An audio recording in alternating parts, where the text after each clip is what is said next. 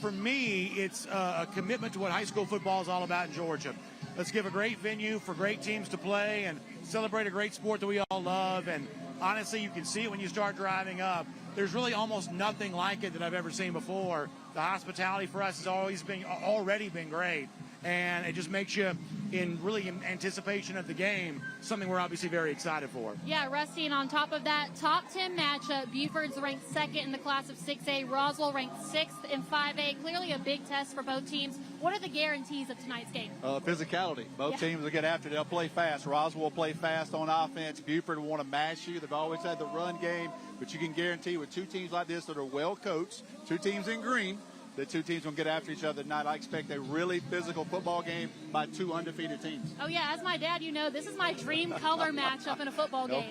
No question about it. All right, Braden, Rusty mentioned the two great coaches. We know about Brian Appling, but now Roswell has a new first-year head coach in Jonathan Thompson, and he's a former OC at Lee County, record setter there. What has he done for this Roswell team? Well, it's interesting to talk to Coach Thompson about it. He says, hey, maybe I thought I was always going to be a South Georgia guy. Obviously, Lee County, one of the most successful programs in the state. It's the sort of place that you think, I'm comfortable here, I might want to stay here.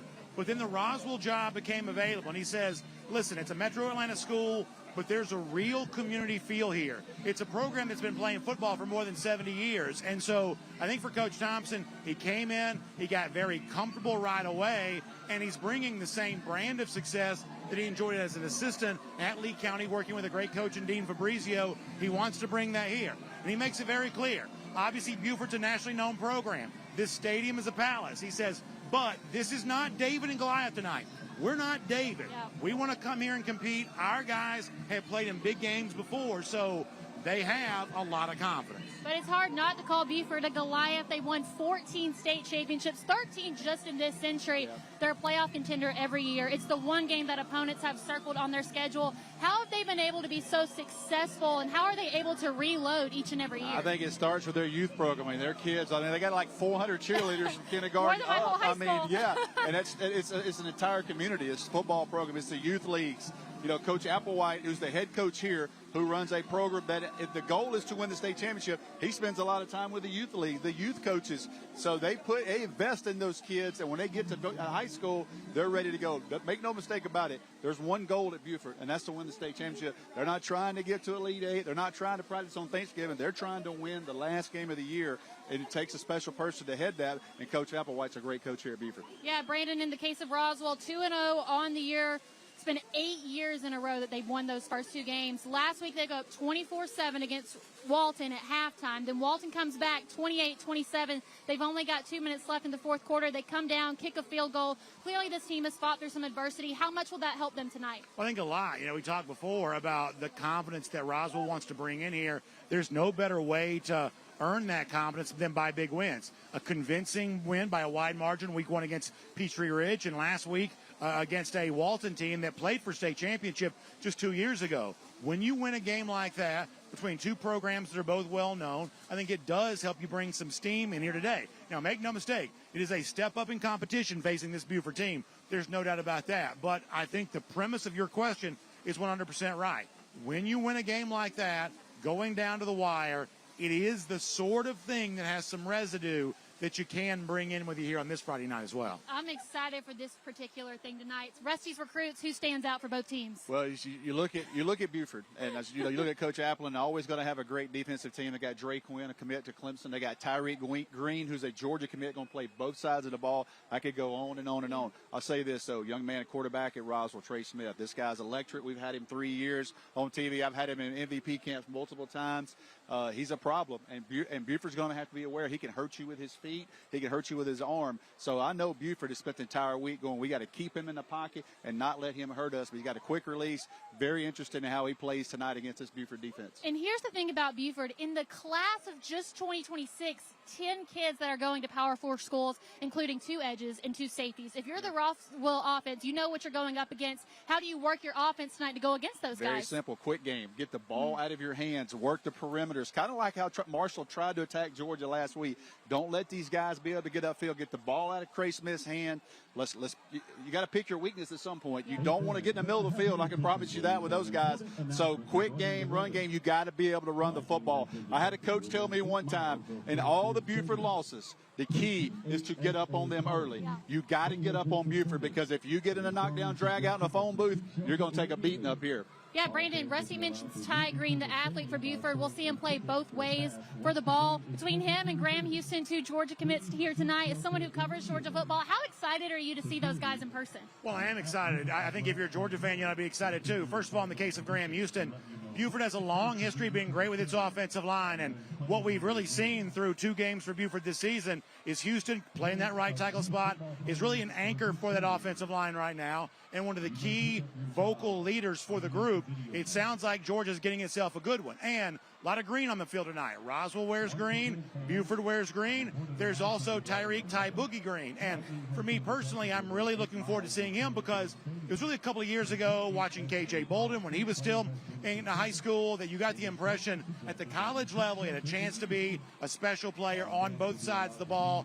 I think tonight we have a chance to see some of that same stuff from Ty Green. Rusty, I want to talk about the Buford offense. We've already talked about their defense, and looking back at their stats, game 1, super pass heavy, game 2, super run heavy. What do you expect to see tonight? Well, listen, when you got a quarterback that's committed to Nebraska and Dayton Raiola, you can do a lot of different things. They can hurt you all over the field. They got weapons everywhere. Make no mistake about it, Buford wants to run the football. They want to get downhill with you, but they have a quarterback that can stretch the field. So I'm interested tonight in how they try to attack Roswell, because they got the athletes to do both.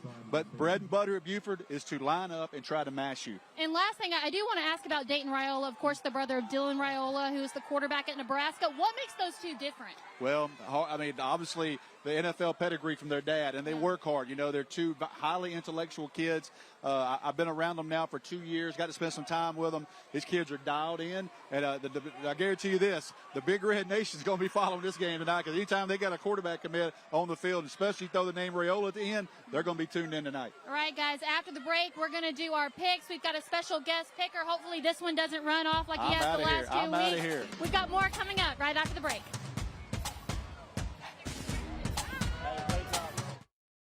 The drive for the GHSA state title is brought to you by GeorgiaConstructionCareers.com. Transform your future today. Aha! I knew it! You are stealing my Jersey Mike's gig. Danny, it's just because Jersey Mike's is an official sponsor of the NFL. I'm not taking your gig. Now you're taking my look. This is how I dress. My glasses. I've been looking for those. I wear glasses. I have astigmatism. I'll give you astigmatism. Ready for you on set, Eli. I gotta go. Oh. This ain't over, Manning. Jersey Mike's, a sub above. Hey, that's my line. A sub above. Hey, is the power off on this? I don't know. Just take it off. Safety violation, unsafe work conditions. In the construction trades unions, safety is our highest priority, and we train you to recognize and speak out on unsafe working conditions so that everyone arrives and goes home safely. Learn about careers in construction at GeorgiaConstructionCareers.com. What happens after you graduate? Will you go to the next level? Will people have your back in the heat of battle? Will you still train like a champion in the pursuit of greatness?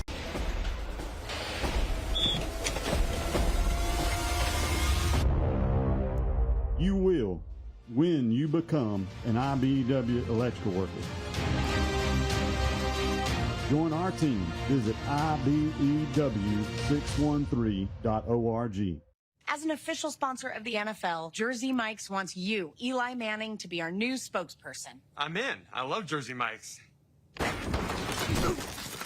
Hold on. Jersey Mike's new spokesperson? You're stealing my job. I don't want to steal anything. Lies.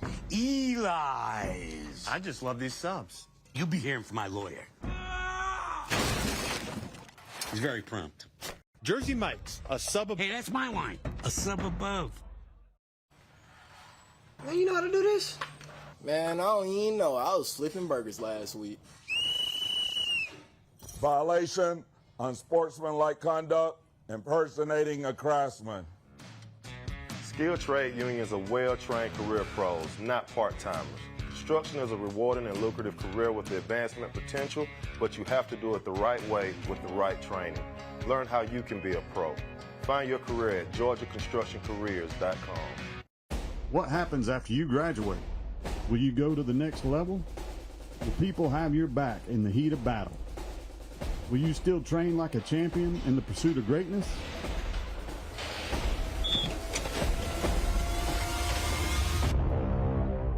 You will when you become an IBEW electrical worker. Join our team. Visit IBEW613.org. What sets us apart? At the Gwinnett County Sheriff's Office, we are guided by the mission to serve and protect through dedication, professionalism, active cooperation with the community, and respect for human dignity. Our core values, integrity, service, respect, and progress, are at the heart of everything we do. If you are ready to make a difference, join our law enforcement family. Start your career today with the Gwinnett County Sheriff's Office by applying at GoGCSO.com. Your future awaits. Nobody wants to hear the word roaches, because who wants to admit they have roaches? I actually found some weird roaches. I didn't know what they were. I decided to choose Braid Up. I reached out to them. They check in routinely. They're explaining what they're doing. So there's a lot of clarity in the process as well. I think that just speaks to the level of safety that I feel with the organization. The facts are, roaches are everywhere in our environment. So what are you doing to keep them out of your home? Braid up, braid up. No need to be afraid of bugs. Welcome back to the Georgia High School Countdown to Kickoff, presented by Jersey Mike's. I'm Kaylee Mansell, joined by our special guest picker tonight, Blake Ferguson, former Buford Wolf, all SEC at LSU, and played for the Miami Dolphins as a long snapper. I think the idea of Buford and what this school has been able to accomplish, there's a certain standard that comes with playing here. What does that standard mean to you? Yeah, I would just say, you're looking at it. Like, this is everything that Buford has ever done is excellent. And when I was at Buford, and even today, they call it AAA excellence. Excellence in the academics, athletics, and the arts. Whatever they do, they're going to be excellent at it. And so I think what you're seeing is just a byproduct of that. And, I'm just super proud to be a Buford Wolf and to be able to still rep Buford.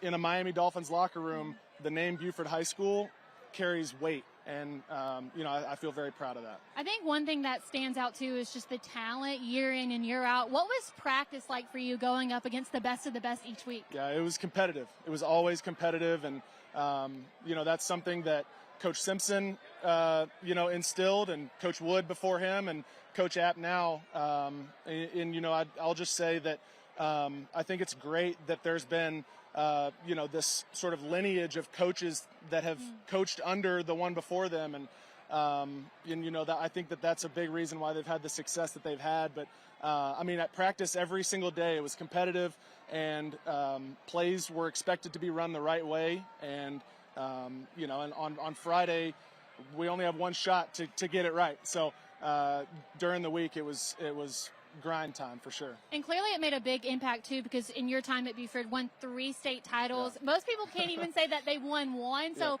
once you win that first one, are the other two just as special? It was. I will say that in my time at Buford, I'm very proud of this. In my time at Buford, we only lost one game in my sophomore, junior, and senior years. That's just something that not a lot of people can say.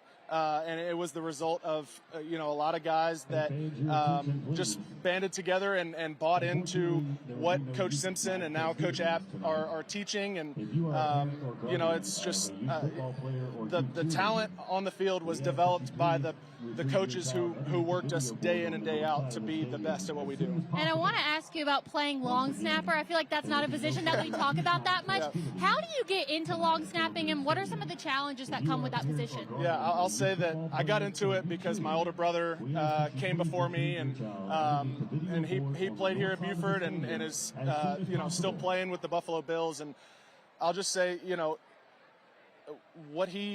what I was able to learn from him as a role model, is something that I'm very proud has trickled down, and now I'm out there at pregame, and there's like 6 or 7 long snappers out there that are, you know, they've got like college offers, and you know, they're going to camps and stuff, and so it's cool. It's cool to be a part of now something that's become a tradition here, and you know, we're very proud of that. We are constantly, you know, watching to see who the next long snapper that's going to be that comes out of Buford. So along with winning 3 state titles here at Buford, you also were a part of the 2019 national championship team for LSU, which I will stand 10 toes down on. That's the best college football team all time. Amen. What was it like playing with that group, and kind of when did you know that, okay, this group is different? I think in the summertime before that season, we knew we had the pieces. The season before, we did well. We won the Fiesta Bowl out in Phoenix, and we knew we had the players. And it was just going to take a lot of work in the off season, and I'll give credit to every single one of those guys. We were in there even without the coaches. It didn't take the coaches pushing us to show up and be on time and do work on off days. Like, we were in there. And that's ultimately, you know, when we created the success that we ended up having. But yeah, I'll say before we even got to fall camp, I knew that we had a shot to be really special. All right, so now it's time that we got you here for the reason that you're here. It's time to make your pick. I have a feeling I know where you're going to go with this, but I'll let you explain yourself anyway. Yeah. So I think as a Alpharetta native who grew up in Milton, I grew up with a great disdain for the Roswell Hornets. And so tonight, as a Buford Wolf and a former Milton Eagle, I'm picking the Buford Wolves. I didn't realize that we had a personal tie here. That's deep. Yes. I grew up like 4th grade playing against the Roswell Hornets. So I'm honored to be able to be here tonight and see hopefully the Wolves trounce the Roswell Hornets. This may be a vanilla, unsexy pick, but I'm also going to take Buford. Home field advantage, a big reason. Also just the depth that I know that Buford's got. When you've got 10 kids alone in the class of 2026 that are committed to Power 4 schools, it's hard to pick against that. And you pick Buford until Buford proves you wrong. So I'm going to take the Wolves tonight. I think that's what Brandon and Rusty would have done as well. I do want to ask you about the stadium, because I want you to think back to your time at Buford. If they told you that, you know, less than 10 years from now, they're going to be playing in a $62 million stadium, would you have believed them? No. Well, yes, but I'll just say this place is unbelievable. We came up here a couple weeks ago for the Milton game, and just getting to walk around here, it's incredible, and it's something that you know, I'm just very proud that Buford has once again done something that is just unbelievably amazing, and you know, I'm happy that our Wolves get to play a lot of really good games here. I think it goes back to that standard that we talked about earlier. Absolutely. The stadium certainly feels like the Buford standard. Thank you so much for joining us tonight. Yeah, absolutely. Thanks for having me on. All right, guys, after the break, we've got coaches interviews, and we'll also hear from Brandon and Rusty, so make sure you stay right where you're at.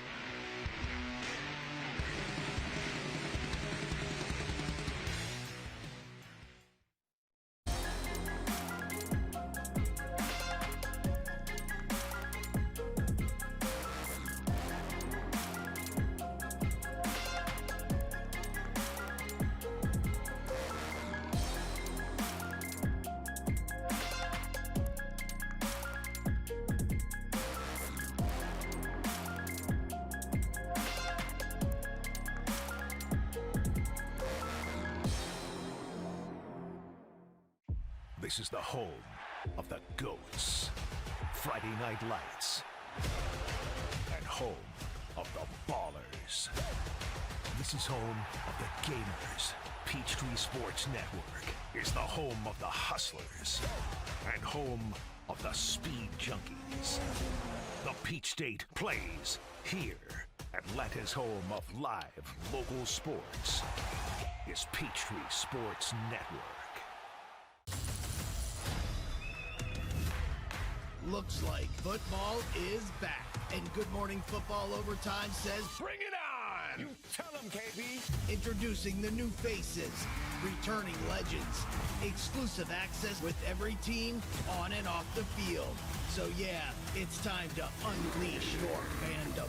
Roar indeed! Because football is back. Weekdays at 10 on Peachtree Sports Network.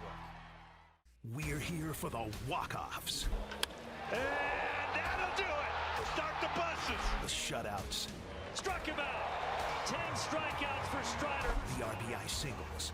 Double plays. The triple threats. 3-run home run. The moments that make you nervous. And the ones that keep you coming back for more. As clutch as it gets. No matter what your favorite Braves moment is, it happens here. Peachtree Sports Network. The Braves play here. Everyone has a ritual. That small thing we do to keep us focused. What do you do to keep your head in the game? To drown out the self-doubt and help your mental health.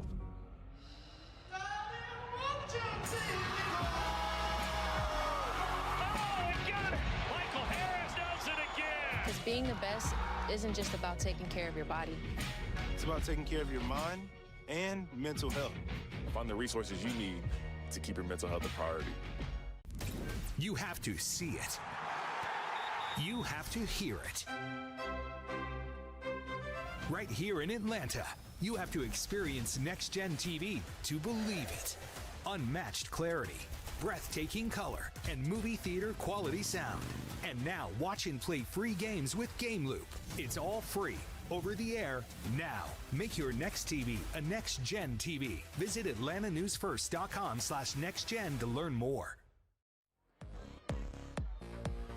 And welcome back to the Georgia High School Countdown, the kickoff presented by Jersey Mike's. It's time for our coaches interview presented by Kroger. One quick programming note before we talk to Brian Appling and Jonathan Thompson. We are in weather delay at the moment. I think we're on the tail end of it. I think it's a good sign that both coaches are here with me and not in the locker room. So we'll keep you posted on what that looks like, but hopefully getting out and starting kickoff soon. Coach Appling, I want to come to you first. You've been with this program a long time, coached a lot of good teams. In the 2 games that you've had so far, what sticks out about this team in particular? Just being together and working hard and trying to become a close-knit unit throughout the season. We had some hiccups in the first game and it's made a lot of mistakes, but I think we corrected a lot of those last week. Nobody's perfect at this point. We're still in that improvement mode. But just the fact they play together, they love each other, they work hard together. They can practice hard against each other on a Monday and still be cool with each other, you know, in the locker room after practice and stuff like that. That's a big deal. Going through, you know, what Georgia football is nowadays, for me and coach, it's the same thing. It's hard, you know what I mean? And kids have to stick together for a long time if you want to win a bunch of games. Coach Thompson, big road win last week against Walton. Up at halftime, they almost came back, but with 2 minutes left, you come down, kick a field goal, get the win. Your team has been through some adversity already. What did you learn about them in that comeback win? I just think we're a resilient group. We've got a bunch of kids that have been in the fire, and they've been connected for a long time, right? They've been playing together for a long, long time, and when the times got hard last week, I thought they knew the guy to the left and they knew the guy to the right, and they knew that they could count on them, and, you know, it was a special win for us, right? We tried to give it away, but we got a special group that I thought was resilient in that moment, and I wouldn't have expected anything less. Coach, first off, let me say just how grateful I am to be able to call this game in this stadium. It really is incredible, but looking back to that first game, having it here, what do you remember about the atmosphere? It was crazy. It was a lot of people. It was a lot of fun, though. I mean, it's the first time we had been in here 3-4 times practicing and you know, the scrimmage and stuff like that. But the first real game with, you know, a lot of people, it was pretty much packed. I believe it. I feel like we're going to see that here tonight. We've already seen it so far. Coach, one thing that we were talking about in pregame is on the other side of the ball, you've got 2 power 4 edges, 2 power 4 safeties. Do you adjust your offense to go against their defense, or do you trust in what you've got? Yeah, I mean, I think it's a combination of both, right? You got to try to do what you do, but then still find the things that you think are successful against that defensive structure. Obviously, what Coach App and Buford's built over the years is phenomenal, and we know they're going to play hard, and it's going to be a great ball game. And you know, I think it's a combination of both. Coach, with every year, there's always the talent, the guys with accolades. But I think one thing that Buford does well, too, is getting those young guys in the 2 deep, seeing them get reps. What stood out about this young group to you? I'm proud of them. Every opportunity they've had so far, they've taken advantage of it. And we just feel like, you know, it's a long gauntlet in Georgia, you know what I mean? And something's going to happen. Somebody's going to get tired and cramp up. Somebody's going to get hurt. So if you don't give guys an opportunity early in the season, you know, you're going to, you know, be in a situation where you're like, uh-oh, you know, I got to figure it out. But I'd rather figure it out early, let them roll in, and they've taken advantage of it. Coach, I always wanted to say that I loved watching your offenses at Lee. I knew it was going to be fast-paced, high-power, but now we see you in this new head coach role. What's it been like making the adjustment from OC at Lee to head coach at Roswell? Well, I don't think I could have come to a better situation. Just a great community, a great senior class, really good support from the administration all the way to the Touchdown Club. So the transition's been a lot easier than I expected. And when you've got great kids and a program that's been established for a long, long time, that makes it a lot easier. Well, coaches, thank you so much for joining us. We'll have updates on the weather delay, and we will be right back after the break.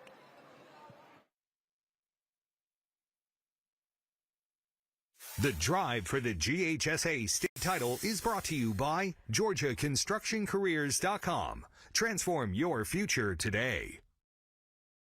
As an official sponsor of the NFL, Jersey Mike's wants you, Eli Manning, to be our new spokesperson. I'm in. I love Jersey Mike's.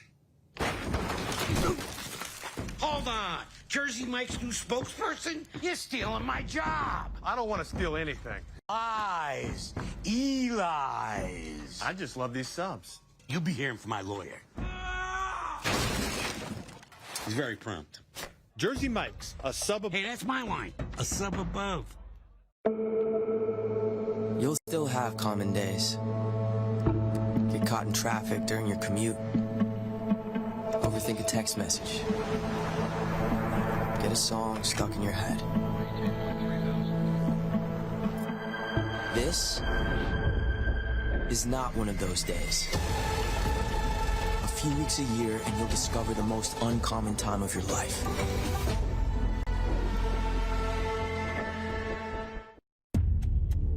Vision. Commitment. When those become partnership, powerful things begin to happen. The path becomes clear. The work becomes reality. And your achievement becomes a legacy. You deserve a partner that will take you there. You deserve Sports Turf. I knew it. You are stealing my Jersey Mike's gig. Danny, it's just because Jersey Mike's is an official sponsor of the NFL. I'm not taking your gig. Now you're taking my look. This is how I dress. My glasses. I've been looking for those. I wear glasses. I have astigmatism. I'll give you astigmatism. Ready for you on set, Eli. I gotta go. Oh. This ain't over, Manning. Jersey Mike's, a sub above. Hey, that's my line. A sub above. What sets us apart? At the Gwinnett County Sheriff's Office, we are guided by the mission to serve and protect through dedication, professionalism, active cooperation with the community, and respect for human dignity. Our core values, integrity, service, respect, and progress, are at the heart of everything we do. If you are ready to make a difference, join our law enforcement family. Start your career today with the Gwinnett County Sheriff's Office. Apply at GoGCSO.com. Your future awaits. We know how important your pets are at Breda, so when Breda comes inside your home to treat, we don't spray baseboards at Breda. We target cracks and crevices only. We call it the Triple P process, precision placement of product. Can you imagine having pesticides on your baseboards? That's just not safe for you, your family, or your pets. Breda, Breda, no need to be afraid of bugs. Vision. Commitment. When those become partnership, powerful things begin to happen. The path becomes clear. The work becomes reality. And your achievement becomes a legacy. You deserve a partner that will take you there. You deserve Sports Turf. Transform your outdoor space with Inspired Landscape Solutions Incorporated. With 34 years of expertise and a passion for innovation, we offer full-service maintenance, custom hardscape, outdoor living design, irrigation, lighting, and so much more. Whether you're envisioning a serene garden retreat or a vibrant outdoor entertainment area, we bring your dreams to life. Inspired Landscape Solutions, where creativity meets craftsmanship. I'm Matt Higdon with the Teamsters Local 728, and we're fired up to bring you the first quarter of tonight's game. For 75 years, we've been standing strong for Georgia's hardworking men and women. Now we're standing strong with you, the fans. Let's bring the noise and excitement and get ready for a great game of football in Georgia. Friday nights mean high school football in Georgia, and tonight we come to Philip Beard Stadium, the brand new venue that the Buford Wolves call home here on the campus of Buford High School. Hello everybody, Brandon Adams and Rusty Manziel as the Buford Wolves at 2-0 get ready to host the Roswell Hornets, also at 2-0. We've got a great game to talk about, but Rusty, you can't quite be here without talking about the venue itself. You've had a chance to walk around and see it today. My first time seeing it in person. What do you think about this brand new stadium? Well, I've been to games in Texas. I've been to games in Miami. I've been to games in South Carolina. You've been to games all over the South. Brandon, I'll be honest with you. I don't know if I've ever seen anything like this from top to bottom, how nice it is, how big it is. This is a crown jewel of high school football. I guarantee you there's not many places in America that have a better setting than this. There's a gorgeous video board, and the best news about that video board is a couple of minutes ago it also said the weather delay that we had been, lightning seen in the area. Well, we're all clear on that now, which means we're only a couple of minutes away from football, which means we have a chance to talk about these two outstanding teams. Let's start with the Roswell Hornets. First-year coach in Jonathan Thompson, traveling up from a outstanding Lee County program, one of the flagships in South Georgia, now planting his flag here in the metro Atlanta area. And obviously for the Hornets tonight, one of the names to know is their quarterback, Trey Smith. You talked about him with our Kaylee Manziel a little earlier. Yep. This is a Furman commit. But I think a lot of our audience is going to be surprised to find out just what a dynamic playmaker Smith can be. Yeah, he's a kind of hold-your-breath type quarterback. He throws the ball a little bit sidearm, but he has a lot of velocity on it. He can hurt you with his feet. This is a 3-year starter. It's a kid that's seen everything. The moment's not going to be too big for him. But you're talking about a new coach coming up with that Lee County offense. One thing we've saw out of Dean Fabrizio in the last couple of years, fast-paced offense. They're bringing that to Roswell. You see both these teams walking out on the field. We're going to get captains in midfield in a moment. A little bit of a brief warm-up will also take place. And as we said, we think we're now only a couple of minutes away from football, which is always a good sign after these early fall weather delays, pretty common for high school football in Georgia. Now, on the Buford Wolves side of things, one of the things that Brian Appling and all my conversation with him throughout the years has made no bones about, that Buford now plays in the highest classification in Georgia. But if you want to go back many years ago, this was a single-A school. And 79. They have worked their way up every classification, winning state championships in all of those classifications throughout time.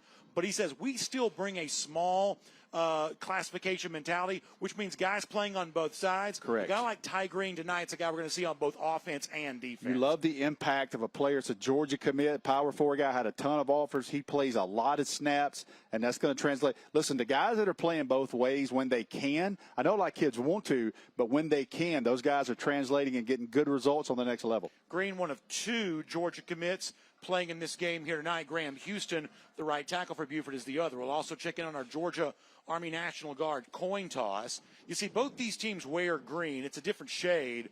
A darker green for Roswell. The green and Vegas gold for Buford. It's a sharp look, yeah. Almost like a Kelly green with the Vegas gold look for Buford. A very, very well-known color scheme. Really, both these teams famous for that green in their uniforms. The coin has been tossed. It lands right smack dab in the middle of the Buford B in the white there. And we're going to get the indication here of exactly what's going on. It looks like it looks like Roswell has won the toss. They have elected to receive. Interesting. So you see a lot of deferring now, but obviously this is an offensive-minded head coach, the former offensive coordinator at Lee County. Set the tone. Wants to set the tone here right now. And speaking of weather, brought to you by Inspired Landscape Solutions.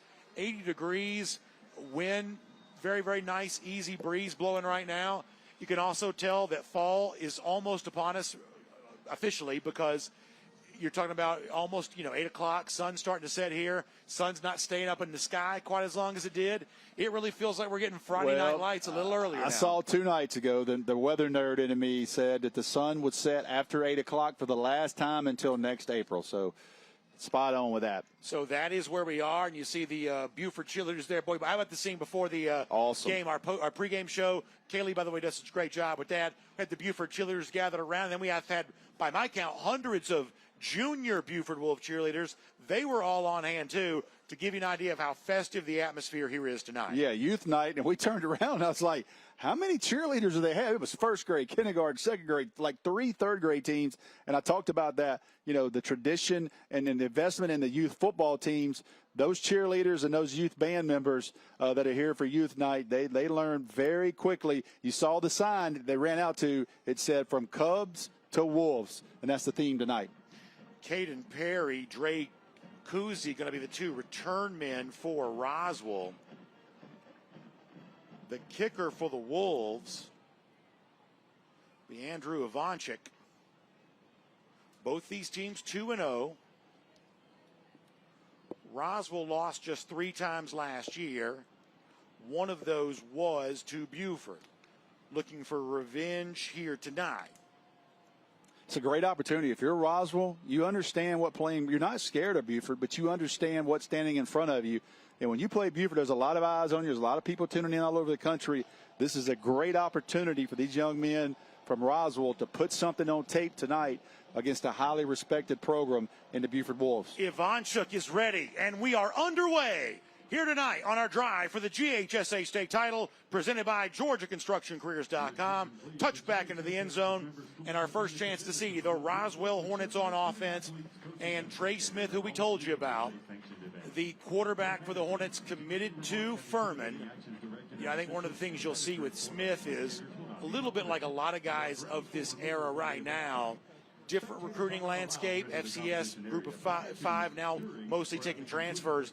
This is a guy who might have a completely different offer category if not for that.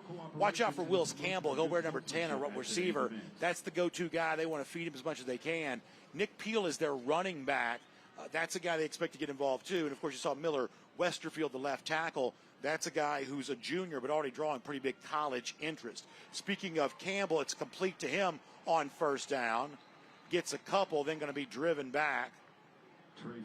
First man through there appeared to be Malachi Speed on the stop. I talked about that in pregame, Brandon. Get the ball out of your hands. Don't mess around with these two defensive ends. Let's get the ball out of our quarterback's hands because Drake Quinn and Bryce Perry Wright can get on you in a hurry. Defensive starters brought to you by R.S. Andrews. Bryce Perry Wright, you heard Rusty mention him. That's a Texas A&M commit. Drake Quinn, that's a big-time Power 4 commit to Clemson. That's up front defensively. And, of course, they're all over the place, including on the back end there. Ty Green, we told you about him. But keep your eye as well, number 24, that's Nasir McCoy, another Power 4 level safety. He's on his way to Ole Miss. Smith wants to go quickly through the hands of his intended target, Drake Kuzi. Hit him in the hands. That had a lot of velocity, and that's incomplete. Yeah, you see Roswell, and that's a staple of what we saw out of Lee County the last couple years, how fast they want to be. Little RPO on the play before, picked up a first down. That play unable to connect. Ball had some juice on it into the boundary over here. As Rusty talked about, it was a decision to go with the opening possession as a way of setting the tone for the game. That's what Roswell wants to try to do. Running play now on second down. Handoff was to Nick Peel. Brought down at the 38-yard line. Coach Applin, the guy man. They want to build the rushing attack around all night long. You can't say Buford without Coach Applin. I mean, this is his team. This is his community. He is green and gold, as deep as you can be.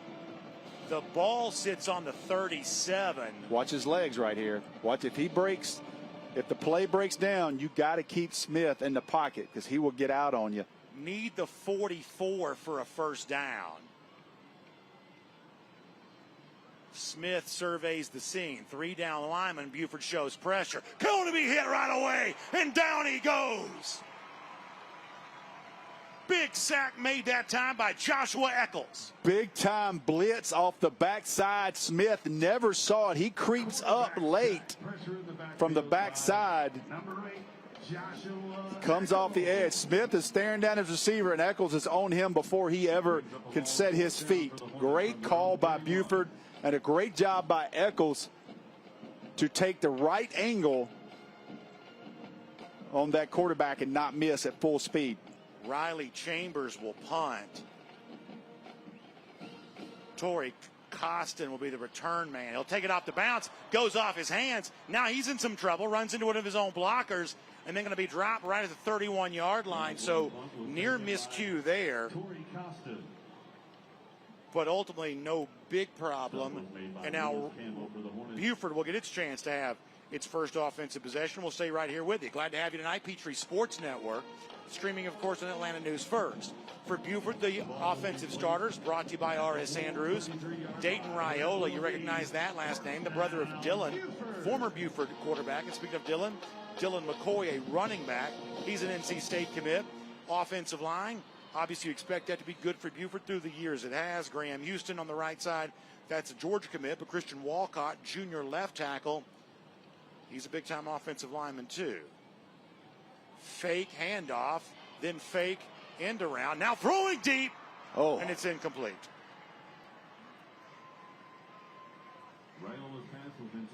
Taking a shot there on first down. Coach Applin just unable to connect, but he had him for a second. And so for Roswell on defense, once again brought to you by R.S. Andrews. Big guy in the middle is O'Shawn Walker. They think he has a bright future. Brady Duffy, the linebacker, probably the leader of this defense overall. Raiola moves his pieces around. Now going to run a pitch play on the left side. Dylan McCoy, the running back, and he's hit right away. Great job. They pin and pull right here. They get two guys out in space in front of the back and try to go wide. Roswell strings it out, and Duffy makes the play. Good job. Buford tried to out-leverage them. So quickly, we're to 3rd and 10.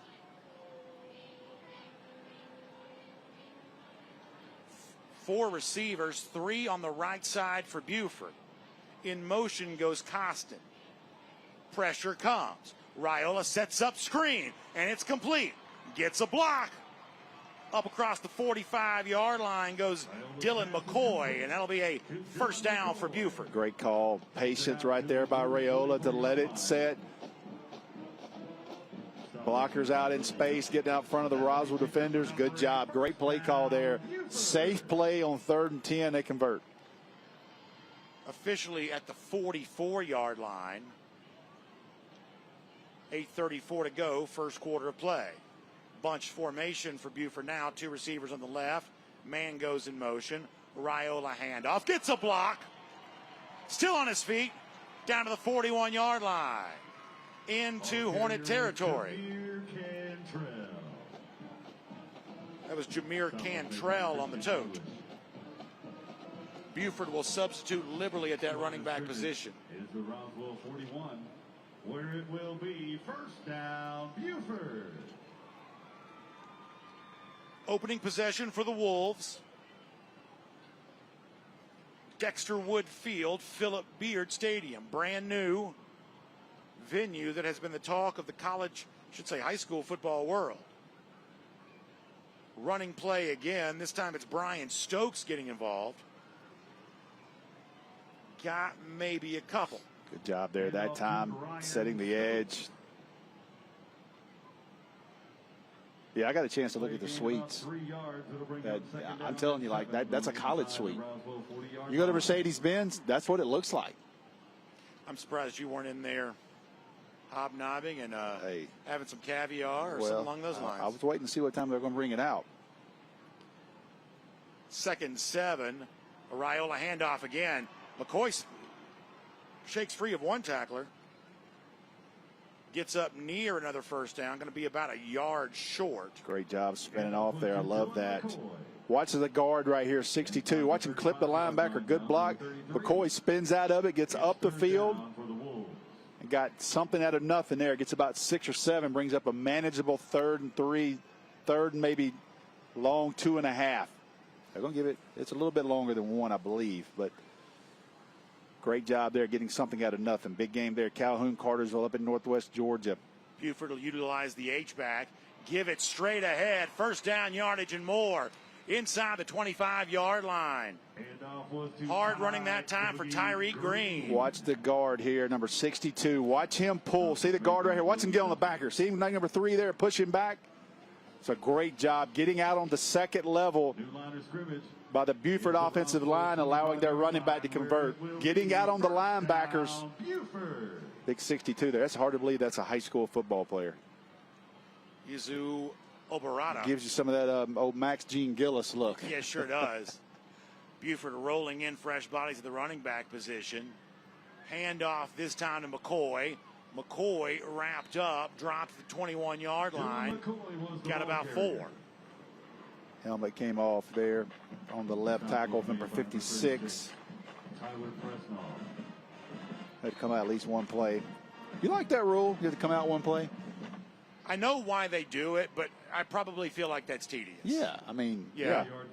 I mean, there was a time when I think players thought it was cool to see their helmet come off, and so they're trying to rein that in. But for the most part, it's just probably a tedious rule, but enforced correctly in that case.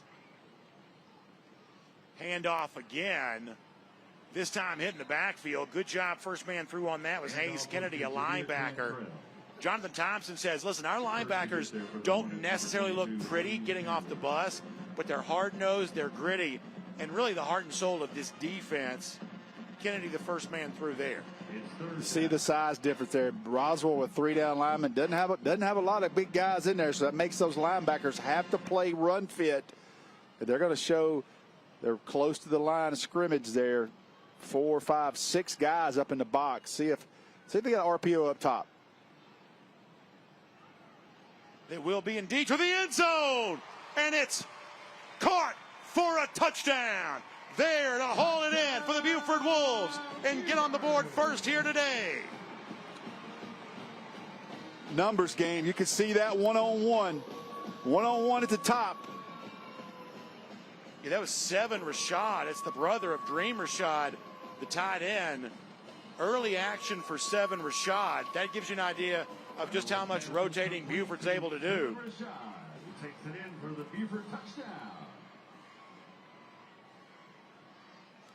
And just like that, it's 6-0 Buford. That's going to bring on Andrew Ivanchuk to try the PAT. Raiola will stay in as the holder. That was a nice throw by Raiola. Nice throw.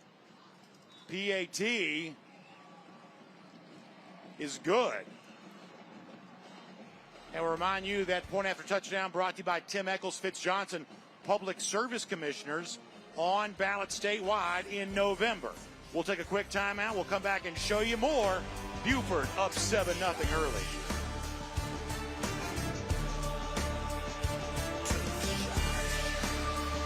This is a Peachtree Sports Network weather update, powered by Atlanta News First, sponsored by Coolray.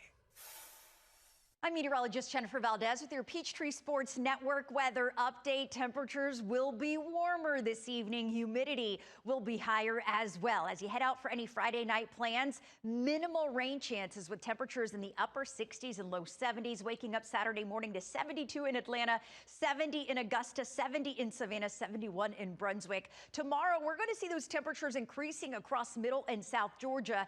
That's where we will see highs in the mid to low 90s. A little cooler across portions of North Georgia as we see an increasing chance of rain. A front will be approaching out of the northwest. As it does, we will see a higher chance of rain, mainly in the afternoon across North Georgia. That line will fizzle a bit as it pushes through, but we do have at least a chance of rain Saturday with lower rain chances as we head into next week. Dangerous heat is the word from city leaders here. Every day, all day, stream the stories that have you talking near and far.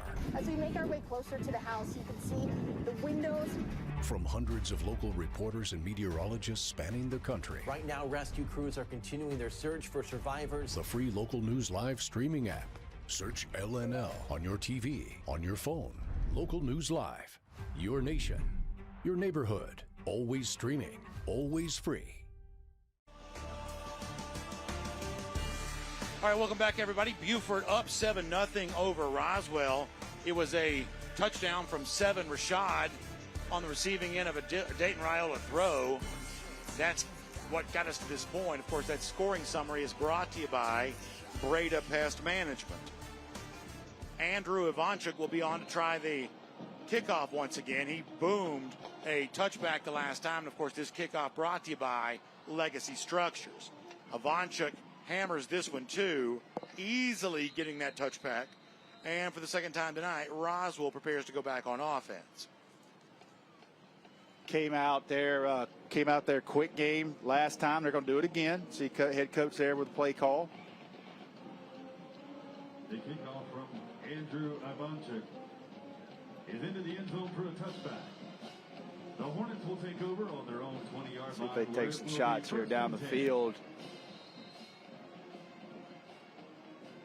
4:52 to go, first quarter of play. Trey Smith comes back out.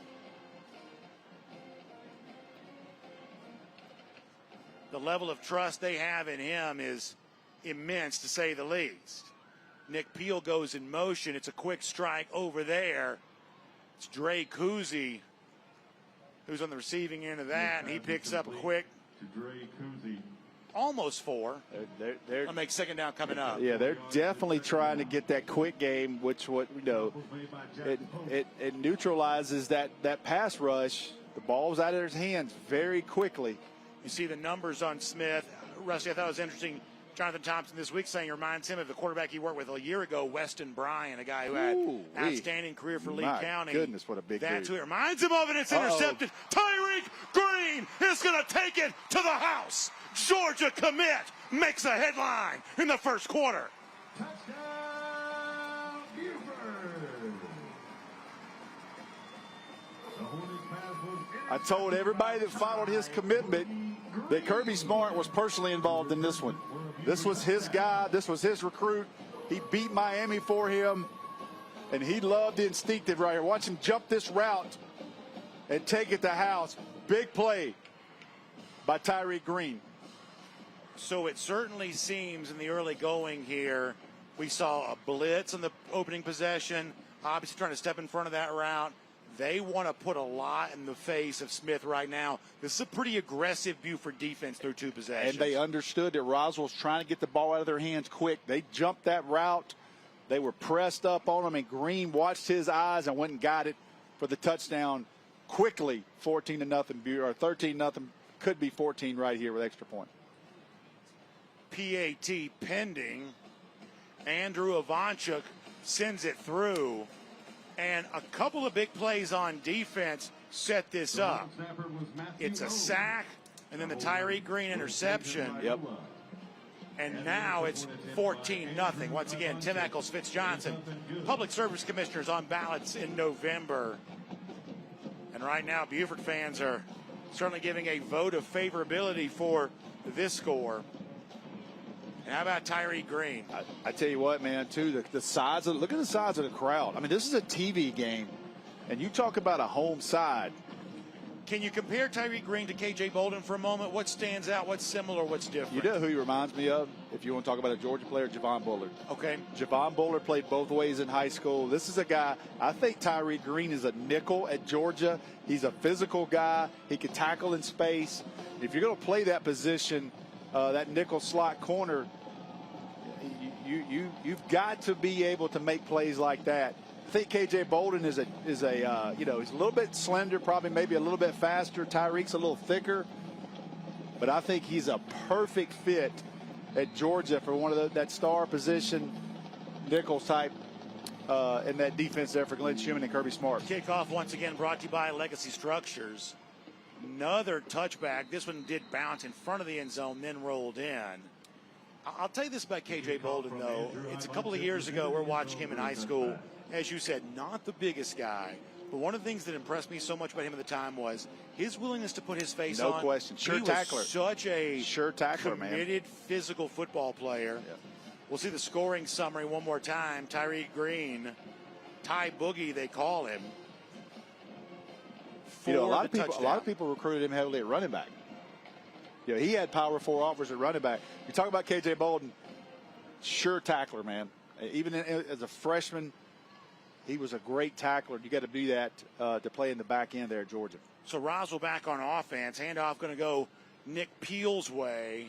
And Peel barely gets back to the line of scrimmage as the Wolves are flying to the football. A lot of speed for Buford. It's really hard to run east-west against a team like this. You got to get north-south. Second down and 11 from the Roswell. Eccles, who had the big third down sack on the first possession, was there on that stop.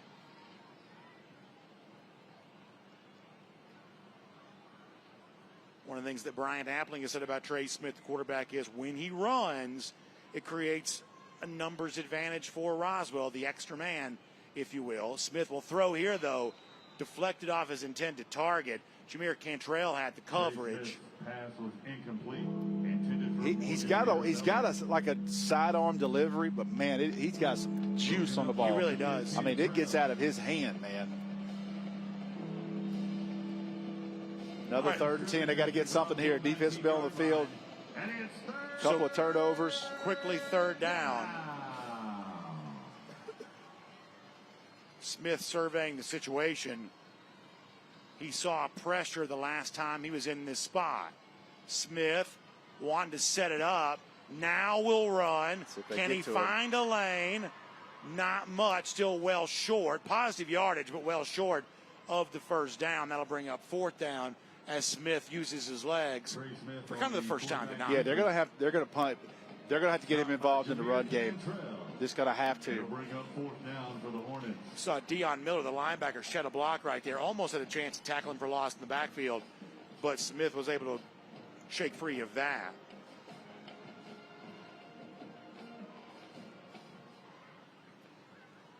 Costa will be back to punt again. I'm sorry, Costa will be back to receive the punt again. Riley Chambers will send it away. Chambers rugby style. Costin fields it 38-yard line. Looking for a block. Gets across midfield into Hornet territory, but stopped right there. So up 14-0. Roswell now gets possession back. We're going to take a quick timeout. We'll come back and show you plenty more tonight on our drive for the GHSA state title at beautiful Buford, Georgia.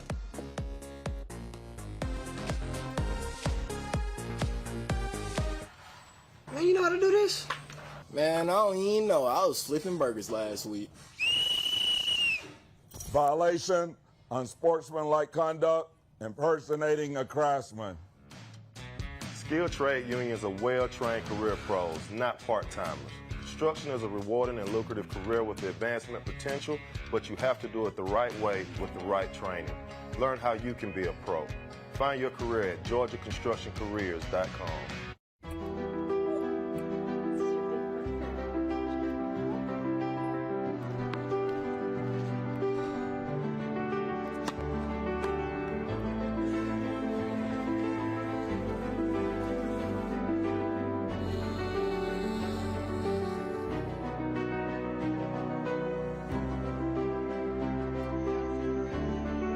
For a healthier future together, look to Northside Hospital.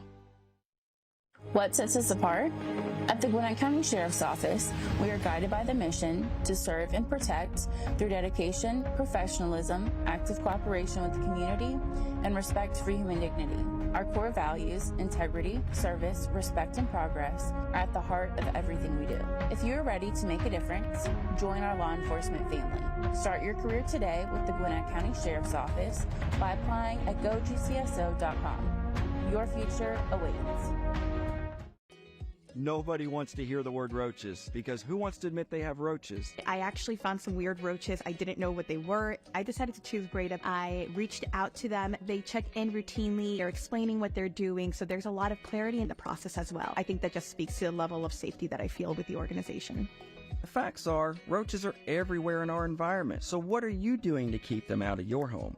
Breda, Breda, no need to be afraid of bugs. The GeorgiaConstructionCareers.com drive for the GHSA state title is sponsored by Score Atlanta. Check out our brand new website at scoreatl.com. Georgia high school sports have never looked better. The International Brotherhood of Electrical Workers Local 613. Electrify your career. Sports Turf. We pursue perfection because it's your legacy. And by Kroger. Enjoy free delivery, 2 times fuel points, streaming benefits, and more with Boost from Kroger. All right, welcome back, everybody. You see the Buford cheerleaders, a lot to cheer about right now, up 14-0 over Roswell. Our drive for the GHSA state title, presented by GeorgiaConstructionCareers.com. Brandon Adams, Rusty Manziel. Handoff on first down for Buford, and room to run. Still on his feet, ball came free, but it goes out of bounds. That was Silas Knuckles another Buford running back touching the football. Yeah, they've used like 4 in the first quarter. I mean, and they all look the same. Everybody's super fast. I mean, it's like, which one is this? Yeah, Buford's one of those teams where everybody that's not a lineman looks like a running back. Yes, absolutely. 100% there. I mean, look at the guys in the backfield. 1, 4, they all look the same. Well, while we have a break, let me also remind you that Breda Pest Management knows your house inside and out with a customized treatment plan that stops bugs and critters. Breda does it right, protecting the inside and the outside of your home. Because it's the bugs inside your house that you want gone. Breda, they handle bugs and critters. Let's watch Dayton Raiola here on this series. Obviously the brother of Dylan Raiola. Handoff again. Running room again to the 5. Touchdown. Jameer Cantrell, another Buford running back. And it's a 0FG touchdown presented by 0FG Energy Drink. I mean, watch how fast he is, Brandon. Watch how quick he gets north-south. Watch him hit this hole right here. Change the direction, stiff arm, and outruns everybody to the end zone. You know, you start talking about the next one. This is the next one. Yeah, Cantrell's a guy that Coach Appling said, hey, great offseason, big track guy, weight room. They're big in track. They are huge in track. Their football players run track. I love that about Buford. And he's already got offers from the likes of Georgia, Georgia Tech, Florida, Arkansas, Oklahoma. So even a guy, at least on the offensive side, playing in a reserve role is already sporting major offers. The under the radar with 20 offers. The backup tailback with 20 offers. PAT brought to you by Tim Eccles and Fitz Johnson on ballots in November. And it's obviously been the worst start imaginable for Roswell here right now. Got to get something going here offensively. I think they got to get Trey Smith involved with his legs. Buford right now understands after 2 possessions that Roswell's playing quick game. They have tightened up the coverage. They're going to have to get some guys, maybe take a couple of shots downfield. But I think they got to get Trey Smith involved in the run game. Let's just move the chains a little bit and see if we can get anything going, because right now Buford has really got them dialed in defensively. So I had a chance to watch the nationally televised game between Buford and Milton, and it's of course easy to say this now, but in watching that game, I felt like Buford had a little bit of a different spark than I've seen within the last couple of years. That this is obviously a team that expects to be the best in the state, but I think early season games, comfortable margin against Benedictine, obviously beating Milton up right now. I certainly think this is a Buford team that can make a strong case to be among the very best in the state. This team right here has a chance to play game 15. Yeah. No question. Kickoff brought to you by Legacy Structures.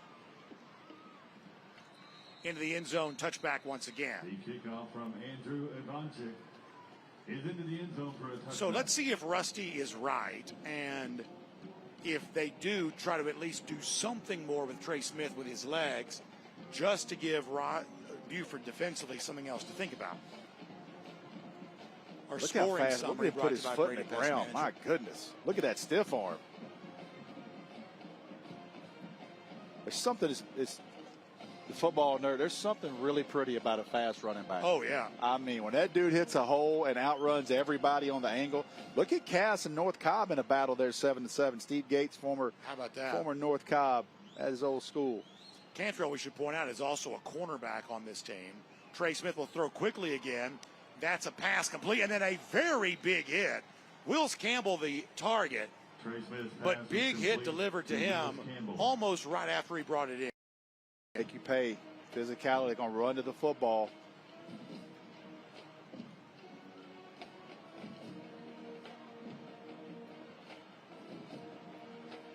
But got about 7 that time. Makes it 2nd and 3. Man.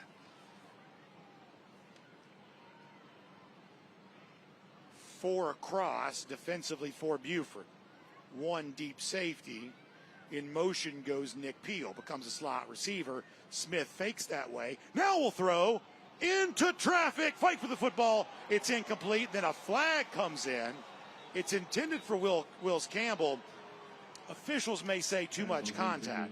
That's the hardest play to cover as a defensive back, is an underthrown ball, because you're having to stop to come back to it. Ball was a little bit underthrown. Thought Smith was going to take off running. He stops, pulls up, almost throws an alley-oop, sort of. You see our referee, Douglas Helling. This is brought to you by the Army ROTC. Antonio Harden, Michael Hirsch, Braden Hall, Dwayne Ayu. 15 yards to the previous spot. What was on the first down? So every now and then something good happens when you just throw it up. Got to make a play there.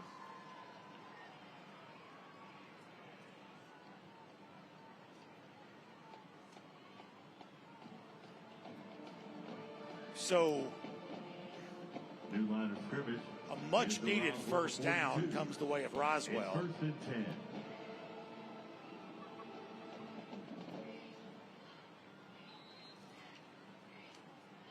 Smith, hard count. Now throws the RPO quickly, and it's intercepted. Picked off. Tried to deliver the RPO-style pass quickly. His sidearm delivery, watches where he throws the ball. See right there? He winds up, gives him time. He's got a lot of velocity on it, but the one thing you kind of pick around with Trey Smith's game right now is the sidearm delivery, and a great job by the Buford to catch that ball that fast, that quick. Look at Coach Apple celebrating with his guy there. Ryan Tharp gets the interception. You could always tell a favorite when the head coach comes over and gives you 5, exactly right. and then everybody on the sidelines congratulating you. That was a heck of a play, man, to catch that ball. Yeah, Ryan Tharp, nice interception. See if they take a shot up top. Raiola takes the snap, fakes the handoff, now rolls left, just going to dump it off in a screen. Yeah, come back with a little bootleg flat route there to 22. Yeah, that's Beck Brocious. Just couldn't keep his Raiola's feet. pass is complete to Beck Brocious. See the numbers for Raiola. A little better now. He's 4 touchdowns. Yeah, that's coming into tonight. This is a Buford team that is not a throw-first offense. And when his brother Dylan moved here from Arizona, they knew that moving in. But like the idea of living here in Georgia, Roswell shows pressure. Sidearm by Raiola. One-handed tackle right away. What a play. Good strength by Christian English, the sophomore cornerback. 140 pounds. He's listed. Watch him fight off this blocker from Buford. Watch the tackle. Mubinga tries to get him. Good job grabbing the jersey. It's a great throw by Raiola, changing his arm angle to get the ball out there. But 140 pounds. He was holding on for everything. Yeah, Jonathan Thompson saying this week that English is probably our best corner. We feel like he's also physically still growing. So that may be a name to watch over the course of the next couple of years, just a sophomore. Well, he had a 310-pound tackle coming at him. Empty backfield for Raiola with time. Now will move. Now dumps it off. Finds the open man. Getting inside the 15 to the 10. That's Dream Rashad. His brother caught a touchdown earlier. The tight end, the former quarterback and Purdue commit, brings in a reception that brings the first quarter to a close. And if you are dressed in the green and Vegas gold of Buford, what a first 12 minutes it was for you. Your team up 21-0, making themselves right at home here at Dexter Wood Field, Philip Beard Stadium. Second quarter action comes up. We'll take a quick timeout and we'll be right back with you.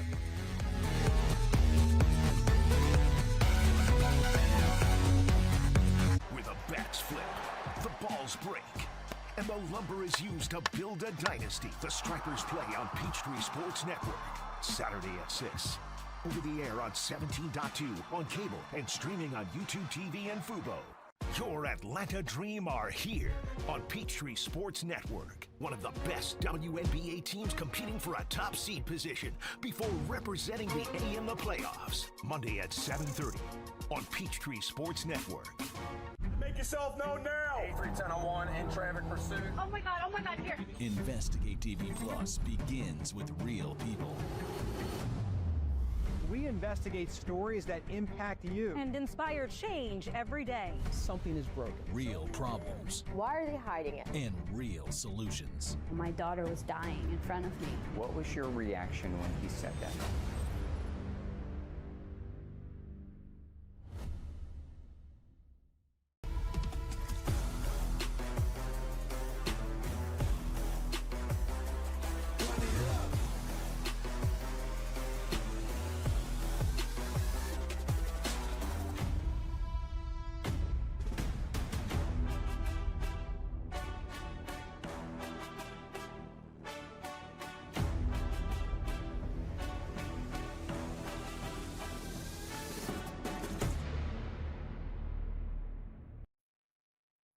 On behalf of the Georgia State Building Trades, we're excited to bring you the second quarter. Just like building a great football team, the State Building Trades builds strong careers, even stronger communities. From apprenticeships to expert craftsmen, the Georgia State Building Trades keeps Georgia moving forward. Thank you, Kenny, and welcome back. Second quarter getting underway here. Buford with a 1st and 10 from its 14-yard line. I should say the 12-yard line. We're also in the red zone here, presented by Iron Workers Local 387. Brandon Adams, Rusty Manziel. Raiola, He's open. Missed him. Looking left, now dumps it off. And staying on his feet. How about that for Dylan McCoy? It was a dump-off screen to McCoy, a 0-FG touchdown. You thought McCoy was done, spun free of the tackle, and then took it to the end zone. And these Buford running backs are coming in waves, and they are putting on a show. Raiola misses his tight end. That's okay, because his running back catches it in a flat and does the rest, running through some arm tackles of Roswell. And Brandon, it is all Buford really quick. Boy, is it. See Coach Davis there, the running back coach, long-time running back coach here.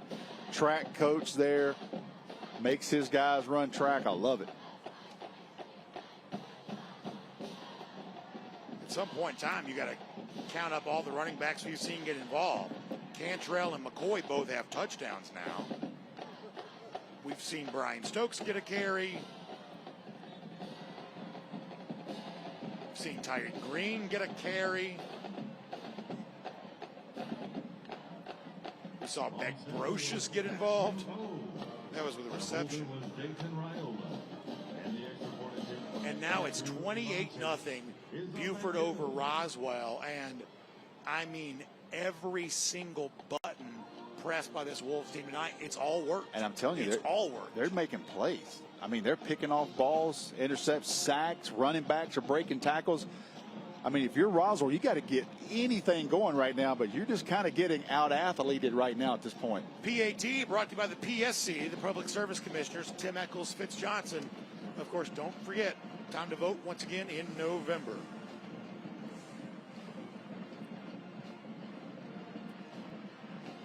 So traditionally speaking, this is a high-powered Roswell offense. Of course, Kickoff brought to you by Legacy Structures. They have the capability to come back, but with Buford playing the way that it is right now, that is not an easy thing to do.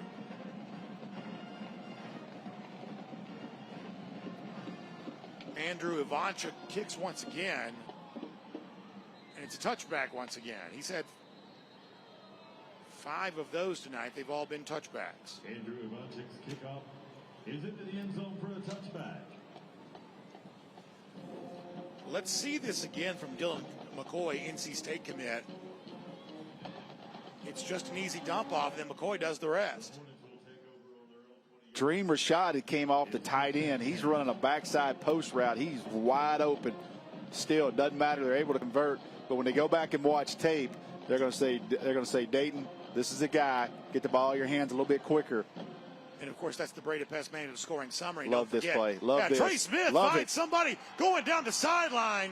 Athleticism to set that up. Drake Kuzi. That's exactly what Roswell needed. Tell me that doesn't look like the old Nick Marshall, Gus Malzahn days. It really does. You got to cover the quarterback from sideline to sideline. Let's get Trey Smith's legs involved. You think he's going to run, pulls up, dumps it off. Great job there into the sideline. Number 2 does the rest. Jonathan Thompson getting into his bag for that. Nice run by Dre Cousy after being on the receiving end from Trey Smith. Of course, Breda Pest Management score ticker rolling for you all night, too. Big games across the state. Smith will throw sideline again. Fight for the football, and it's caught for a touchdown. Chase Schaefer, his second catch of the season, goes for a score. Great answer by Roswell. You had nothing going right for you all night. 2 chunk plays, and just like that, it's 28-6. 0 FG touchdown. What a throw there by Smith. So you're seeing now on back-to-back plays what we expected to see from the word go. This is a dynamic playmaker. He was maybe shell-shocked early, but seems to be finding his footing now.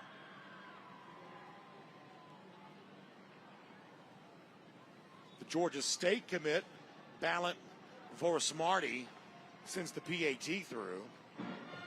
And once again, boy, you did tell you he's getting their money's worth tonight. That's Tim Eccles and Fitz Johnson. Yes. They picked a great game to be sponsoring the PATs. Of course, on ballots in November. All right, so Buford's still up big. Roswell showing some life. Where we go from here? Only one way to find out. Quick timeout, and then we return here tonight. Peachtree Sports Network streaming with Atlanta News First.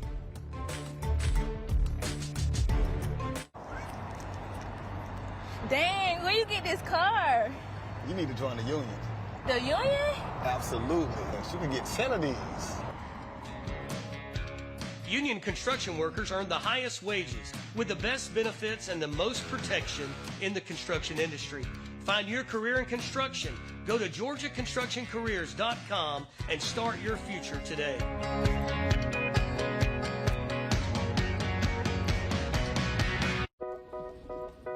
Struggling with food insecurity can feel lonely, yet every community across America is affected by hunger, which is why our Kroger associates work together to rescue nutritious food that would otherwise go to waste in an effort to donate 3 billion meals by 2025.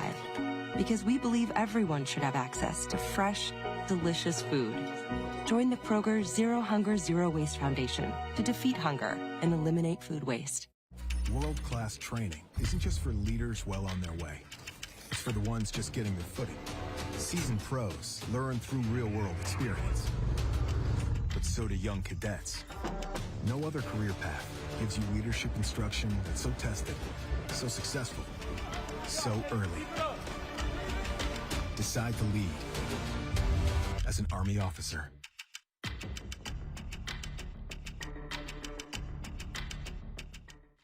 The Mechanical Trades Institute is an opportunity towards personal financial freedom through hands-on and rewarding work. Our school is completely free and gives apprentices the knowledge and skills required to gain access to a lifelong career path. Apprentices learn pipe fitting, plumbing, mechanical service, and welding. They earn money as they learn and graduate with no student debt. Start a career with the Mechanical Trades Institute and change your financial future. All right, welcome back. 28-7 now our score. Tons of scoring in this first half. I love the answer by Roswell. I mean, you have been beat down and haven't had anything positive. You come back with 2 explosive plays and answer just like that. Expected out of a Roswell football team. A lot of pride. You saw our Breda Pest Management scoring summary. Chase Schaefer on the receiving end from Trey Smith. Ballant Vorismarty kicks it off here. Vorismarty's kickoff is into the end zone for a touchback. So now Buford will go back on offense. Change nothing. Bring one of those 12 running backs out here. See which one goes this series. They just get going. Are they just on the sideline drawing names? Is it a raffle? It's got to be a great paper, rock, scissors on the sideline. It's got to be a great paper, rock, scissors. I guarantee you this, that the competition during the week to get, look at the crowd on the home side. Yeah, and you see the Philip Reed Stadium at the cost of $62 million, and it looks like it, trust me, folks. Holds 10,000. They had at least that many for game 1. We have a big crowd tonight, too, and a gorgeous video board that you can see from pretty much anywhere in the northern part of Gwinnett County. I mean, that video board is unbelievable. Yeah, a lot of high schools now have some kind of video board, but this one's exceptionally clear and very, very large. And another big play from a running back crossing the 40-yard line. Handoff was to Silas Knuckles. The other junior. Second carry of the day for Silas Knuckles. Stopped by Ian Faust. Yeah, big carry. He tags off to the Georgia commit. Tyreek Green, he comes in. But a good job there by the Buford offensive line, opening up that hole. Nobody touched him until he was well past the change for a first down. So as Rusty said, Ty Boogie is the tailback now. Dayton Raiola calling out the defense. Man goes in motion. Jet sweep handoff. Hit right away. Good play defensively that time. Jameer Cantrell's already got a touchdown. Was the guy with the football. But pay attention all night to the Breda Pest Management ticker and the score that just went by. Langston Hughes 17, Douglas County nothing in the second quarter.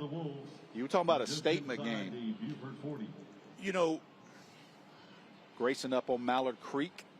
Obviously one of the power programs in North Carolina. And by the way, Grayson's played quite a schedule recently. Yes. Between Raven Gap up in the north part of our state. People know their story. Mallard Creek tonight. Thompson from Alabama. That's a pass caught once again by Dream Rashad to tight end. There's a flag down. Rashad's a Purdue commit. Tell you, I had Rashad. We had him in the Georgia Elite game. He was playing quarterback. And I just felt like that, you know, I didn't know if he was a tight end or a defensive end. I know he gave quarterback a good shot. But I'll say kudos to that young man. He changed positions, and now he's a power 4 commit to Purdue. He's 6'6". Yeah, you know, it's funny. You talk to Brian Appling. He has a very matter-of-fact speaking style. He tells us this week, yeah, he was a quarterback. He just kept growing. Yeah. His brother, 7 Rashad, had the game's first touchdown. We had both of those young men in Georgia Elite Classic early on.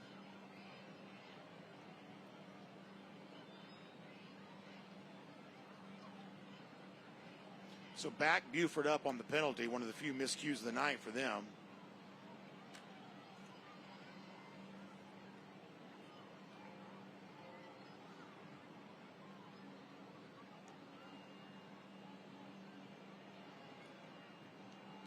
Raiola sends Cantrell in motion again. Now going to come back and throw the other side. Good job there. Getting to the ground.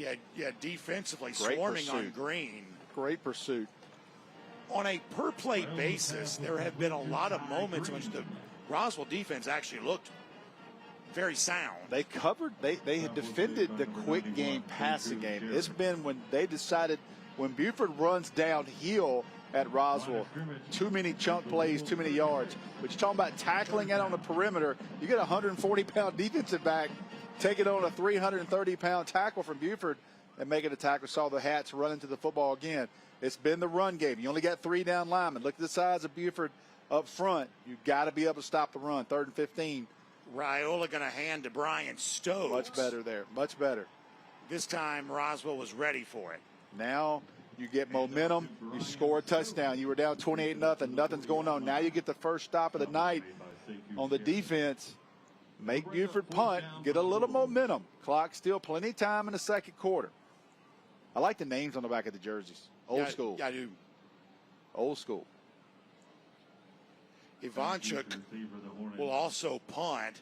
This is a Buford team that probably has at least 3 kickers they like, but Ivanchuk doing double duty right now. Returnable. Peyton Perry is the return man. He's going to let it bounce. Got to go get it, man.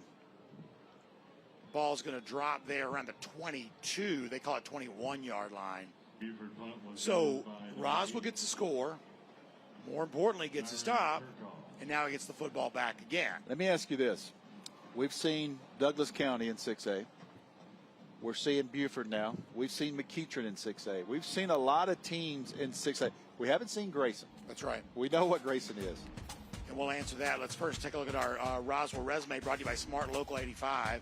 As we said, Jonathan Thompson, his first year as coach, coming up from Lee County. This is a team that, last year, 3 losses, but the 3 losses are going to be to some of the top programs of the state, the likes of Buford, and obviously, and then Hughes, and then Milton. To beat Gainesville, though, they finished second in their region a year ago. It's a crazy win against crazy region. Gainesville. And, of course, Xavier McKinney, Malik Willis. All right, so we may get some bad news here. It sounds like there could be another weather delay, lightning delay. I have not seen, you see the referee going to his watch. I have certainly not seen that.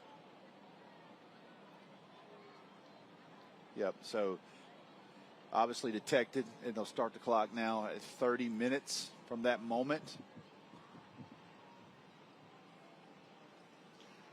So it is unmistakable, both these teams running off the field. You see Bryant Appling talking it over here. Appears this is official. You see Roswell right there going off the field.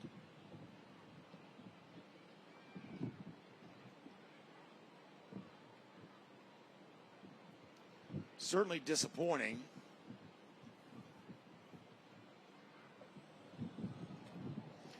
And it probably comes at a time in which neither team is obviously happy about it. But now the big video board shows those two dreaded words once again.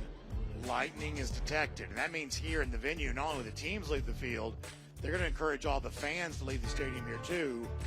So we'll stay right here, but we've got to take a quick time out and come back and figure out when it is we might start playing football again. But for the next few minutes, we are going to be on lightning delay. So timeout, more information when we return.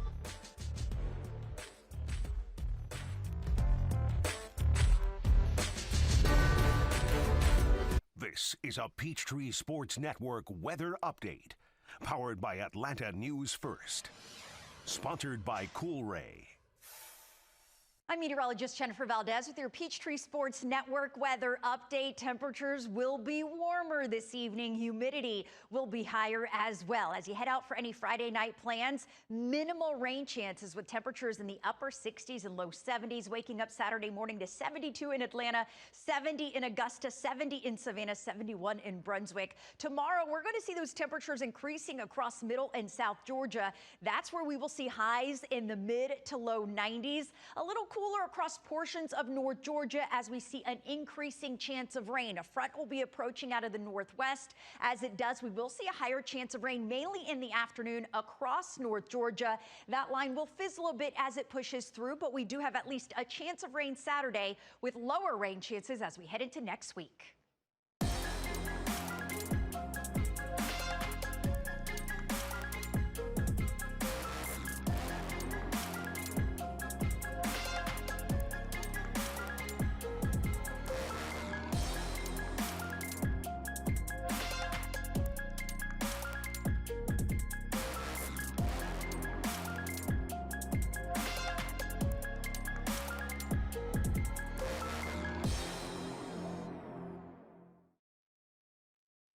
The GeorgiaConstructionCareers.com drive for the GHSA state title is sponsored by Jersey Mike's, a sub above.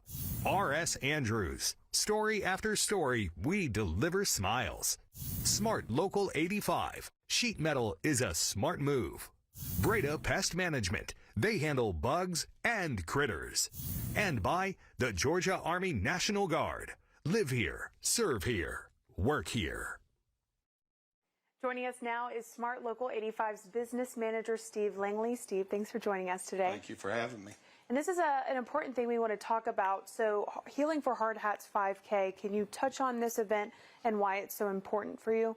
Yes. A lot of people don't realize that the building trades unions, we are a lot of community outreach. And in the construction industry, it's one of the top two careers that has massive suicide rates. And we came up with the Healing for Hard Hats. All the money will be donated to mental health and trying to help people that has mental health problems to prevent suicide. Well, and conversations regarding mental health have really advanced the past few years. How have you seen the support for mental health within your trade improve? Within our trades, we have a very good EAP, Union EAP is the name of it, Ben Court. They're 24 hours, 365 days. If you have a problem on Christmas Eve, you know, they'll be right there to answer the phone. And they've really touched and helped our members and other members across the country. It's very important, your mental health. It's nothing to be ashamed of. We've came a long way with mental health. And how important is team building and brotherhood to your organization? It's very important. We team up with the IBEW, the UA, and the other building trades. Last year we did a project up at Lake Altoona and built a new ramp that was deteriorating, put a brand new ramp in there. Union Sportsman Alliance donates all the material. The local unions supply all the labor for free. It doesn't cost the taxpayers anything. It's projects like that that we are very proud of. Dee Lee, Local 85 apprentice, she's won 2 or 3 awards for the stuff that she's done, the Golden Hard Hat, and and she's the one that got this started and going to run with it. For those that might want to be involved or participate, where should they go to find out more? It's healingforhardhats.org, I think, but you can go on there and contribute. You can come out on September 6th and do the run with us. Might have to. See you there. Mm-hmm. Thanks so much for joining us, and we'll be back right after this short break. Joining us now is Kenny Mullins from GeorgiaConstructionCareers.com. Kenny, for people that might not know much about it, what is GeorgiaConstructionCareers.com and what do you guys offer? So we build everything. We have apprenticeships, and we're 19 different affiliates in the construction trades. From everything it takes to build a building from the slab to the roof, that's what we cover. And when you look at high school football as a whole, not a ton of people will go on to that next level. So how important is it for you to reach out to those high school athletes and try to get them to come work for you guys? It's very important, number one, for them and their families, because we have so much to offer. We're not just a job, we're a career. You know, we got a saying that job is just over broke. So when you come to the trades, you have an actual career that pays you a pension, that gives you health care, family coverage, gives you everything you need to be successful, and you don't have college debt. And then how does GeorgiaConstructionCareers.com strengthen the workforce in the state of Georgia? Well, it's kind of like a big brotherhood. You know, it relates kind of to football, where we do a lot of community work stuff. We're very involved in our communities, and it's just something that we take pride in. The principles that build Georgia Construction Careers and our union affiliates are what kind of embody the same thing as a football team. So you belong here. It allows people to build their future. And how important is it for businesses like yours to invest in young people so early? Oh, it's so important. That's our next generation. That's the future of America and the future of Georgia, and all of everything that we do in the country is that youth coming up. So we take pride in it. And then what's your advice for students just to explore all the different career opportunities? So go to GeorgiaConstructionCareers.com, and it will have all 19 trades listed. You can go and look at each one of them, do your research, get your parents to look at it, figure out which one suits you that you may want to join. What first brought you to GeorgiaConstructionCareers.com? So I started right out of high school. I started, and I was actually an IBEW electrician. And so I started at that path, went through the apprenticeship, and worked my way up, and now I'm here as the manager for Georgia Construction Careers. Then what does it mean just to be front and center this season as a title sponsor of a season long of just great high school football games? It's just a really good way for us to, again, to be in the community, and it's a good recruiting ground for us. You know, 7.5% of the players that play football go to college. We want the rest of you that are not going to go to college to that next level. That's why it's important to us, and we love being in the community, and we love football.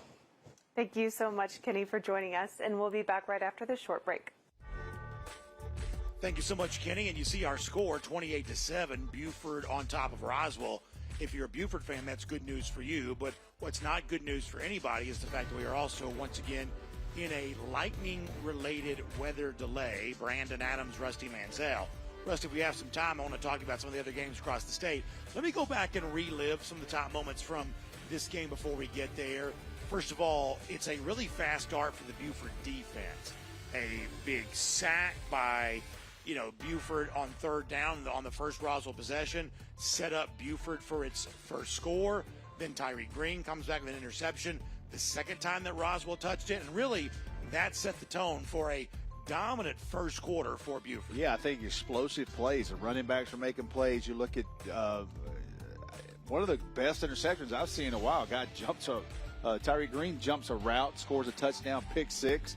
Then they come back 2 series later and have another interception on a ball that Trey Smith just kind of threw. He was trying to get rid of an RPO. Buford defender steps right in front of it and basically intercepts the ball about 5 yards in front of him. Never seen like that. So it's been a great fast start for Buford, explosive plays, but certainly right there, you got a little momentum for your Roswell, Brandon, because they score a touchdown.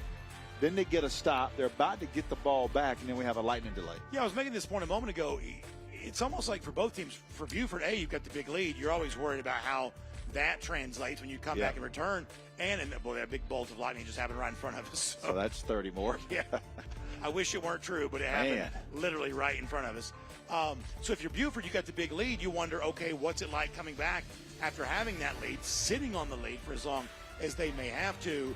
In the case of Roswell, now we don't know where this burgeoning momentum was going to go, but you finally found some momentum. Yep. You scored, you got to stop, you got the football back again.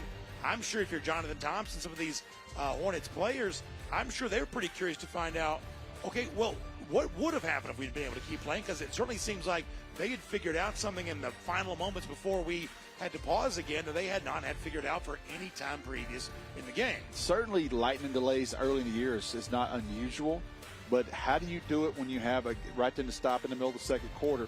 How do your kids react? What's Roswell doing right now, coaching their kids up? This is what we've seen. Almost you get an additional halftime. Yeah, we saw this last night with Philadelphia and Correct. Dallas as well. And honestly, we heard plenty of reporting from the NBC booth as they were doing, just like we're doing right now, which is just sitting here talking while we wait for football to return.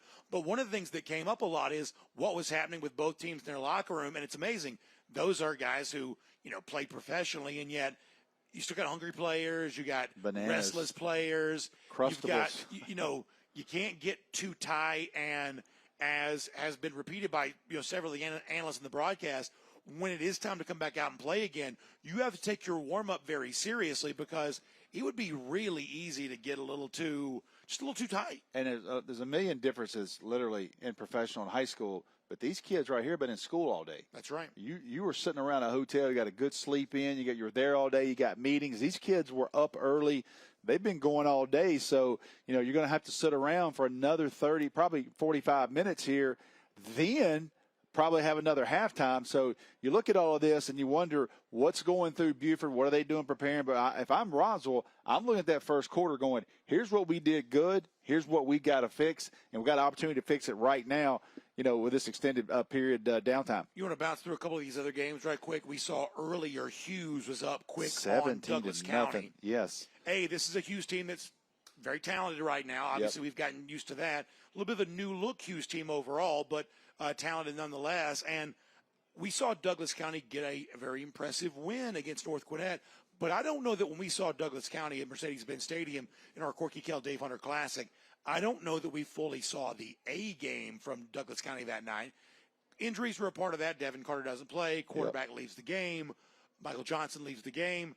But it is interesting that a Douglas County team that could win the state championship this year probably did not play like a state champion the night we saw them, and now down early to a very impressive Hughes team. Yeah, I got a chance to see them against Rome in a scrimmage game. By the way, Toombs County, who's the defending state champs in single A, won 18 games in a row. This is the second year in a row they've came back to Rome. Right now they are beating Rome 21-7. And the South Georgia team coming up and win. It's one of those where you buy them out. You pay them to come up here and play you twice. Mm-hmm. And you want to talk about a single A school coming up here and beating Rome twice? If that were to happen, certainly make a lot of noise. But yeah, I think with Mike Johnson, the big thing with Douglas County is Devin Carter.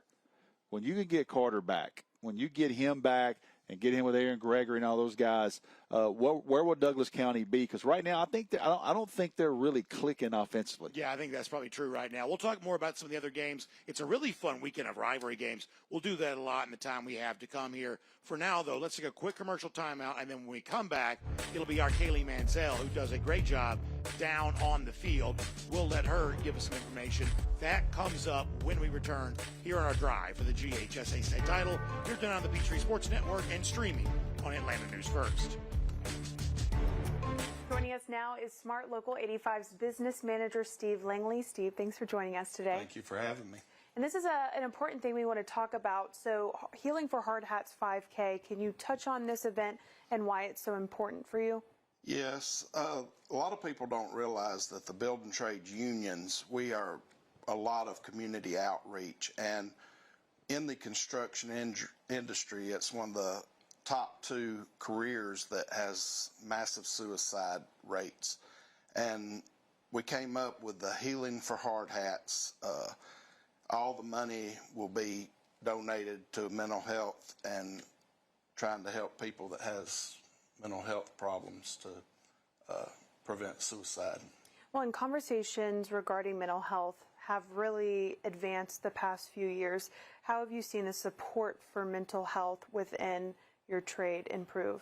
Within our trades, we have a very good EAP, union EAP is the name of it, being court.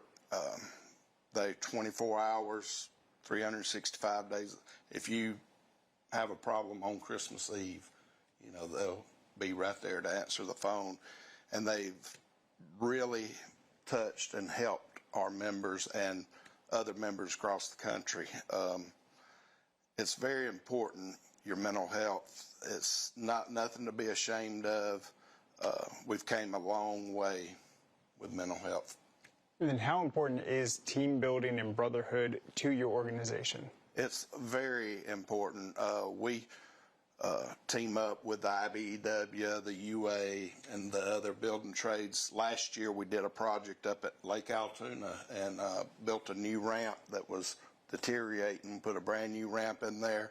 Union Sportsman Alliance donates all the material. The local unions supply all the labor for free. It doesn't cost the taxpayers anything. It's projects like that that we are very proud of. Dee Lee, Local 85 apprentice, she's won 2 or 3 awards for the stuff that she's done, the Golden Hard Hat, and and she's the one that got this started and going to run with it. For those that might want to be involved or participate, where should they go to find out more? It's Healing for Hard Hats .org, I think, but you can go on there and contribute. You can come out on September 6th and do the run with us. Might have to. See you there. Mm-hmm. Thanks so much for joining us, and we'll be back right after this short break. And welcome back to Philip Beard Stadium. I'm Kaylee Mansell. Currently still in weather delay, but that means we can check out scores from all across the state. Here are some ones that have stood out to me so far on this Friday night. Looking at Thomasville and Thomas County Central, this is one I was keeping my eye on because this is the 58th meeting in a rivalry between schools that are literally 2 miles apart. Thomas County Central leads the all-time series 29-28, and this is the first time they've met when both teams had top 3 rankings since 1987. Looks like Thomas County Central is going to extend their overall record, currently 31-7 in the second quarter. We've got some other scores: Worth County over Brooks County 24-7, Newton over Bryant, Arizona. Looks like Bryant, Arizona's up ahead 24-7. Some close scores on our screens here. We'll go to the next page of scores and see what we've got. Mount Bethel Christian Academy taking on IMG. That is not an easy feat. IMG is kind of like the Buford of the state of Florida, produce a lot of Power 4 athletes. That's a final score, by the way, too. 28-21. Big win for Mount Bethel Christian Academy. Then you've got Lowndes taking on Manatee, Florida. Lowndes is somebody that I'm really curious to see as they get into region play, of course, in one of those tougher regions with Valdosta. And it's just that South Georgia football that you know. So good to see them taking an out-of-state game.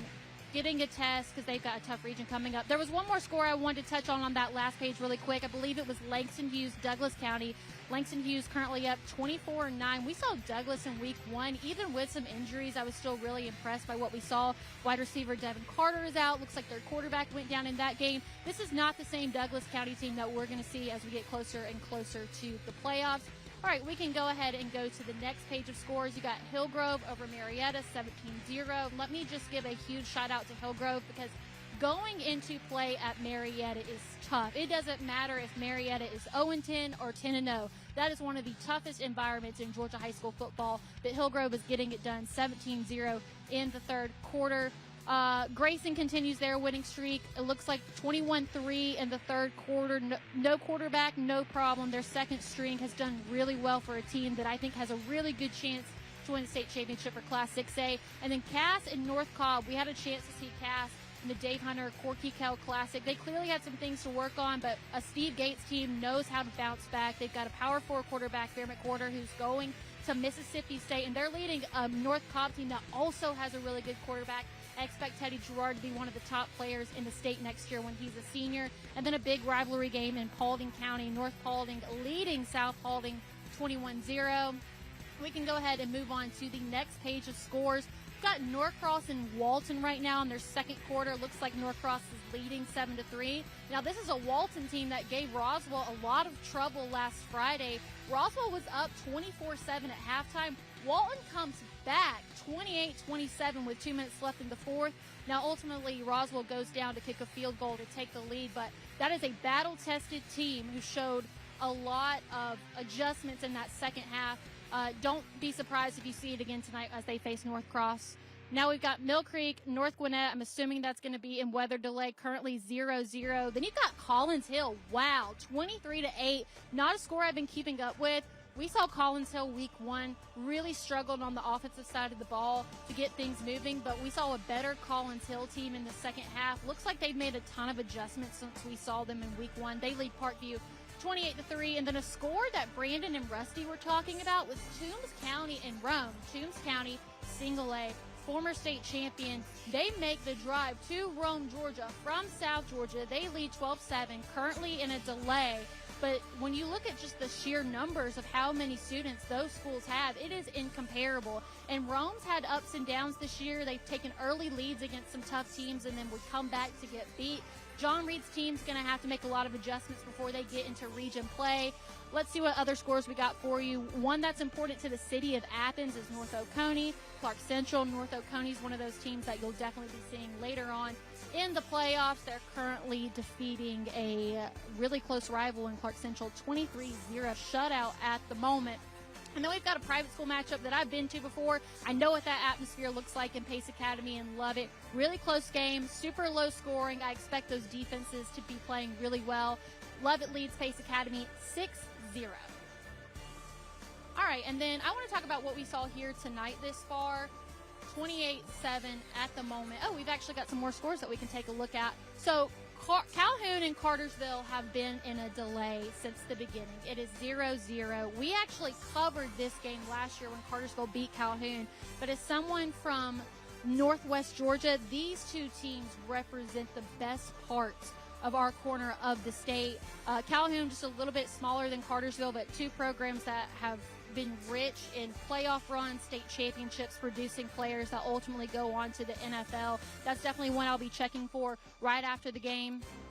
And then we've got Rabun County and Dalton. That's a really good matchup. Rabun leading 28-21. Another one of those matchups where Rabun County is a lot smaller than Dalton, but Dalton has showed a ton of improvement over the last 4 years, also becoming one of those schools in the state or in the northwest corner of the state that continue to impress each and every year. They've got a super tough region too, and playing Rabun County is not easy for a small school. They do produce a lot of talent. So we'll circle back once we do our scoreboard show after this game concludes. But for now, whenever we have an update on the weather delay, we'll be sure to let you know. If not, you can check out Buford Athletics on Twitter. And when we come back, we're going to have a special guest to talk to. So stay right where you're at.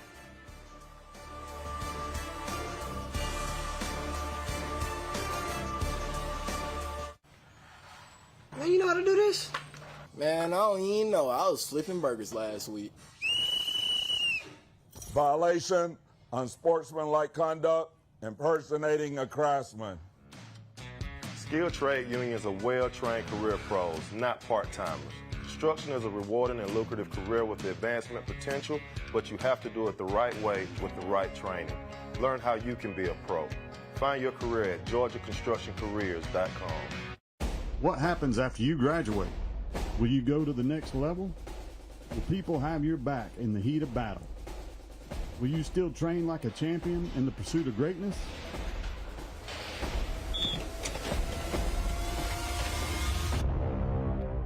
You will when you become an IBEW electrical worker.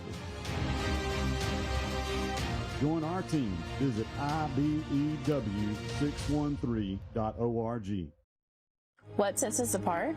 At the Gwinnett County Sheriff's Office, we are guided by the mission to serve and protect through dedication, professionalism, active cooperation with the community, and respect for human dignity.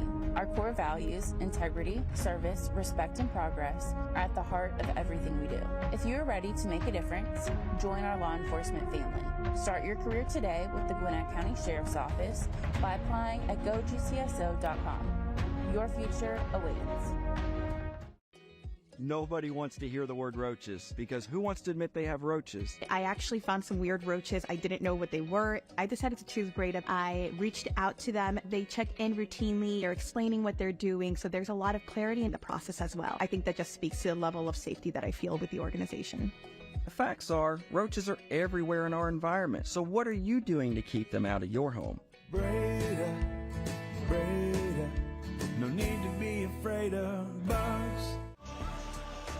Welcome back. We've got a special guest with us here at Buford High School. It's Ricky O'Connell of Inspired Landscape Solutions. I'm sure you've seen the commercials. Our girl Ashley's the one that narrates them too.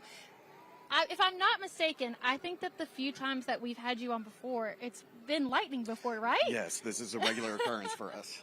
You're bringing it with you, huh? I think it is me, maybe. But at least we get more time to talk to you. I'm really excited to talk about Inspired Landscape Solutions. What is it that makes your services unique? I would say the number one thing would be our attention to detail and listening to the customers, giving them exactly what they want, walking them through the whole process from beginning to end. So when I think about landscaping, I think about homes, but is it just residential for you guys? No, we have a great residential team, but we also have a commercial division as well. We do a number of high schools in the area. We do 9 of them. So we're very tied in with the high school football and just the whole high school environment. And it's not just landscaping too, it's hardscaping as well. What does that look like? What do you offer? Yeah, so we offer everything from patios, stonework. We have excellent stonemasons, which really sets our company apart. They're in-house. We do quality work, use quality products. And again, anything from retaining walls to patios, fire pits. And now that we are transitioning to a new season with fall, what are some tips that people can use to preserve their space with this weather? So fall is really the number one season for lots of activity. From the maintenance side, we're looking at aerating and overseeding of fescue. From install, it's the number one planting season of the year. So we're looking at trees and shrubs. Hardscaping, it's a great time as well. Going into the fall, great time for fire pits and lighting so you can enjoy the outdoors longer and maybe watch some football games on the outside.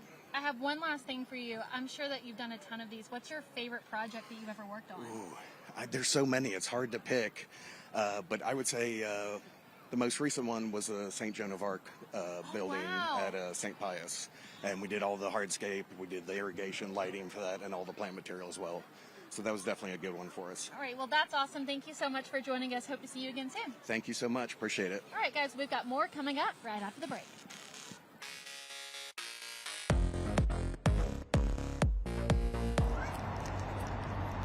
Dang, where you get this car? You need to join the union. The union? Absolutely. You can get 10 of these. Union construction workers earn the highest wages with the best benefits and the most protection in the construction industry. Find your career in construction. Go to GeorgiaConstructionCareers.com and start your future today.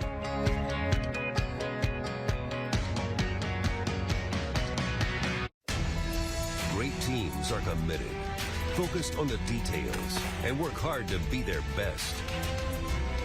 From practice to games, right down to their gear. your field is a critical part of the game that allows your athletes to showcase their abilities. Sports Turf is committed to bringing your team innovative sports surfaces with unparalleled performance. You bring the vision, our team brings it to life. What happens after you graduate? Will you go to the next level? Will people have your back in the heat of battle? Will you still train like a champion in the pursuit of greatness?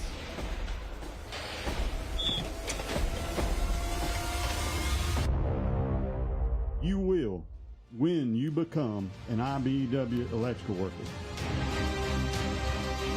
Join our team. Visit IBEW613.org. You'll still have common days. Get caught in traffic during your commute. Overthink a text message. Get a song stuck in your head. This is not one of those days. A few weeks a year and you'll discover the most uncommon time of your life.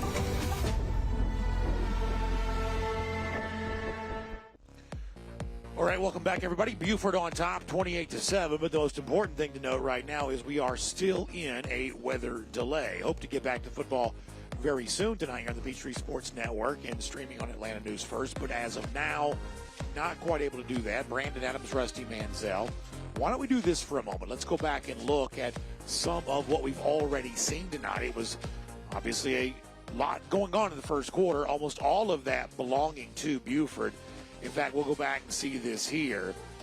Obviously, Trey Smith getting started, but then it's a big sack to defensively. It was Joshua Eccles who had the sack.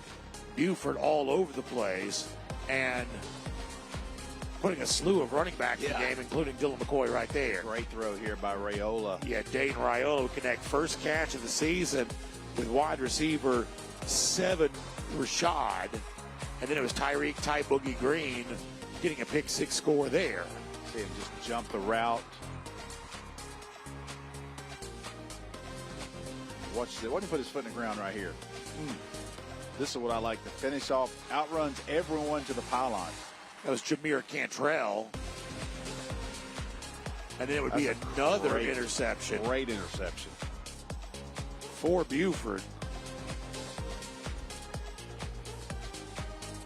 And then Dylan McCoy will take a screen pass and score. But late, right before we went away, Roswell found something it had not found much of the night. Chase Schaefer got a score, got the Hornets on the board, and that was where we stand. 28-7 here right now. American flag looks beautiful here tonight. It's where we are, other than we did get, I guess, one bulb of lighting at one point. Yeah. Where we are, it's really a nice, pleasant night. But it's gotta be. Rule when it comes to Georgia High School Athletic Association is lightning within the 8 miles, and that's what has caused us some trouble. And it looks like it's spotty all over Northwest Georgia, which is kind of, it's just hard to deal with. But there is a lot of games right now in weather delay north of Atlanta. Yeah, so we'll try to keep you updated on those, both the games in action, the scores, and the weather delays. As Rusty said, there are many of those. Of course, that's what fall is like here in Georgia. But for now, it's a quick timeout, and then we'll return and you'll hear more from our good friend Kaylee Mansell. That's when we continue on our drive for the GHSA state title, hoping to get back to playing some football again very soon, too.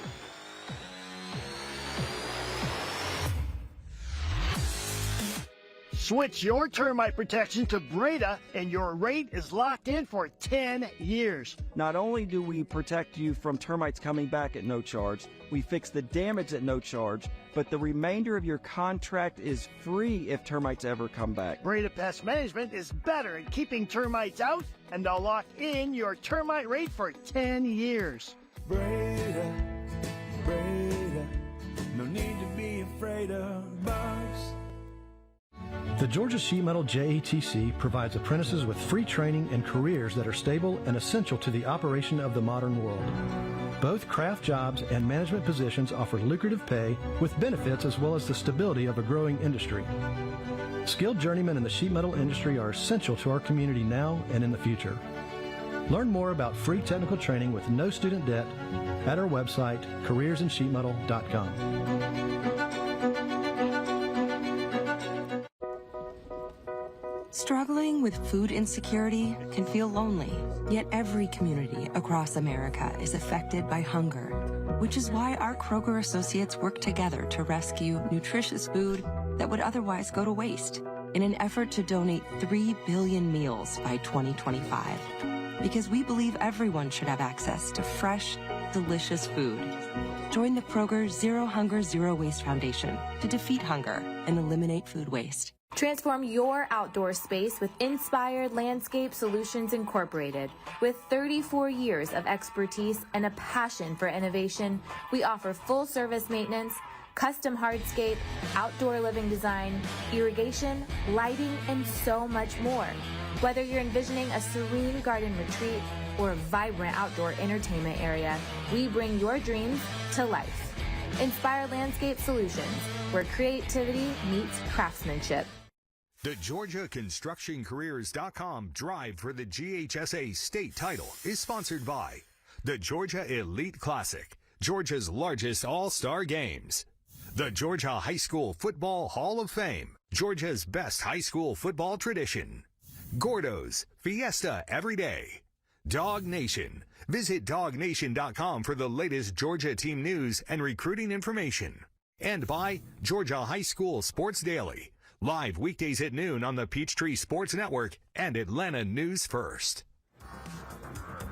And welcome back. I'm Kaylee Mansell with Ashley Carey. And the only time I'm ever okay with being in weather delay is if it means that you get to be up here with me. Thank you. I know. I feel like I just throw myself on the set because I'm like, I can't leave Kaylee up there by herself. And I love talking to you. It throws me back to like 2 or 3 years ago when we used to do this every Friday night together. So excited to be your co-host for this segment. She came out of retirement just for this. Yes. If that doesn't show you how good of a teammate she is, I don't know what does. So since she's here, we're going to talk about some things that are going on at Score Atlanta. And coming up, a big one, it's the Corky Kell Dave Hunter Flag Football Tournament. Takes place September 29th at West Forsyth High School. You look at the matchups. You've got Milton versus Harris County, Greenbrier versus Blessed Trinity, Pace Academy versus McEachern. Pope and West Forsyth will be the night game. You know, what was the decision behind putting girls flag football into the spotlight? Well, first of all, I want to give a huge shout out to Brett Phipps over at West Forsyth and Jake Bergdorf over at McEachern because they both helped us put this unbelievable schedule together. But you know what? We did the Corky Kell Dave Hunter Flag Football Classic last year, and we just realized why not continue to grow this event. And flag football has become such a huge sport in the state of Georgia that it makes sense, so much sense. So I'm so excited for this slate of schools. I'm really, really excited to see that Pace Academy McEachern game because I don't think I've ever seen any school be able to stop McEachern. When we saw them on the 7-on-7, it was like they were the only people there. They played so amazing. So I'm really excited to watch that game. Greenbrier, they have been fantastic last year playing Blessed Trinity. That's going to be a good game. And then the nightcap, Pope and West Forsyth. West Forsyth has a new head coach this year, so that's going to be really interesting to watch, especially them being the nightcap at home. But flag football has just, I mean, Kaylee, I'm sure I can speak for both of us. Wow, I wish flag football was around when we were. All the time. I think about it all the time. And I always tell the coaches when we talk to them, I'm like, I would have been. People probably would have hated me if I would have had the chance to play girls flag football because I would have definitely invested all of my energy into that. But I thought it was cool that whenever I talked to some of the coaches when we did the Corky Kell Dave Hunter Classic Luncheon, that they said that this year now becomes easier because you've got a full rotation of girls that have started with the program as freshmen and are now seniors. True. And so when you have that retention, it definitely becomes easier as a coach, and you're no longer learning the fundamentals and the basics. And so I can see why those coaches were so excited to be able to take part in something like this. Well, and something that I find amazing is a lot of people think that this is still kind of a powder puff league, but it's not. I mean, I have seen girls like day in and day out practicing, training in the summer. There's now specific trainers just for flag football out there. We have an old friend, Melanie Snare, her daughter Mackenzie is killing it on the football field. She plays volleyball, but then she goes to flag football training afterwards. I'm like, girl, how do you do it all? But again, so jealous that they get to do that. But it is nice to see it. They have a couple years under their belt. The Arthur Blank Foundation, the Falcons, they gave a great grant out to any school that wanted to start a flag football program at their school. They gave them $10,000. And if they had an existing program, they gave them $5,000 if they applied for this grant. So I think we saw I might be making this up, but I'm pretty sure there was 70 schools that applied for this grant, and now they have a flag football team. So it's really cool to watch it. And I do want to give a shout out to Score Atlanta too, because one thing we'll talk about here in a little bit is the Georgia Elite Classic, and now part of the Georgia Elite Classic is girls flag football. And I remember last year when I came to that last day, we saw college scouts there to look at the flag football girls, and girls walked away with offers. So to be able to give those girls that opportunity after all the hard work they put in, I just have to give a lot of credit to y'all. No, absolutely. It's been so fun to help grow this sport, and I can't wait to see what we do year after year. What you can see on the board right now is you can scan the QR code to nominate yourself for the Georgia Elite Classic All-Star Games. They are going to be hosted December 26th through the 28th. So the 27th will be both girls flag football games and the middle school games. So we've got 7th and 8th grade All-Stars playing. And then on the 28th, we have 4 back-to-back games. We've got freshman versus freshman, sophomore versus sophomore, junior versus junior, which the first time we're not doing a sophomore-junior game. We're letting the juniors play against the juniors.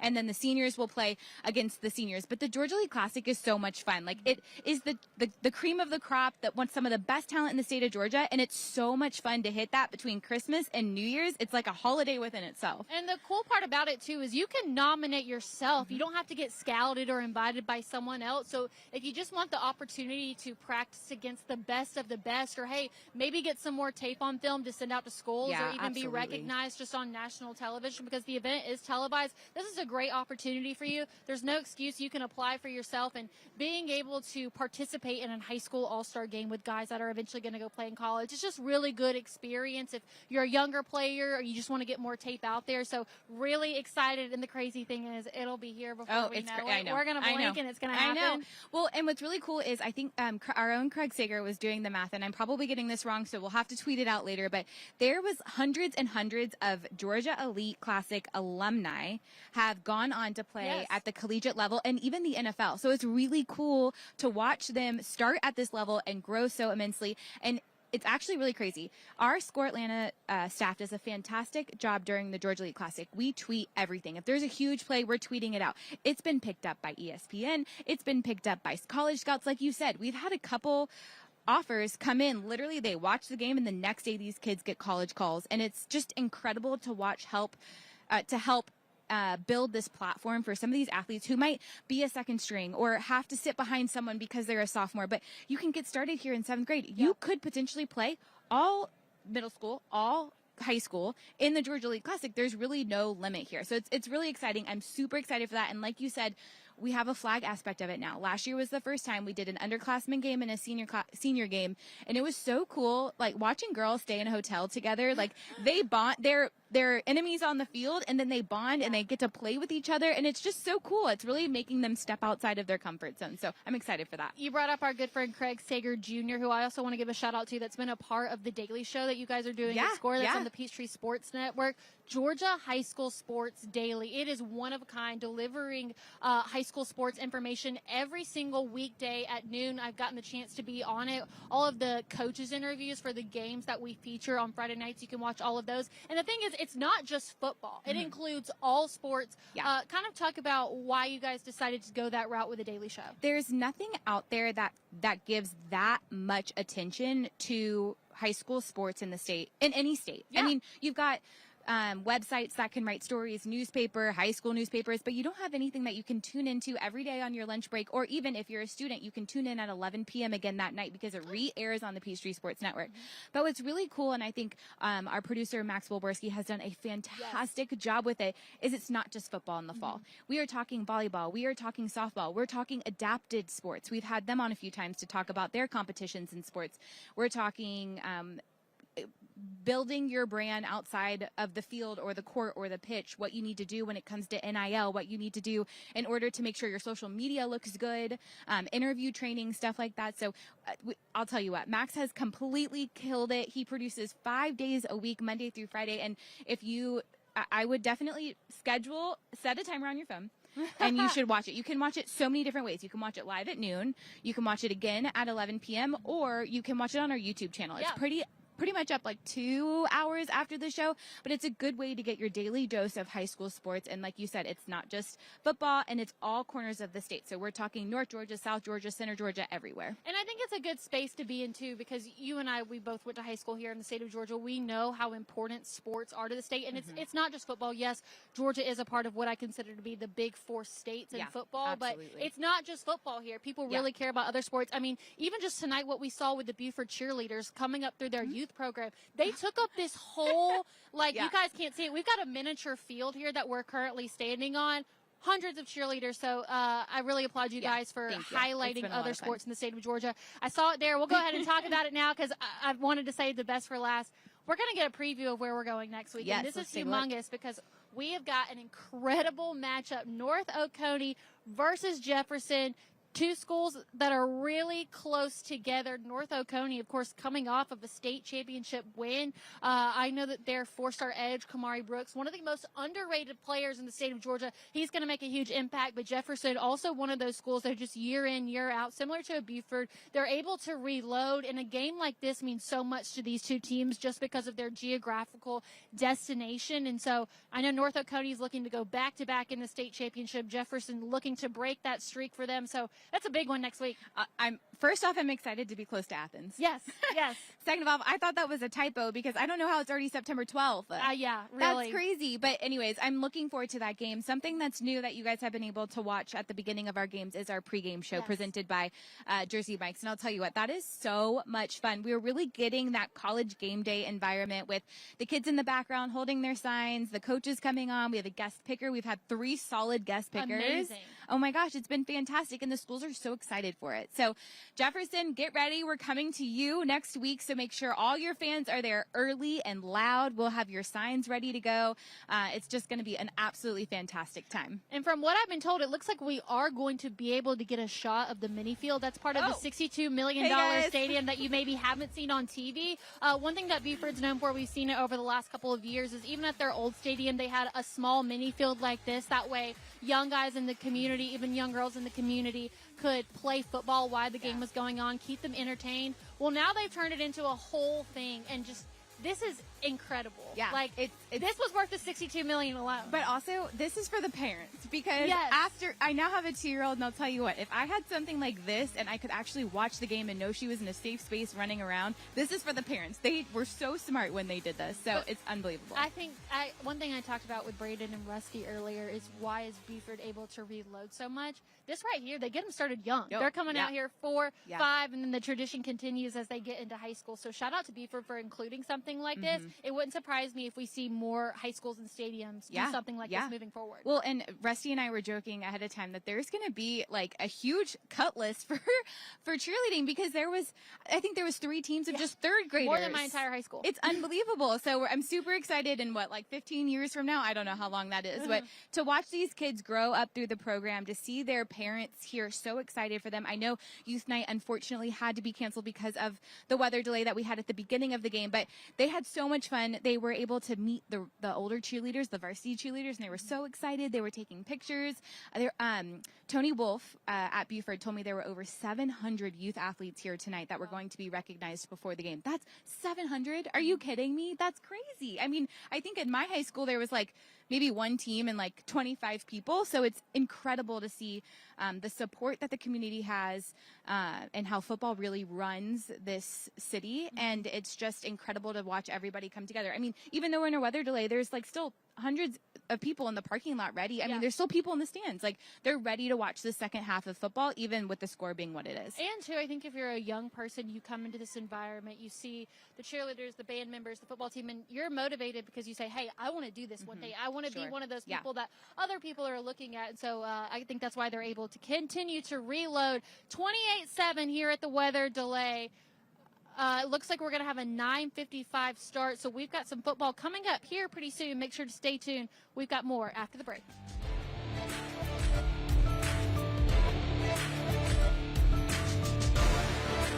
As an official sponsor of the NFL, Jersey Mike's wants you, Eli Manning, to be our new spokesperson. I'm in. I love Jersey Mike's. Hold on. Jersey Mike's new spokesperson? You're stealing my job. I don't want to steal anything. Lies. Lies. I just love these subs. You'll be hearing from my lawyer. He's very prompt. Jersey Mike's, a sub above. Hey, that's my line. A sub above. You'll still have common days. Get caught in traffic during your commute. Overthink a text message. Get a song stuck in your head. This is not one of those days. A few weeks a year and you'll discover the most uncommon time of your life.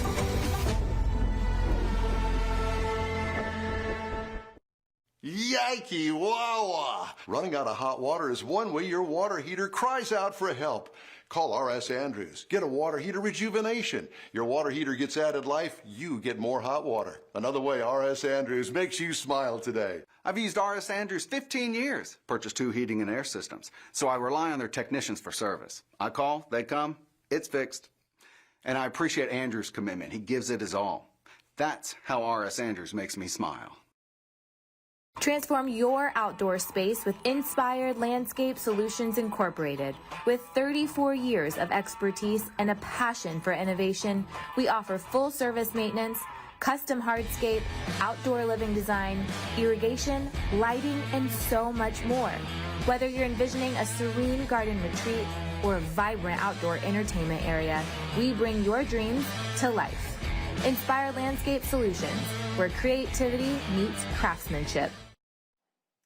Joining us now is Smart Local 85's business manager, Steve Langley. Thank you so much for joining us today. Glad to be here. For those who may not know, could you touch on what SMART is and what you guys do? So SMART stands for Sheet Metal, Air, Rail, and Transportation. The SM is us. We're sheet metal, and that's duct work, lagging, building anything out of sheet metal, anything. I mean, it could be your kitchen sink. What would be the first steps to joining Smart Local 85? Go to smart85.org and fill out an application. And then, Steve, what qualifications or experience do applicants need? No experience necessary.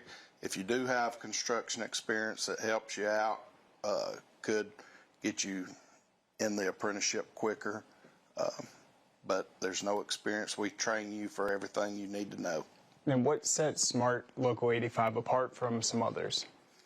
So companies like Georgia Power, Delta Airlines, Hartsfield-Jackson Airport, you know, big companies trust in our training. We have a 4-year training. Instead of people paying to go to a trade school, they go to our apprenticeship for free. And, you know, we have the best ones out there. What's the biggest misconception people have about joining the trades? Well, I've never understood what people don't like about unions. All we do is represent workers and families. I have 2,200 families that I represent, and we get them the best benefits, best pay that you can get in the construction field. And then how can a high school student kind of start putting that on the radar now and preparing themselves? Well, the schools don't necessarily have all the stuff we used to have, like shop and sheet metal, automotive, stuff like that. But if you're interested in working with your hands, we're the only craft that still takes a flat piece of metal and creates every piece that we put up.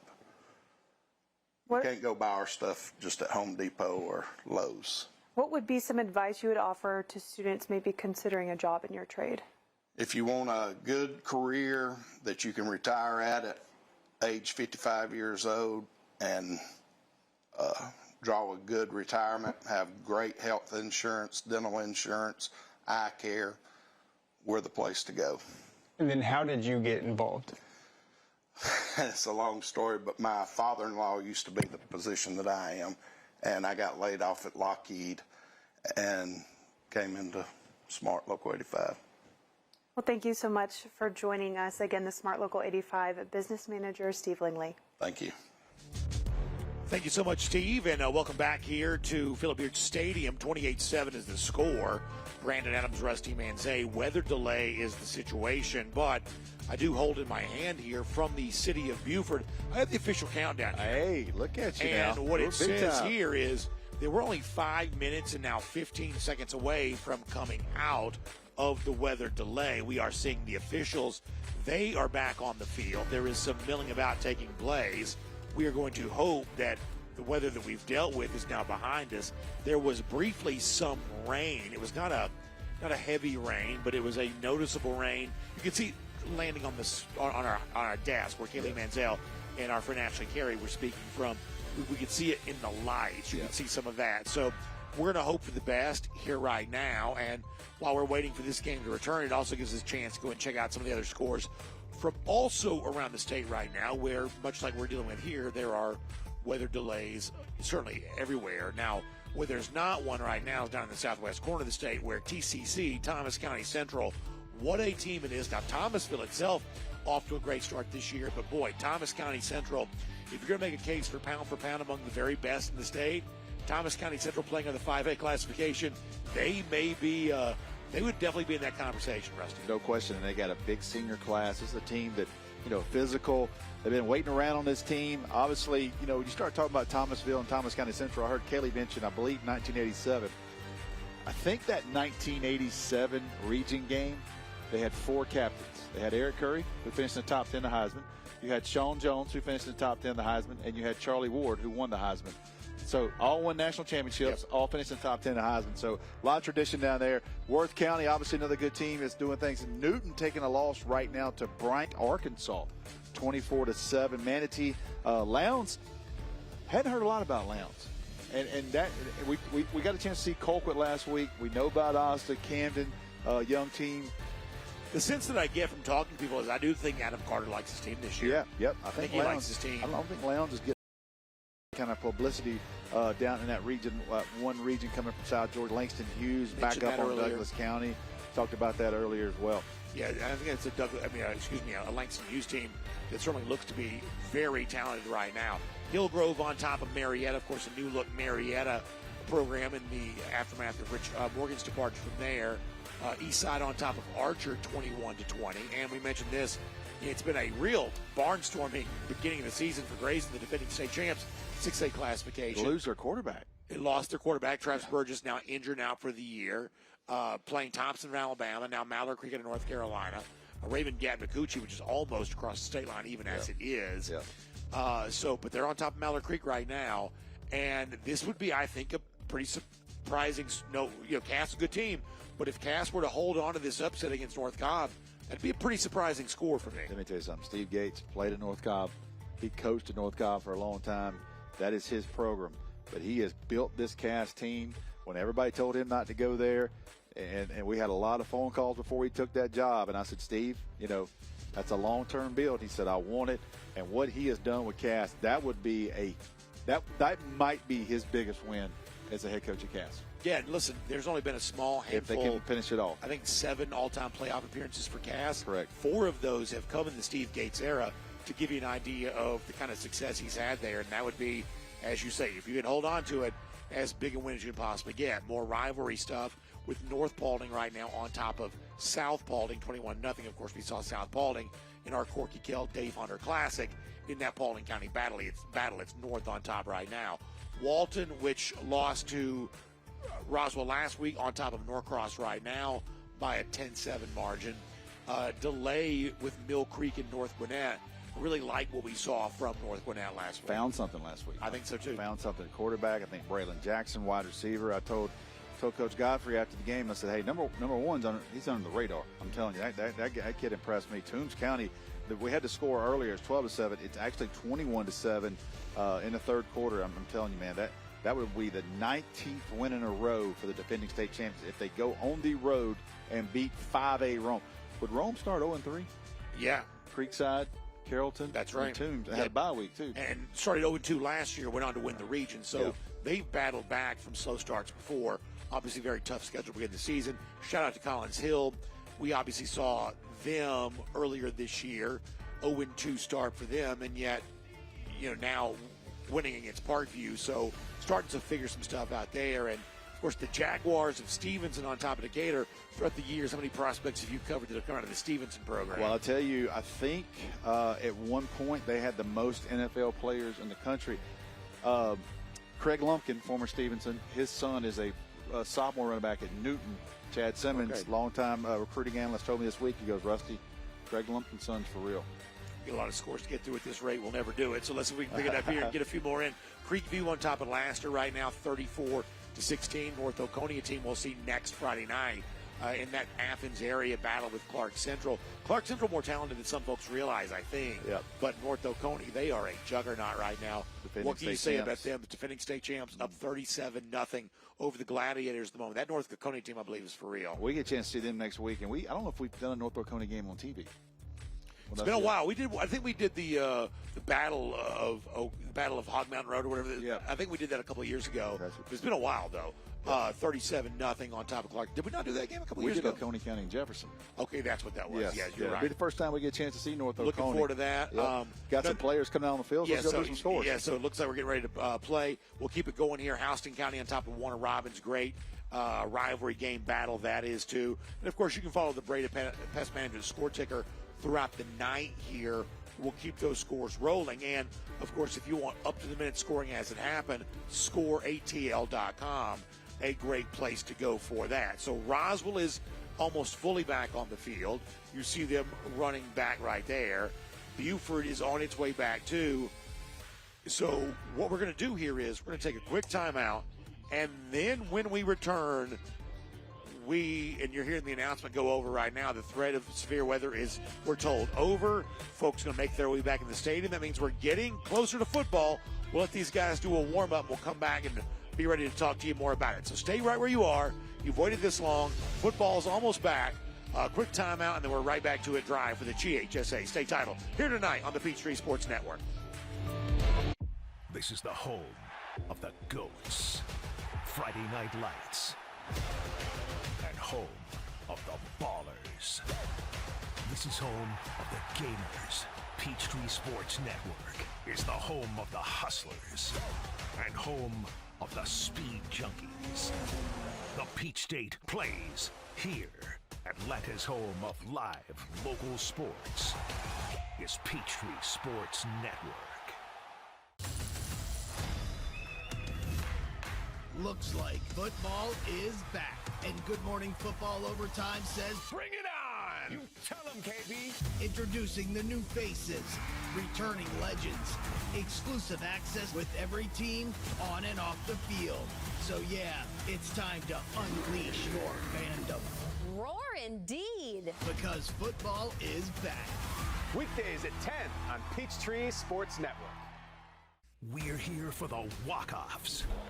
And that'll do it. Start the buses. The shutouts. Struck him out. 10 strikeouts for Strider. The RBI singles. Double plays. The triple threats. 3-run home run. The moments that make you nervous. And the ones that keep you coming back for more. As clutch as it gets. No matter what your favorite Braves moment is, it happens here. Peachtree Sports Network. The Braves play here.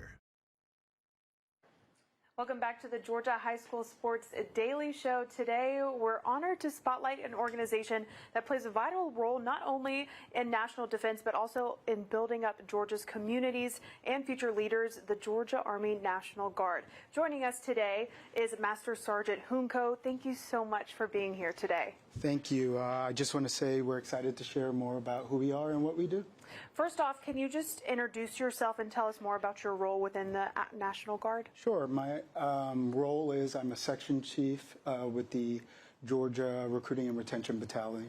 I manage Gwinnett, Rockdale, Newton, and Clark counties.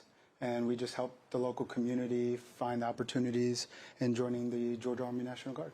And then what are the opportunities available for both high school and college students? It's a really good question. We offer 100% college tuition to members of the Georgia Army National Guard. They're able to take advantage of student loan repayment. there are paid opportunities. They're able to train and help out their local community. And what makes the Georgia Army National Guard different from other components? Great question. So unlike our other military counterparts where they only focus on the federal side, we focus on the state and federal side where we're able to assist our local communities. So we like to say that the National Guard is that bridge between the civilian life and the military life. We're constantly out there helping out when there's local disasters or helps in need. And then for those watching, whether it's a student, parents of students that are exploring these opportunities, what would you say to them? I will tell them, give the Georgia Army National Guard a try. Don't be closed-minded. Find your local recruiter. Talk to them, see what the benefits are, and see if it best suits them. The best thing I could say is that you serve part-time military and you're able to get your college degree without any type of student loans. And for those interested in wanting to find out more, where should they go? I recommend that they call 1-800-GO-GUARD and they visit our website at www.nationalguard.com/Georgia. And then what's the day-to-day like for a soldier in the National Guard? Day-to-day life, usually they're full-time students or professionals out in the local community. It's only part-time. If they're in their drill weekend, which is the 1 weekend a month, or the 2 weeks of the year where they serve as a National Guard soldier, they're doing their job, whatever it is they chose. So there's multiple professions, whether they're medical, technologically based or communication based, and they go to their units, they do their job, and they help out the local community. And can you tell us a little bit more about your journey and what brought you to the National Guard? Yeah, of course. I wanted to serve. I wanted to be part of the community I lived in, and I already had a military background, and the Georgia Guard was the best decision. It's that hidden, kept secret. Sometimes people like to think of our other military counterparts, but this is really where it is. We have the best benefits. And walk us back to you kind of exploring that opportunity initially, how you got interested in being involved and what that step was like. Yeah, so the Georgia Army National Guard recruiters are usually out in our school population, whether that's college or high schools, and we're communicating with those students constantly. Someone approached me. They bit the idea in my head that, hey, maybe you would best be suited for this. These are our benefits. And I went, tested, scored really well. We start talking about all the different professions and jobs that you can do, and then they sounded really good, and I conducted my physical and joined. And what's the day-to-day life like for soldiers in the Guard? Yeah, so day-to-day life, usually they're either full-time students, professionals out in their community, whatever their job may be. For that 1 week in a month or 2 weeks in the year, they'd have their military obligation with the Guard, and they usually do the job with the profession that they chose. So whether it's a military medic, communications expert, someone in cyber security, or a transportation soldier, they're just doing their job. You've laid out the steps on how they can find out more, but what's some advice you would give them in pursuing this? Yeah, I would say ask a lot of questions, figure out what the pros and cons are for you, and really work hard. Study a lot. I think people think you can just join the military, but we have a lot of requirements. You have to take an ASVAB, which is an entry examination that tests general knowledge that you should know in high school, and just behave. Don't do anything you're not supposed to do. And I know, as you probably reflect on your time with the National Guard, there's a lot of moments that stick out to you, but what's been the most impactful part for you so far? I would say helping people in need, being part of something bigger than myself, seeing that I provide for someone when they're at their lowest point. And I've had it where years later people would remember me or see me and say, I remembered you helped me and my family needed this, and you know, you were out there during that disaster. So thank you so much. Well, thank you so much for your service, and we'll be back right after the short break. Thank you, Georgia, and welcome back, everybody. Philip Beard Stadium in Buford, Georgia, where officially we have been in a weather delay, but now we are out of that. We are safe to return, and the final paces of warm-ups in the return to football are almost concluded, too. We're inside of 120 seconds away from playing football again here. 8:22 to go, second quarter of play. So, Rusty Manziel, as you watch both teams, Buford had the big lead. Roswell found a glimmer of momentum. What's it like after the long layoff getting back to this? It's just hard to see how you're going to react. Over an hour delay, you come back out 15 minutes. One thing I kind of start thinking about little advantages for Buford being at home. Buford has food in theirs. Roswell, you don't pack food. You have a pregame meal. So, little things like that. Was Buford able to kind of fuel their kids up? What did Roswell do? Long break. Here's the thing, Brandon. You sit for over an hour. Then you come back and you're going to fight for 8 minutes, and then we're going back to halftime. So how do you play this 8-minute quarter, basically, and what did you do? But the best thing for Roswell, touchdown, got momentum, stopped it. They're getting the ball back right here, go with a quarterback, start the second quarter. And, of course, a lot of teams in Georgia have experience with this sort of thing, but I'm reminded of the big showcase game to begin last season where Buford and Milton, that game was at Milton. Correct. Long wait to start. Yep. And, ultimately Milton won that game, and boy, watching it, you certainly didn't think the layover helped Buford necessarily, and probably wouldn't help anybody. But that was the story last year. Roswell is actually now back on the field. It is its offense.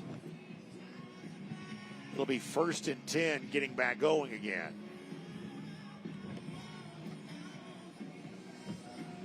If you're just joining us, or if you've forgotten because it's been a while ago. If you got home from another game, you got plenty of time to tune in. That's exactly right. So it's Trey Smith at quarterback for Roswell. That's the Furman commit. He's an exciting player. The lone Hornet points in the ninth, though, a touchdown pass to Chase Schaefer. That was just Schaefer's second catch of the season.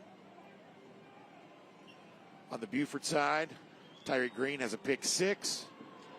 Jameer Cantrell has a rushing score. Dylan McCoy has a receiving score. It's Trey Smith now going to run the same play that worked for them pre-delay.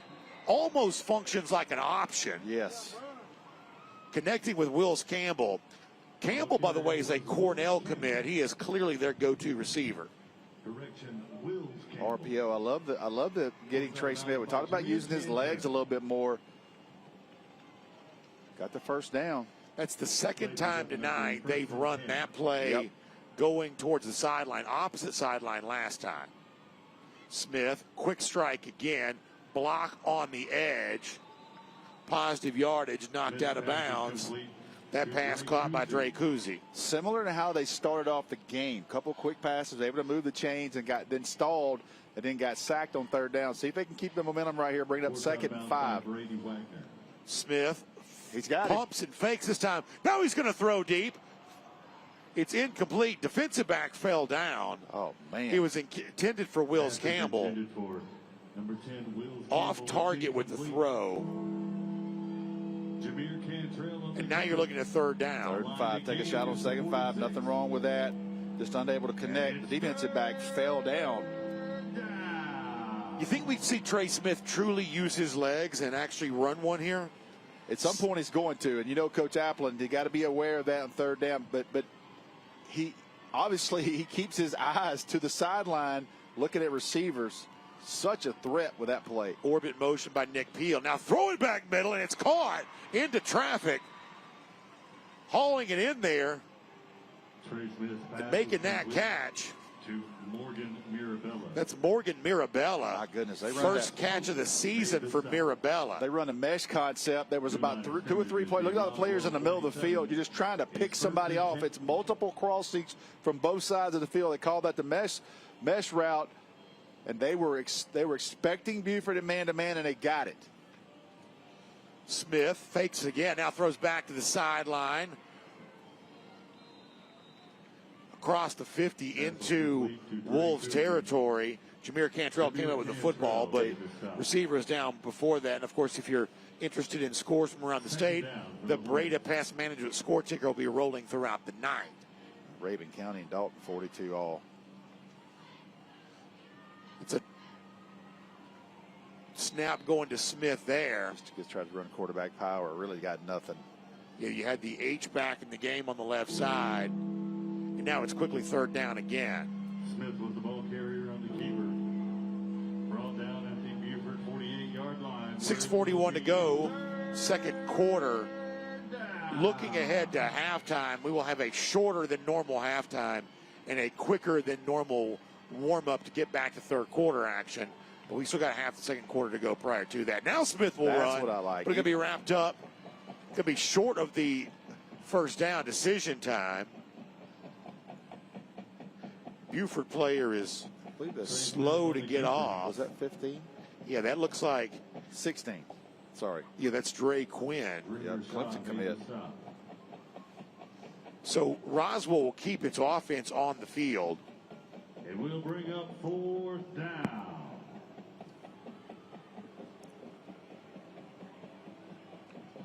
Line to make is about the 42 and a half. Buford showed blitz. See if Roswell can call a timeout. Didn't like the play they had in. They showed pressure on 4th and 4. And while we have the timeout, we'll also take a look at the Buford resume. Of course, one of the most distinguished in the state. Brian Appling, the coach, big part of that.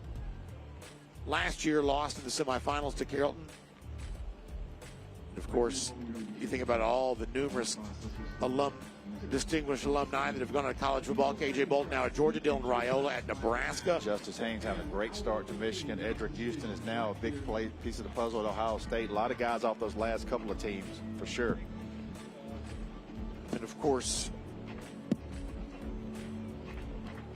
Buford doing that every single year, including a group of players now who'll be going on to do great things in the future in college football, we believe. Yeah, they always have a big signing day. Indeed, that is the case. Has won a championship at every level of Georgia high school football except for the highest level. They have won 6A before when 6A was not the highest classification. I'm going to go on a limb and say this is the first time I've ever heard Cult of Personality by Living Color. That's right. I like to bring the juice. Bring some 10 o'clock juice. When I say it, you can hear it. You can hear it.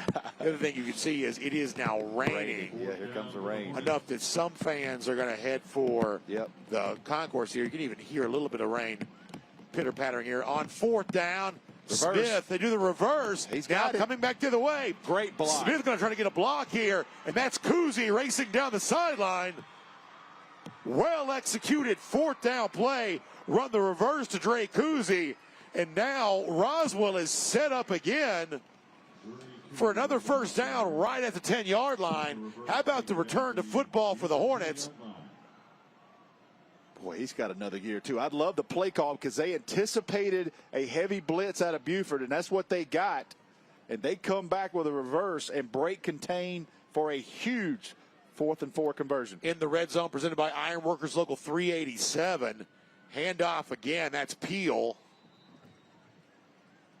Fighting inside the 10 to around the 7-yard line. Down at the 8-yard line. Nick Peel. Goal to go.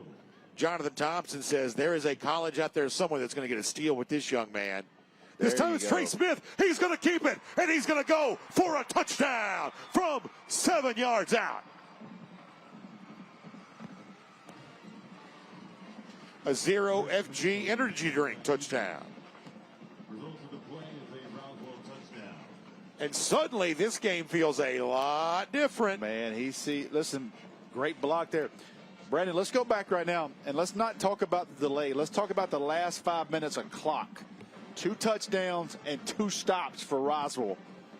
Down 28-0. Sing had nothing going, and they're an extra point away from being down 28-14. Still with 5 minutes left to go in the second quarter. Ballant for Smarty to try the PAT. It's good. Of course, our points after touchdown brought to you by Tim Eccles, Fitz Johnson on ballots in November. I think the point you just made is such a good one in that right before the hour-plus weather delay, Roswell had a lot of momentum. got to score, got to stop, get the football back. If you just edited the video and took the delay out, Roswell, got all the momentum. That drive looked a lot like what they were doing prior to that. So I think you're left to conclude now, cutting this lead in half in the last few minutes of game time, that at least for the moment, Roswell has wrestled away some of this momentum. What I like, too, they got Trey Smith involved in the run game. And that has changed everything. Ballant and Volis-Marty. Of course, this kickoff brought to you by Legacy Structures.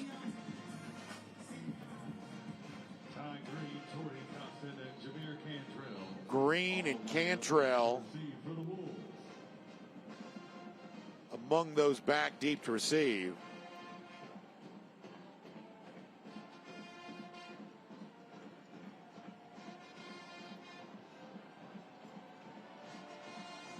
Volis-Marty will boom this one. Oh, man. Almost through the uprights. That's a Georgia State commit kicker. Wow. Strong leg on him. And certainly Roswell on offense did not seem to show ill effects from the delay. Now it'll be Buford's turn on offense to see what kind of spark they return to live action with. You can hear the rain coming down on our mics on the field. You certainly can. So it's really starting to come down. Now, let's see. Enough that fans have really and another thing, too, this was a massive Buford crowd, and a lot of them left during the delay. Even some of these luxury suites have emptied out.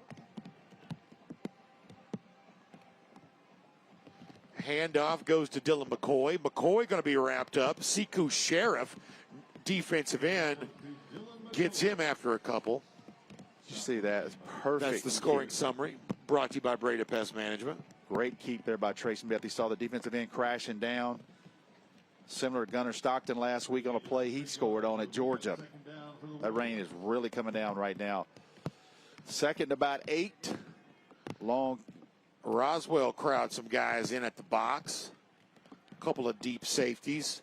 Bunch formation for Buford. Handoff goes to Tyree Green. Green up the middle. Green finds running room. Gets a block. Midfield into Hornet territory. Tiptoeing down the sideline. But he goes out of bounds. Man, that was close.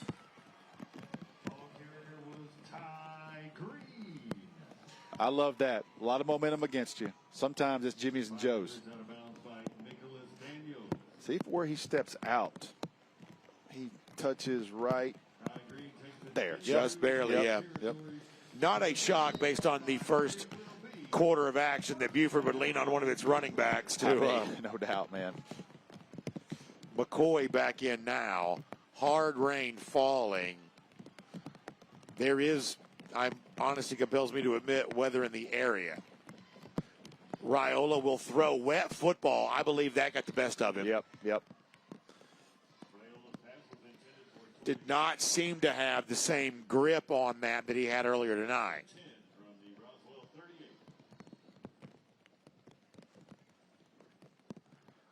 .421 to go, second quarter. Fans steadily making their way out, those that don't have umbrellas, raining hard enough that they would consider that. Movement, that may be on Roswell, though. No. They're gonna get Buford instead. So back them up. Final score, Jefferson 42, Stevens County 14. We will have Jefferson and North Oconee in an undefeated battle next week. Boy, won't that be something. That will be I'm looking forward to that. That'd be a big crowd there. Big crowd. Max Brown, Kamari Brooks, Harrison Faulkner. A lot of really good players in this game.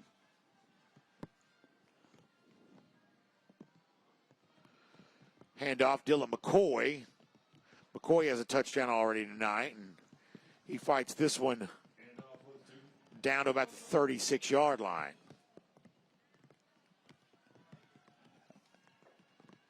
Third and 9.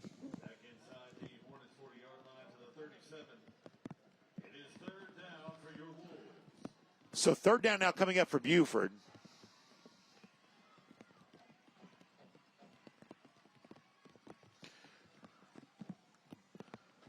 Raiola sends Cantrell in motion. Now we'll throw to him. Cantrell can't hold on. That's incomplete. So wet football may have gotten Buford a couple times in that possession, and our shot there gives you a real idea of just how much rain there is. This is a turf field, obviously, so there's not going to be puddles and some of what you typically associate with a Quagmire-style game. But it's raining enough right now to be a bit of a factor. And now Andrew Ivanchuk Ivanchuk going to come in and punt.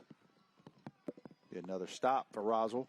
Second straight time Roswell has gotten a stop on defense after falling down 28-0. 14 unanswered points from them since then. Ivanchuk's punt is going to be, defenseless receiver is going to be the call there. Caden Perry makes the aggressive decision to catch the punt and took a big hit for it. And I believe they're going to say that's a defenseless receiver. And it's Tyreek Green who got the hit on him. I don't believe there's a fair catch call, but they're going to call defenseless receiver, I think, nonetheless. Yeah. Think he got there a little early? Could have.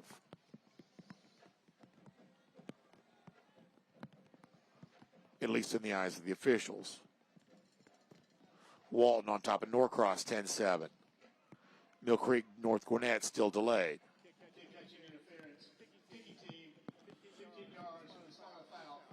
So that's a big 15 yards. It gives them a lot of room, to work with. And it essentially negates the punt. Yeah, correct. 3:30, plenty of time. You got 2 timeouts. You remember now, Buford will get the ball to open the second half because they elected to get it. So you're trying to use your possession right here.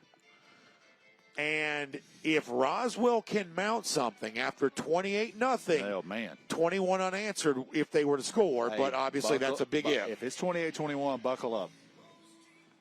Buckle it up. Trey Smith has been a very hot quarterback over the last few game minutes, which unfortunately stretches over about a 2-hour period of time. Buford shows you 4 across.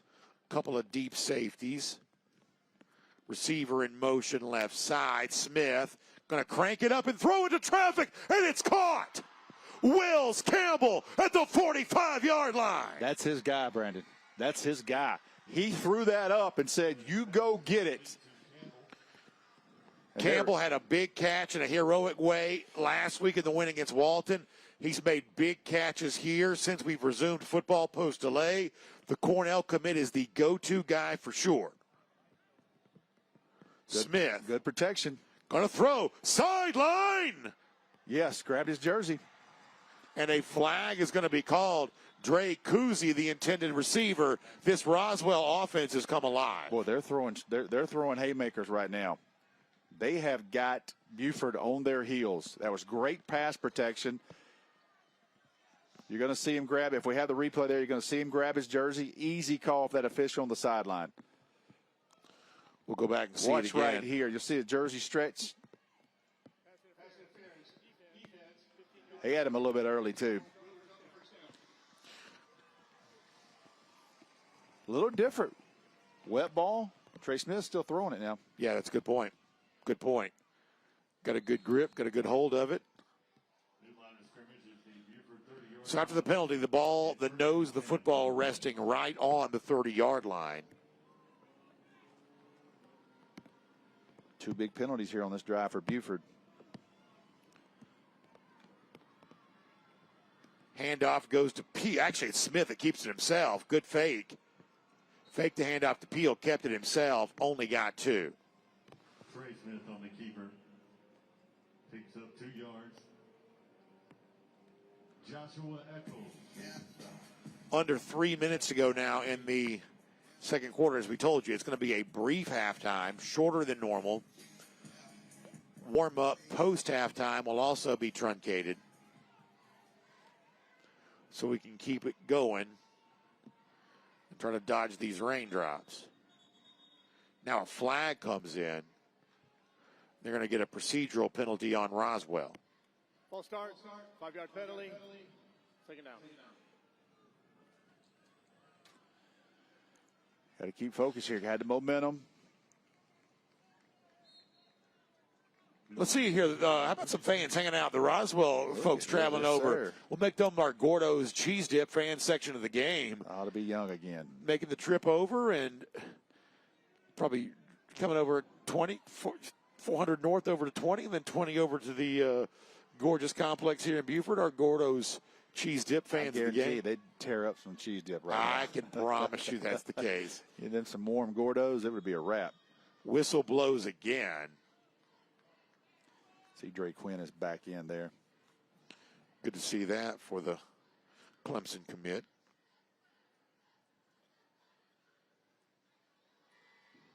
Delay a game, 5-yard penalty. And Roswell is going backwards here twice. Yeah, that's two straight penalties for Roswell. One was a false start, now a delay of game, just giving back 10 yards that they had been gifted on a pass interference penalty from Buford prior to that.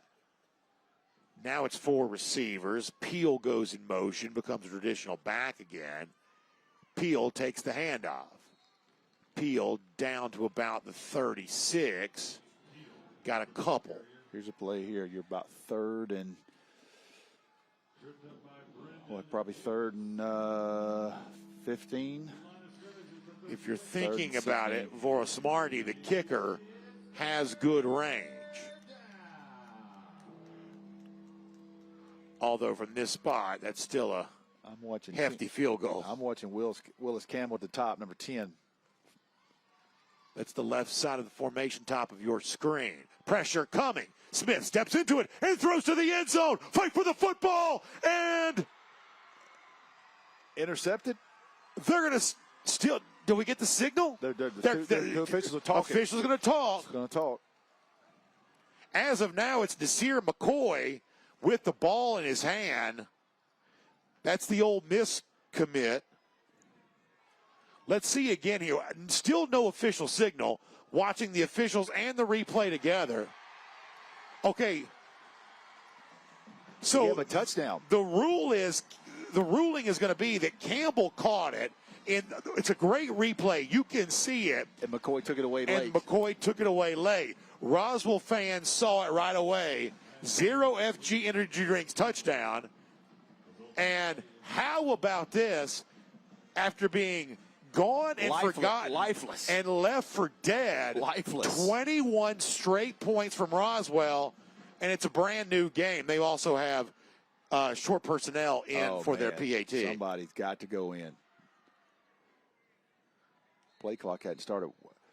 We'll get a chance to look at that. That was the 3rd and 15, Brandon.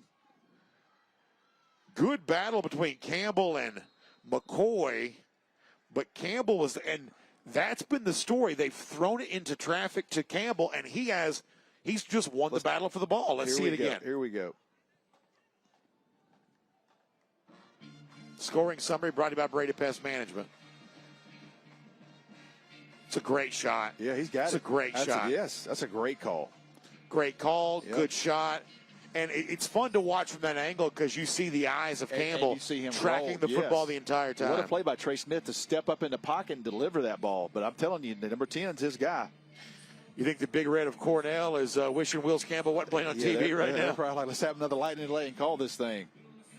Furman probably is too with their quarterback.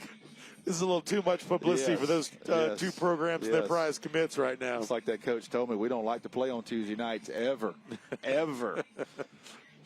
Those MAC schools at Tuesday night, MAC action, they're like, dude, that's a tryout for the entire country to watch.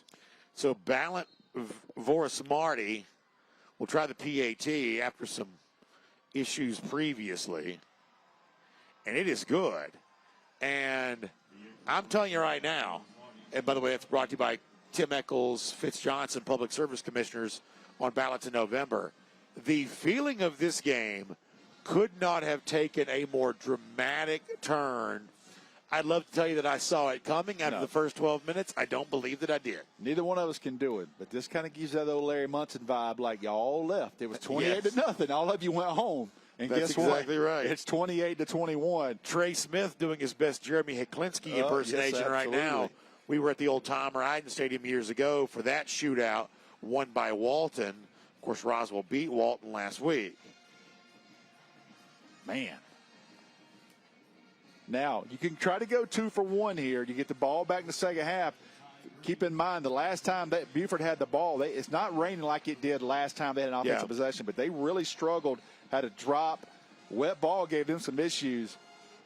Kickoff brought to you by Legacy Structures. Yeah, as I'm looking across, the best way for me to judge how much it's raining is looking at the stadium lights, and I'm really not seeing that right now. Not like it was 10 minutes ago. So that's a really good point that Buford dealt with a good bit of rain on its last offensive possession and will really deal with none right now. This is a low kick. Returnable. It will be returnable, running 10, 20, room. 30, 40. He's got room. Midfield and out of bounds. Tyree Green. Boy, that is a huge return. That is a huge return. And you wonder, it's high school. Last time he kicks it almost to the back of the end zone. Kicked it over the building. Yes. But that time, I guess it's a miss hit because I can't imagine that's. Oh, man, you would have wanted to give Green a chance to return that. And he had everybody holding their breath. He also was the recipient of a certainly very, very close to late hit by the kicker as well. All right. Here's Buford back on offense. One receiver out wide. In motion goes Torrey Costin.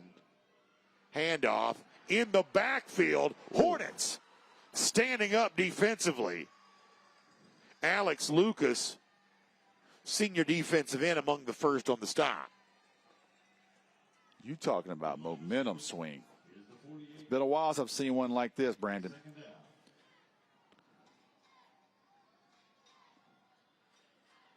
Buford loses yardage. Raiola will throw. Sideline slipping. That's going to be incomplete. Cameron Hurst was the intended target. That's going to bring up 3rd and 12.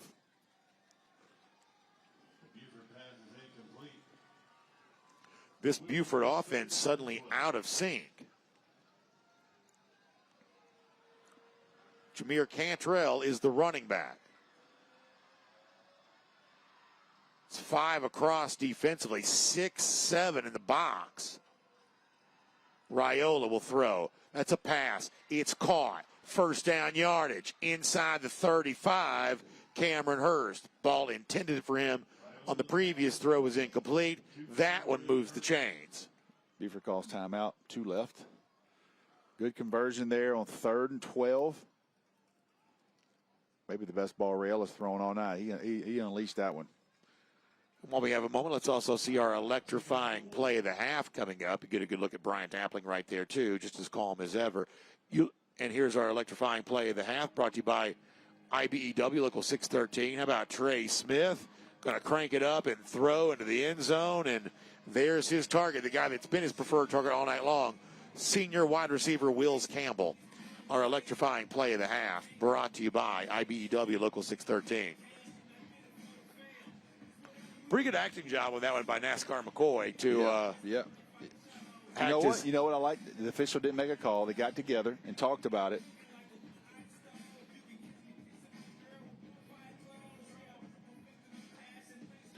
All right, so the situation, 43 seconds to go in the half. Buford trying to thwart what has been a runaway train of momentum for Roswell. Hornets still trail, but they've scored 21 unanswered.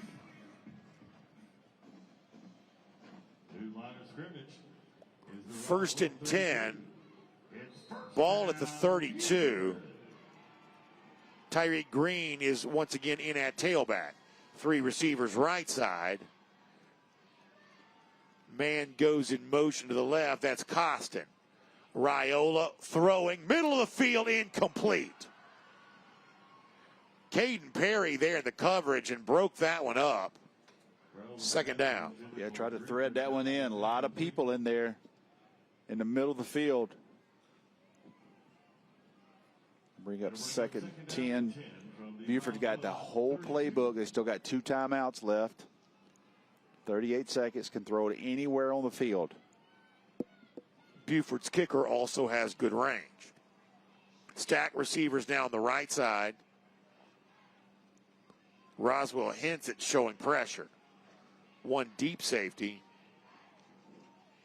although he creeps up now too. Raiola looking right, dancing around, now throws it, and it's incomplete. Broken up by Daniel Battershell. Great coverage to shake that football free. Boy, that is absolutely picture perfect. Come over the top with your offhand and bat the ball down. What a play by number 12 there on 2nd and 10. Cameron Hurst was the intended receiver. Raiola now on 3rd down is in an empty backfield. 5 receivers spread out. Unique look for Buford, different from normal. Raiola now dumps it off and complete 30-yard line. Costin shook free of one would-be tackler. So he's going to bring up... where did he go out of bounds? They're going to say at the 20. He's going to give him the first down then. That's going to give him the first down. Pass was complete to Torrey Costin. Takes it down to the 20-yard line. Good job staying in bounds to allow that first down to develop. Roswell 20, where it's first down, Buford. It's now 22 seconds left.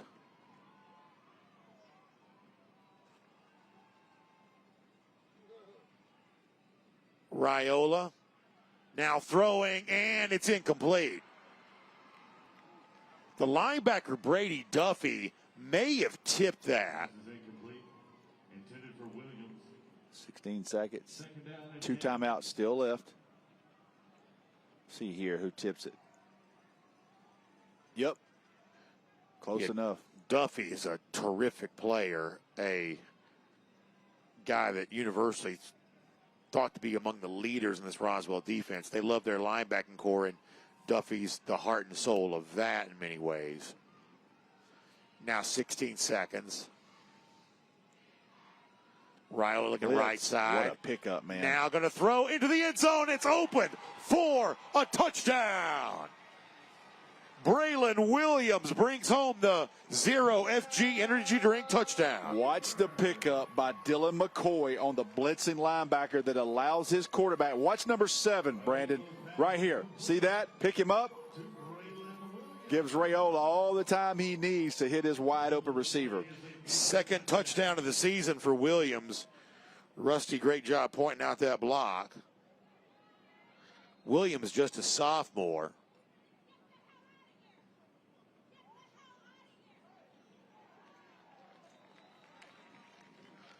One of the things that Coach Appling had told us about Williams was had great practices and really set himself up for success because of that. Tim Eccles, Fitz Johnson, Public Service Commissioners, they bring you the PAT. And, of course, while we have a moment, let's also remind you about our friends at Breda Pest Management. You can switch your termite protection to Breda Pest Management, and your rate's locked in for 10 years. Breda's protected homes for termites for over 50 years. Protect your home with confidence. Breda. They handle bugs and critters. Finish the point I was making about Williams. You know, one of the things that Coach Appling says is they keep their competition going all week long, even all the way into warm-ups, the minute before the game. And he said, whoever practices the best, that's who's going to play. And when you've got sophomores the like of Williams and some of these other young guys we talked about tonight, upperclassmen may have Power 4 offers. They may be a Power 4 commitment, but you're not guaranteed to hold on to that starting job here. Ooh. Of course, our kickoff brought to you by Legacy Structures. He talked about the long snappers in the youth league competing. Appling saying this week, I don't want anyone to feel comfortable like their job is secure. The kickoff from Andrew Ivanchik is into the end zone. Big answer there by Buford, but a great block by Dylan McCoy. I'm telling you, man, that is, coach is going to love that. And they get the ball back. Start the second half. All right, so we'll see our scoring summary here brought to you by Breda Pest Management. The score by Williams. Did somebody break in my car and steal my CD case? It certainly sounds that way. I think they can hear this sound system way back in Rome, I believe. This thing. Hey, if you're taking a nap right now anywhere near this place, it is Trey Smith. Gonna run the clock out. You're going to let this one go to halftime. And we told you before, we're going to have a shorter halftime, brief warm-up, and then we're going to get back to football after that. An hour-plus weather delay, 28 straight to begin the game by Buford, 21 after that to answer by Roswell. Buford scores, regains some of the margin, now up 36-21. So halftime is here. It's going to be a quick one, then we're right back to football. So please, stay where you are on the Peachtree Sports Network and streaming on Atlanta News First.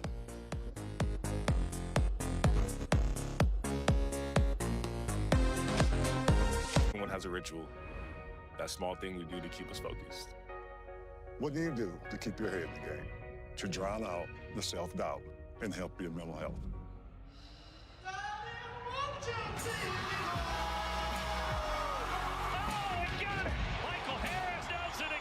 Because being the best isn't just about taking care of your body.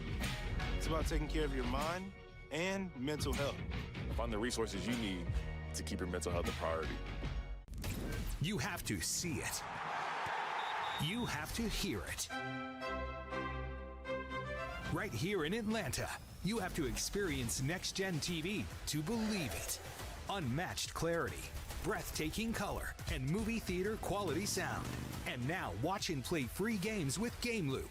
It's all free, over the air, now. Make your next TV a next-gen TV. Visit AtlantaNewsFirst.com/nextgen to learn more. Dangerous heat is the word from city leaders here. Every day, all day, stream the stories that have you talking near and far. As we make our way closer to the house, you can see the windows. From hundreds of local reporters and meteorologists spanning the country. Right now, rescue crews are continuing their search for survivors. The free Local News Live streaming app. Search LNL on your TV, on your phone. Local News Live. Your nation, your neighborhood. Always streaming, always free. Man, you know how to do this? Man, I don't even know. I was flipping burgers last week. Violation, unsportsmanlike conduct, impersonating a craftsman. Skilled trade unions are well-trained career pros, not part-timers.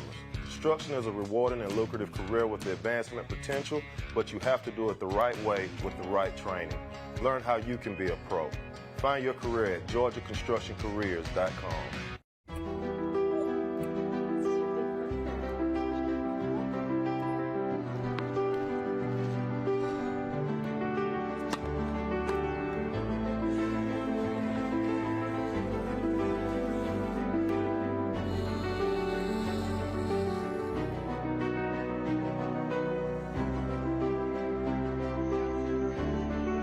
For a healthier future together, look to Northside Hospital.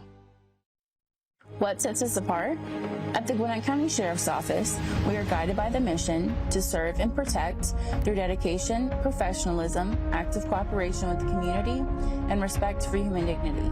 Our core values, integrity, service, respect, and progress, are at the heart of everything we do. If you are ready to make a difference, join our law enforcement family. Start your career today with the Gwinnett County Sheriff's Office by applying at GoGCSO.com. Your future awaits. Nobody wants to hear the word roaches because who wants to admit they have roaches? I actually found some weird roaches. I didn't know what they were. I decided to choose Breda. I reached out to them. They check in routinely. They're explaining what they're doing. So there's a lot of clarity in the process as well. I think that just speaks to the level of safety that I feel with the organization. The facts are, roaches are everywhere in our environment. So what are you doing to keep them out of your home?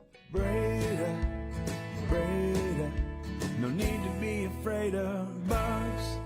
The GeorgiaConstructionCareers.com drive for the GHSA state title is sponsored by Score Atlanta. Check out our brand new website at ScoreATL.com. Georgia high school sports have never looked better. The International Brotherhood of Electrical Workers Local 613. Electrify your career. Sports Turf. We pursue perfection because it's your legacy. And by Kroger. Enjoy free delivery, 2 times fuel points, streaming benefits, and more with Boost from Kroger. And welcome to the halftime show brought to you by GeorgiaConstructionCareers.com. I'm Kaylee Mansell with Tony Wolf, who is our employee above, presented by Jersey Mike's. He's the Director of Athletics, Facilities, and Operations here at Buford High School. Okay, Tony Wolf, Buford Wolves, it feels like it was destiny, right? Yes, I used to tell kids all the time I legally had my name changed for this, and they would believe me most of the time. But no, just very much a coincidence, but I'm proud of it for sure. I feel like your role here is super unique. We haven't interviewed anybody like you. What does your position entail? So I still do a lot of AD duties. We have a high school AD, Coach Buglis, who does an awful lot, but I take a load off him. But I also manage all the athletic facilities, the calendars, the setup, all the strategies and operation plans that go into a basketball home game or a baseball or softball. And then I take care of all the projects that might go on within the stadiums or any of our other facilities. So within a weather delay like we had recently, what does your role in that look like? So I'm the game administrator for football. So that means I had to make the final call on when we went into lightning delay. So I had to be the one that run all the little kids off the field. They're probably all mad at me, but I'm in charge of setting it up, making sure our gate workers, all our staff is in place. I have a great team that helps me along the way, and then I'll be here when y'all close up and leave tonight. So I've got a lot of duties. And you've been in this community for 30 plus years. How have you seen it evolve from day one to now? It's just grown so much, not only in population, but it's, the economic impact has grown significantly in this community, and our school board and city commission have just done a tremendous job in planning so that we didn't grow too fast, but we were still allowed to grow. So when I got here, I was assistant football coach. We had 28 players. We had 370 kids in the school. And I had 23 baseball players in the entire program. And so it's grown significantly, but it's been a great 30 years for me, watching us grow and watching the support grow as well with our school board and our city commission. Last thing, I know you're probably tired of talking about it, but I have to ask about the stadium. I'm sure you played a big role in it. Can you just talk about some of the behind-the-scenes stuff that went into this being here? Yeah, the stadium is, obviously we're really proud of it, and it was kind of the dream of our school board and our commission. We had outgrown Tom Rodden. Tom Rodden Stadium was great and still is a nice stadium, but when you have 400, 600, 800 students, you can have a 5,000 seat stadium. But as we moved into 6A, 7A, we just needed something bigger. Now, great imagination on the part of the city commission, the school board, and Brian Curlin, the city manager, did a phenomenal job in the design. Absolutely. Proving the two-sided scoreboard, which is unique. The ribbons are very unique for a high school, and quite honestly, the suites, if you've been up there, they're exceptionally nice. And and all those were ways to generate money, and the scoreboard advertising sales have doubled from last year. Wow. Just because of the opportunities this new board gives us. And so it's really a unique place. We had 11,000 here for the Milton game. We only seat 10, and we thought that was a giant stadium, and we still had people standing everywhere. So we're proud of it and super thankful to the leadership of Buford for building it for us. You should be. It's truly amazing. One thing I noticed right when I came in, they've got the band. As soon as you walk in on the home side, you can listen to the band play. And in fact, we'll go ahead and do that now. This is the Buford Band presented by Dog Nation.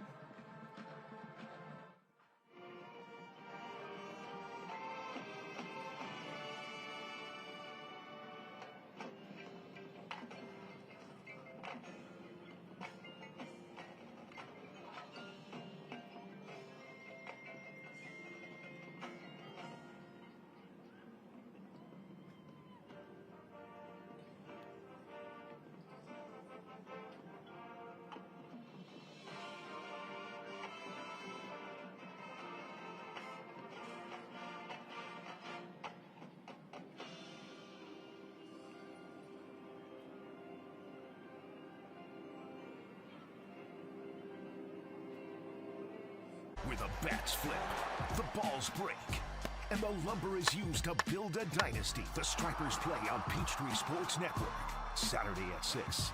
Over the air on 17.2, on cable, and streaming on YouTube TV and Fubo.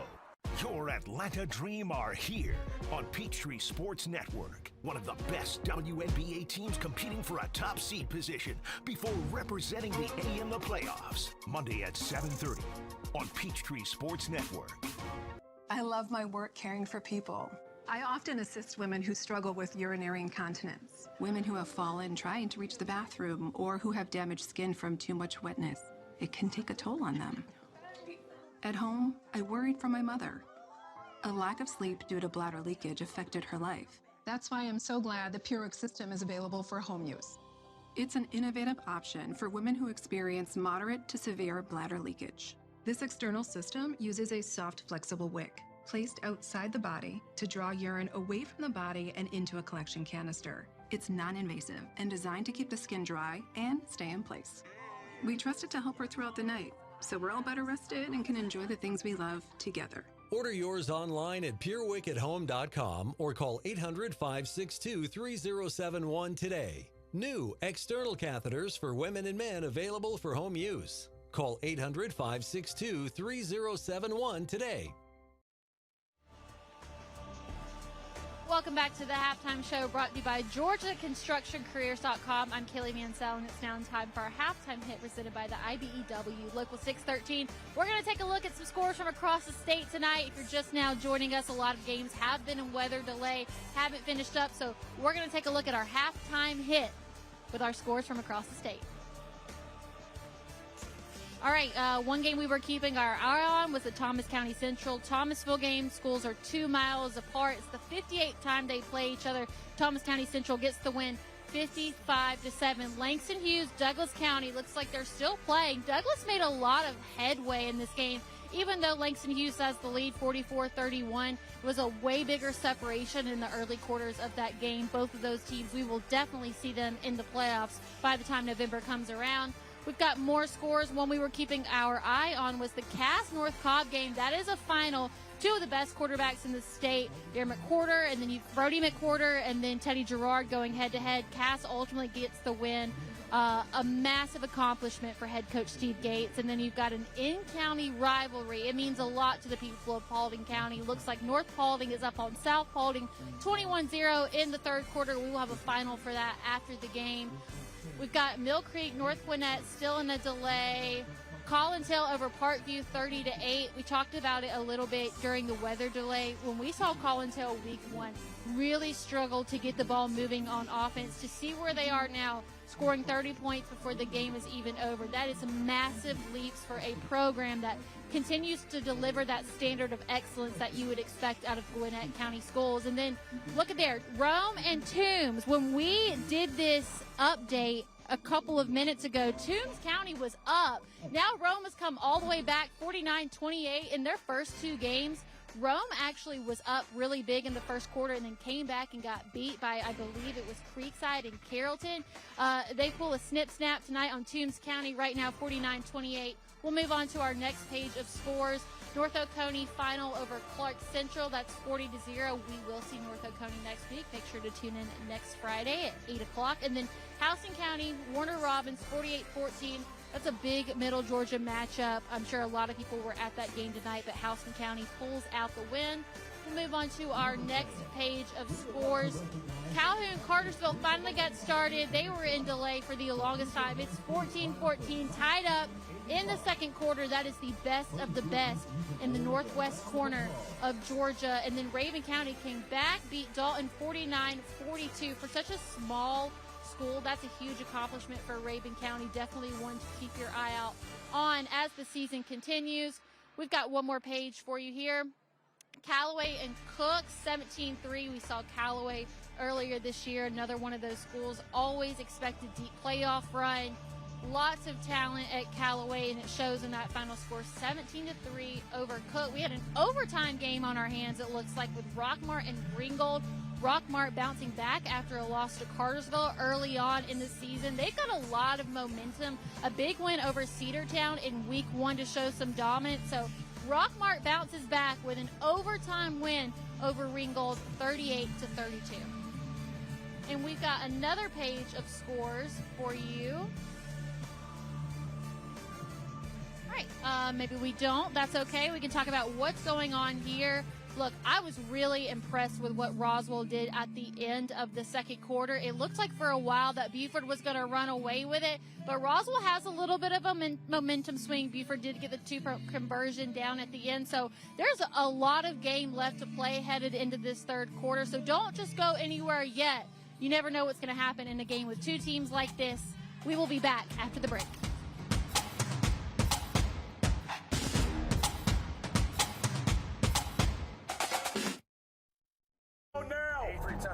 In traffic pursuit. Oh my God, here. Investigate TV Plus begins with real people.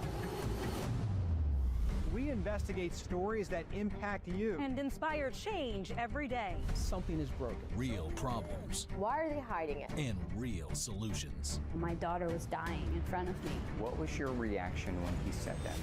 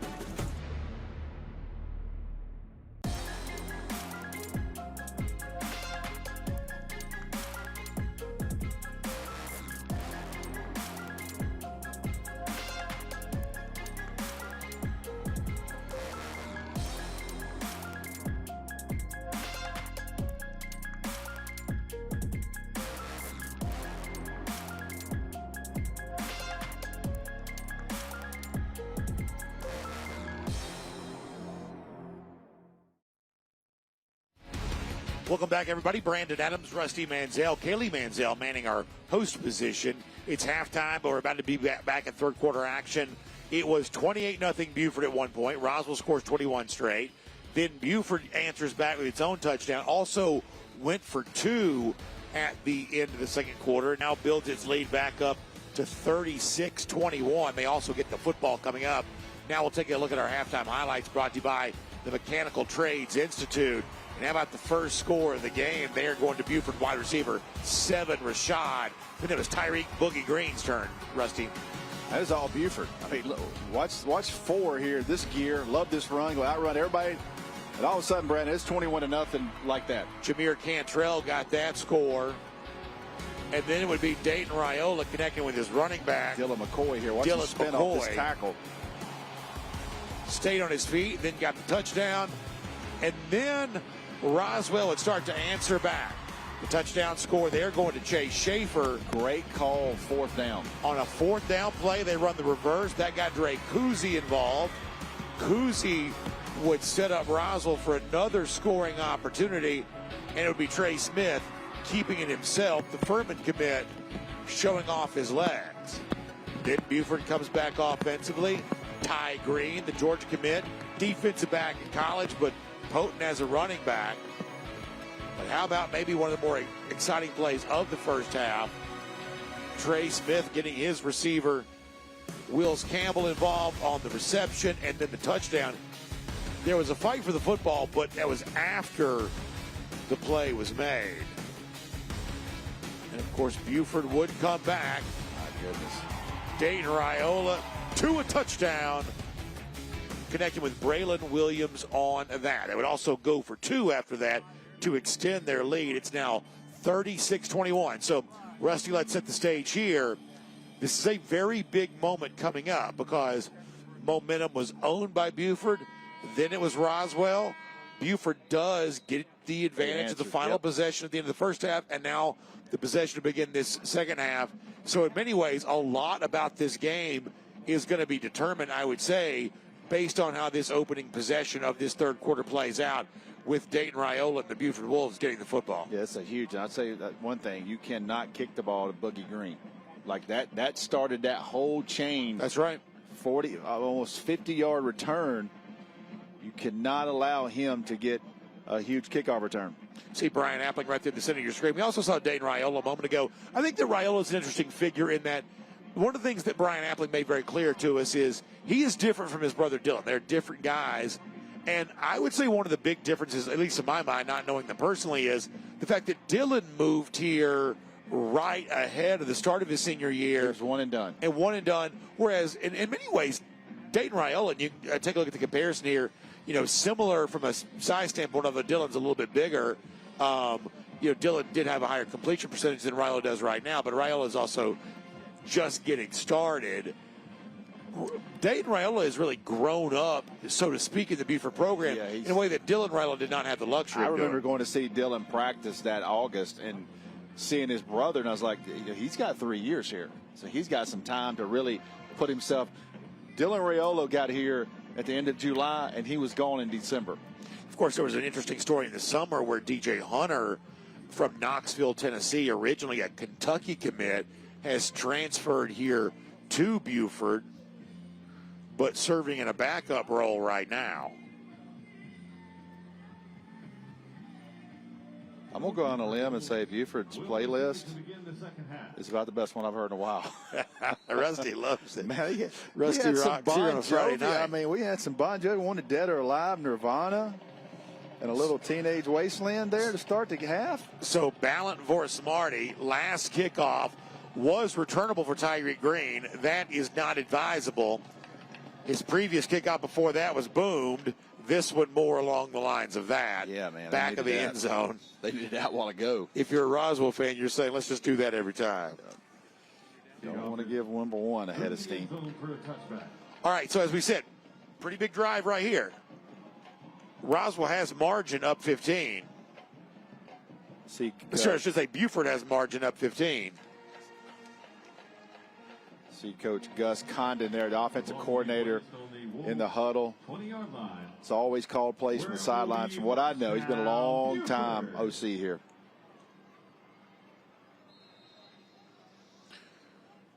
You see standing tall there in the middle of your screen, number 15, that's Dream Rashad, tied in, Purdue commit, will now move over to the right side, become like an H-back over there.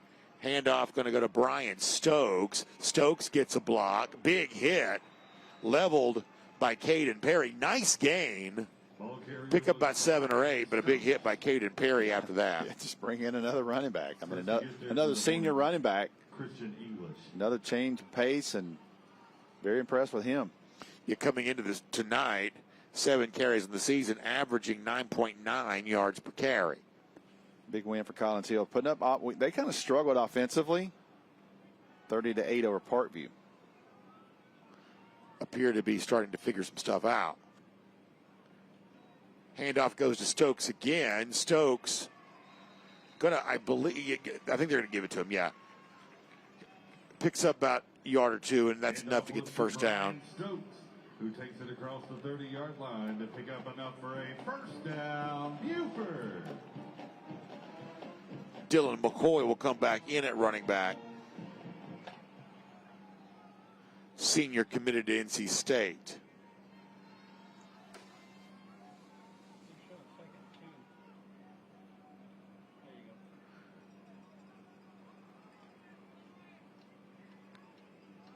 Handoff again. This one go to Tyreek Green. Green gets another first down for Buford. 12 yards in the process. Can't say enough about a running back that breaks tackles and moves the chains. He got hit early, kept his legs moving, got a Roswell player down, but let's go back and watch that replay. Watch where he gets hit. Right there. Keeps his legs moving, balance, getting people off. Look at him standing tall, trying to throw people off. The injured players, the cornerback, Nicholas Daniels, that's a recent transfer to Roswell from McEachern. He's a junior.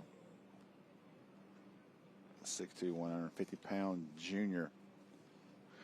Tell me more about, I mean, obviously at Georgia, you anticipate Tyreek Green to be a defensive back, but tell me more about him as a running back. Seems very like natural.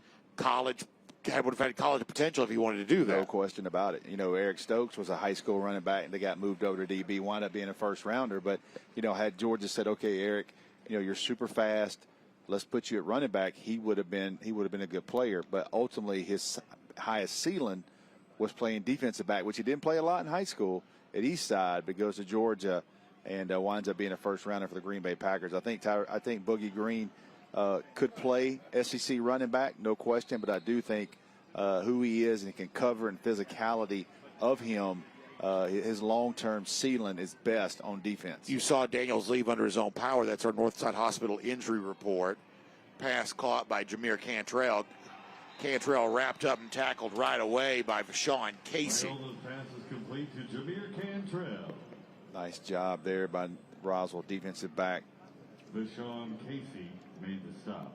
Getting off blocks. I tell you, I don't know what's going to happen the rest of this game, but not only have I been impressed with Roswell, the fight they've shown, they're going to be a really tough football team this year. Raiola will hand off to McCoy again. McCoy going to be wrapped up right away again. And now it's a 3rd and, let's call it 11 coming up for Buford after a hit at the line of scrimmage by Roswell defensively. And I'll tell you this, Brandon, you take off a kickoff return from Boogie Green. This defensive line has almost taken this game over for Roswell.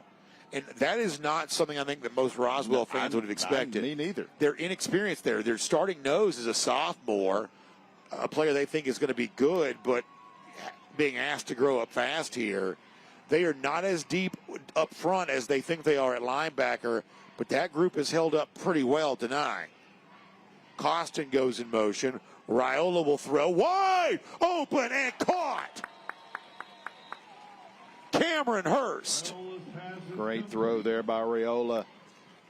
You want to hit him. You want to hit him where he can stay in bounds. But going through his progressions, see him going through his progressions. All of a sudden, he comes back to that side of the field, finds him. Good catch. That takes the line of scrimmage all the way down inside the Roswell 30-yard line to the 20. Cameron Hurst, sophomore. It will be first down. A busting coverage there by Roswell. Have someone running wide open. And Buford made him pay. Hurst getting some college attention already. Raiola pump fakes. Now going to dance around, showing some mobility. Now we'll just dump off to Costin. Costin gets inside the 20 down to the 18. About 9 on that. So far, a really good response to Buford by being really challenged by Roswell in the second quarter. Absolutely. Stokes is back in at running back. We're in the red zone here, presented by Ironworkers 637. Toss sweep going to Stokes. Misses a tackle. And then going to be brought down. Boy, they were all over him. Good job to get out of those first 2 tackles. But Roswell just kept running to the football. Love to see that out of your defense. But, man, they were all over that quick pitch. 3rd and 1 now coming up. Cartersville Calhoun 14-14 now in the second. Raven County beats Dalton 49-42. Fullback in for Buford. Handoff goes to McCoy. McCoy right side. Looks to be first down yardage. Handoff was to Dylan McCoy. Buford not only content to move the chains, but happy to watch the clock move a bit too. Up 15. The score would be debilitating for Roswell.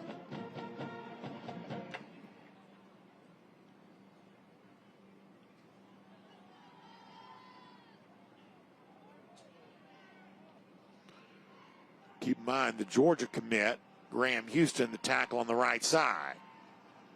Raiola pop pass, complete. Flag comes in too. Pass is completed to Terrence Atkins, but we'll see what the call is.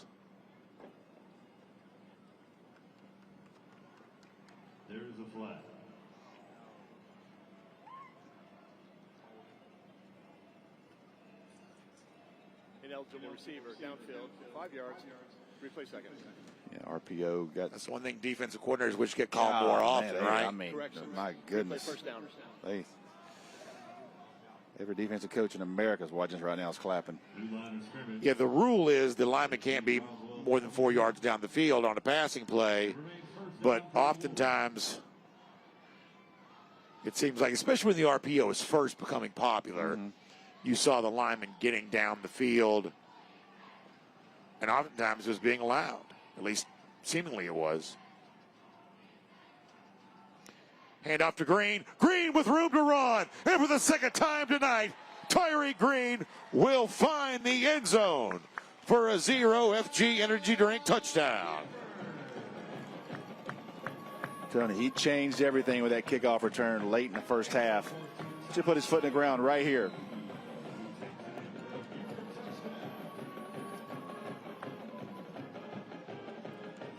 So Buford did go for 2 on its last PAT opportunity. It looks like they will do, no, now he's going to send Ivanchik in. Although they may get a call against Roswell here. And that's now going to send the offense back on the field for Roswell, for Buford.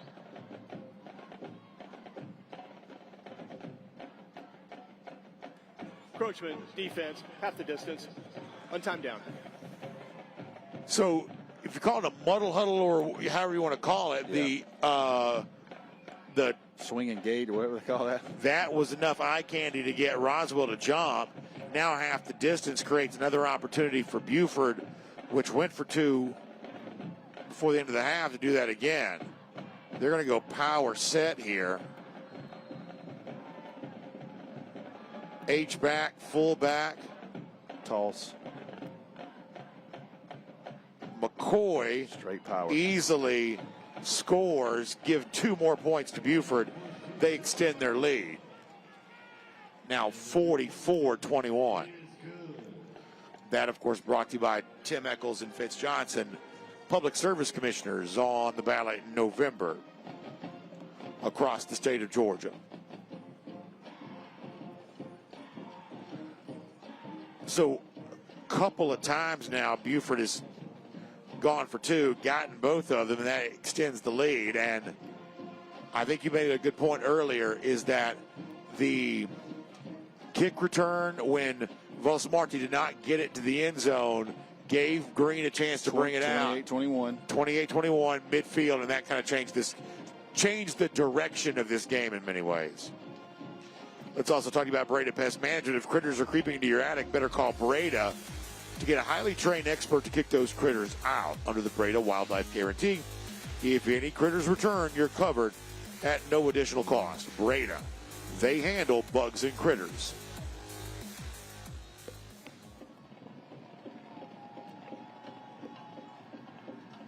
So Andrew Ivanchik will kick it away. This also in the end zone and not returnable.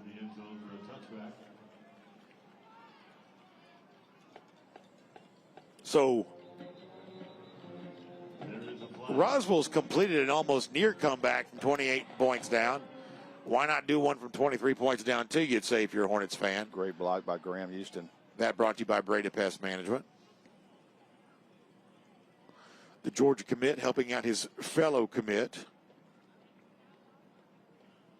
And, you know, obviously there was a talking point. During the return, personal foul, kicking team, face mask, 15 yards from the end of the run, first down. So extra yardage coming for Roswell here.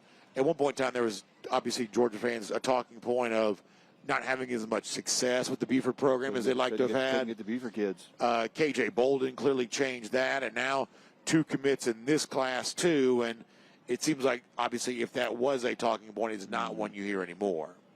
Yeah, I mean, and really when KJ Bolden committed to Florida State first, it really ramped up. That's right. because he just had lost Justice Haynes and Edric Houston. And then Dylan Raiola had been a Georgia commit that eventually flipped to Nebraska. Ball will be placed on the Roswell 35-yard line. It's 1st and 10.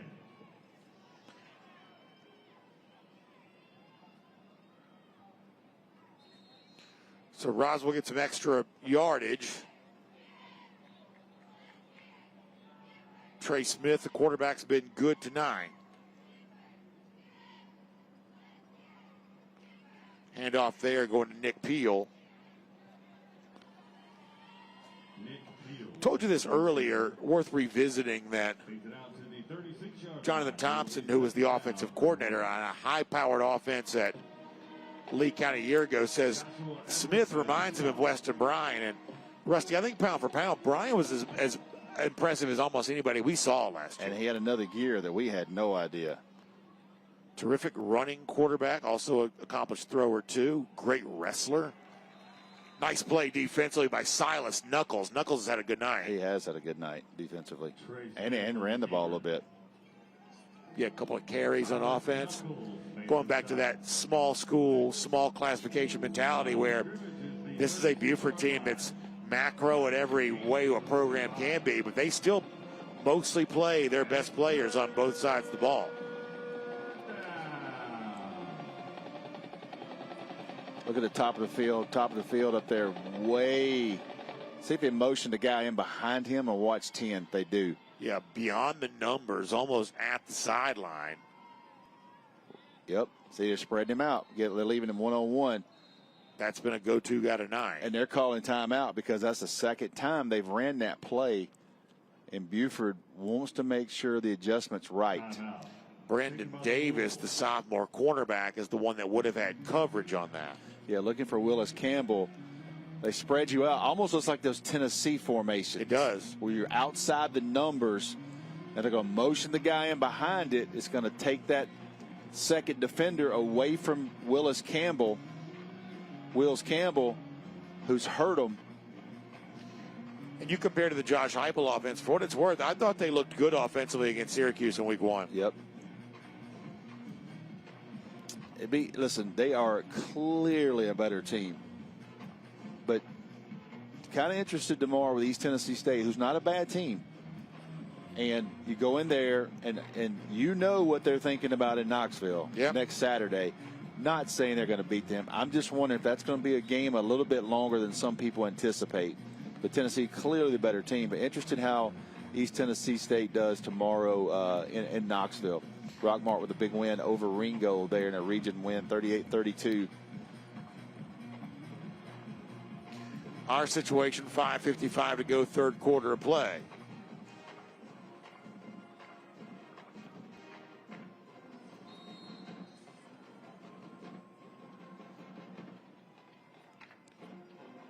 Roswell trails by 23. At one point, they trailed by 28. Cut it to 7. Buford builds the lead back. It's third down. Same play motion. See if they go to 10. Smith looks that way. Will throw middle of the field. Short. Didn't quite get under that one the way they wanted to. Tried to connect with Campbell, but it's incomplete. And Roswell will have to punt. Long throw there. Because your receiver's so far out. Spread out so far. Of course, incomplete there, but Coach Thompson telling us that one of the things he loves about Trey Smith is the fact that on a Sunday, Thompson will be in the football facility from basically dawn till dusk, and he says that Trey Smith was there the entire time I was there. He says these quarterbacks these days, they don't have hobbies, they just love football, and they want to be around the game as much as they can be. High snap. Chambers got it away. Green catches it in traffic, did not call for a fair catch, and he's off to the races. Going to make the kicker miss, and then Green's going to go down the sideline and get his third touchdown of the night. Oh, my goodness. The entire world thought he had called a fair catch. He didn't, and he scores a 0-FG touchdown. Thrilling moment for the Georgia commit. Oh, man. 17 there has got to be aware. I love that the last defender helping Buford did not clip. He just ran in front of the Roswell kicker.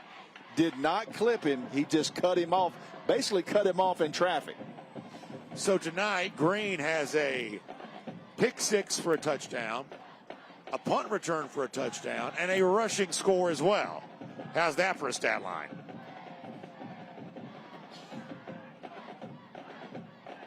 Buford, for the moment, is anticipating a traditional PAT.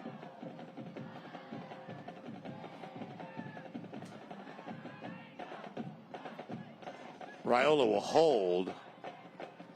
The snap comes from Dawson Whitkey. The tradition of long snappers here at Buford is an amazing one. And you see it, of course, brought to you by Tim Eccles and Fitz Johnson, Public Service Commissioners. At this point, hopefully you know the election's in November. But we're talking about Dawson Whitkey, the latest in a long line of great Buford long snappers. Whitkey's brother, Dylan, was a backup quarterback here and now on scholarship as quarterback at Minnesota. Look at this schedule. You see the Buford schedule brought to you by the Georgia Sheet Metal and Air Conditioning Contractors Association. So already big games against a former state champion Benedictine, the reigning two-time state champion Milton, Roswell denied traditional power, then Douglas County next week, and that's incredibly interesting. And then you get into a region where the Maxwell ratings obviously favor Buford to win it. Mill Creek projected second, and they'll meet on Halloween night, the final game of the regular season. Tough region. Yeah, you start talking about Mill Creek and Collins Hill and all those games. And then you look at Roswell with Milton, Gainesville.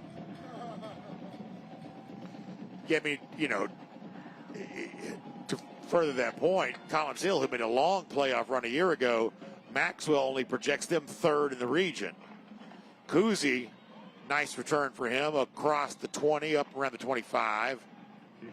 Roswell fans far side of the field thought there might be a late hit, but officials did not agree.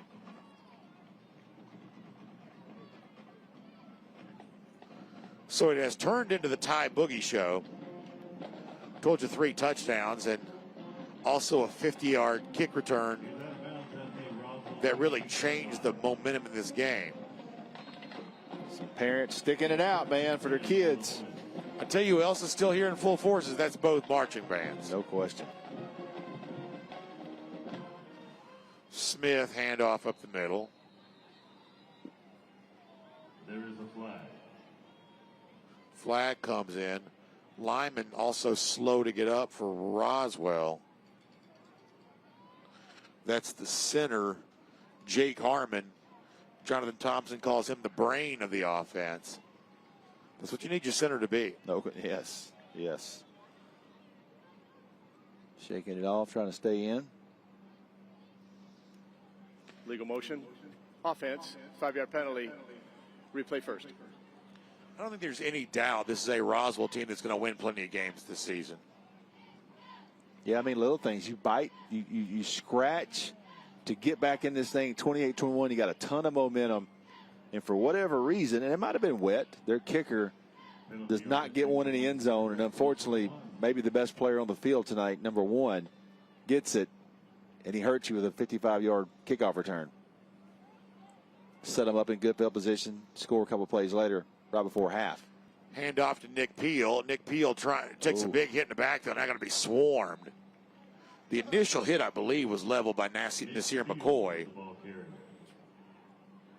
I think McCoy got the first big hit. They call him NASCAR. NASCAR, yep. When your 2 safeties are NASCAR and Boogie, I think that you have a very I love it. I mean, tough roster, I think. There's no doubt. If you got 2 really cool nicknames of your safeties, I think that tells you a lot about the team. Smith will try that option pass that's worked for him.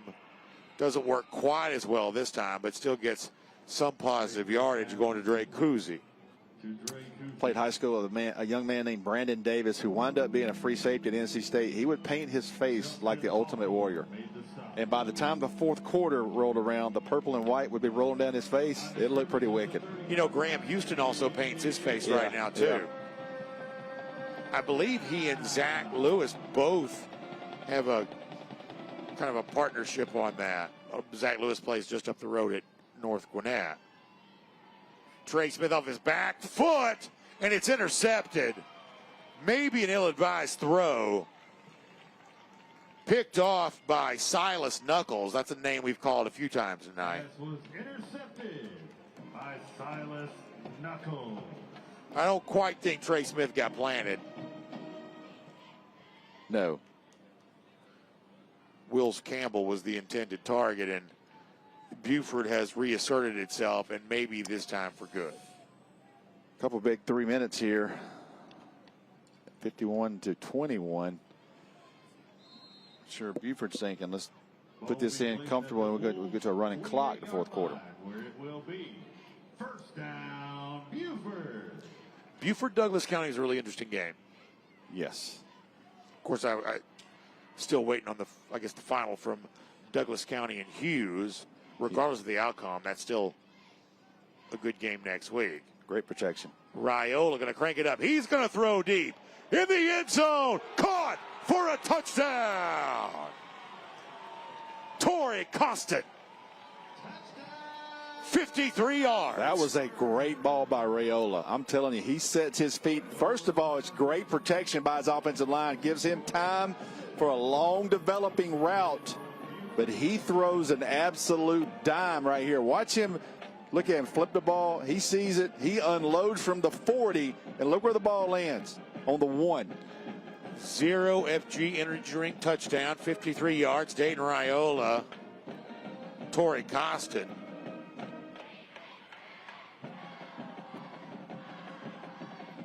The Nebraska commit, Raiola, heading to the same school that his brother's currently at, the current starter. Father Dominic Raiola also played there, went on to the NFL, Detroit Lions.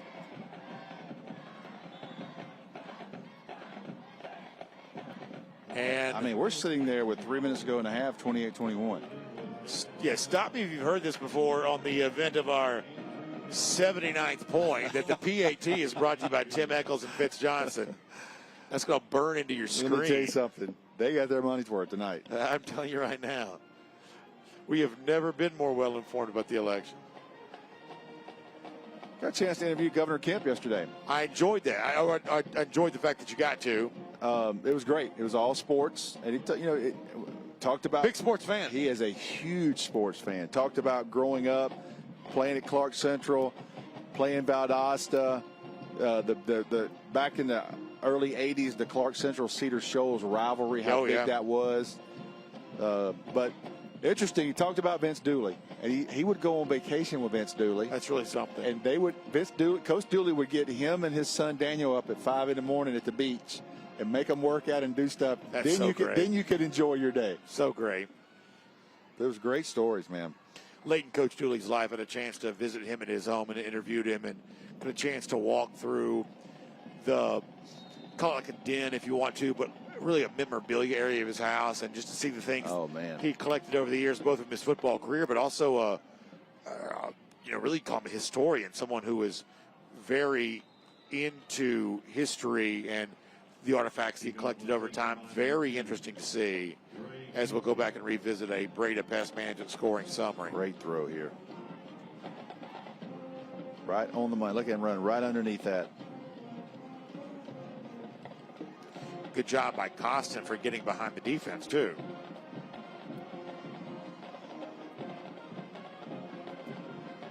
All right, 3:41 to go, third quarter of play.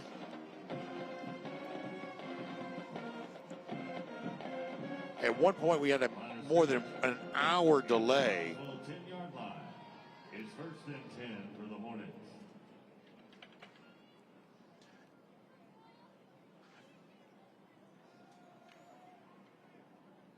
Smith will hand it off. One of the things I asked Brian Appling this week was, as you see Peel get another carry, how the players have acclimated themselves to the new stadium. And he said, we kind of, came in, practiced, a little bit. I mean, it's such an awe-inspiring structure. As a young man like myself that grew up kind of in the country, I would imagine I'd just be looking around and staring at the video. I mean, we see this in college football a lot, too, where the players are looking back at themselves on video boards when they're playing in the modern stadiums now. Seeing high school players get used to playing in a venue like this is just interesting. So, what was so it was 2017 when Georgia went to Auburn and lost? Yes. That video board that day was the clearest and loudest I've ever heard. That is right. This right here, to me, I got the same vibe today. I think you're right. I couldn't believe how big it was and how clear it was. You know who else had a giant video board and a very loud sound system? Did you go to Notre Dame in 2017? I did not. I went to watch Kaylee play a senior softball tournament. I did not go to Notre Dame. That's what a good dad would do. I question my decisions sometimes, but you could hear that video board from Chicago, I believe. What a weekend, man. Georgia took over the Cubs game. One of the all-time great memories. And the Falcons played on Sunday. We went to that game, too. Now, by the time we got to the Falcons game on Sunday, after having done Cubs, Georgia, and Falcons, I was dead tired. And the Falcons-Bears game was actually a good game. Yeah. This is 2017 we're talking about. That's wild. I was dead tired. Oh, my God. And, I think we probably stayed up about 6 in the morning after that Georgia-Notre Dame game. So, yeah, obviously a takeover, but Georgia with Vanderbilt. I'm interested in see the new schedule. Does Georgia go back to Nashville anytime soon? That's a great trip. They have to go to Texas A&M. Yeah, the 9-game schedule is going to change everything, and theoretically, first trip to College Station, back to Nashville the first time in a while, all of that you would think would be on the table. And, Georgia, like a lot of these schools, as Smith wants to pump fake and now throws, got a good arm. There he is again. I tell you what, they have had quite a night connecting with Wills Campbell. That is a duo to be reckoned with in that 5A classification. Let's see this again. This is worth a replay.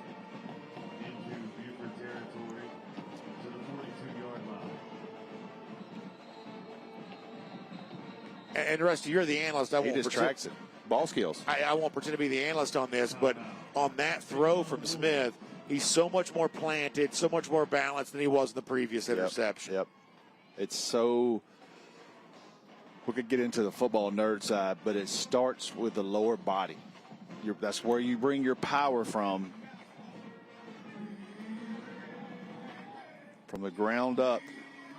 All right, we'll look at the Roswell schedule here, brought to you by the Georgia Sheet Metal Air Conditioning Contractors Association. So, for my money, one of the tougher regions in the state. And, they got a road game at Westlake next week, and then you get into Gainesville, Milton. How about back-to-back to end the regular season? And, by the way, on October 17th, Lanier's no pushover. How about Roswell and Milton on Halloween? That's something You think those two student sections won't be?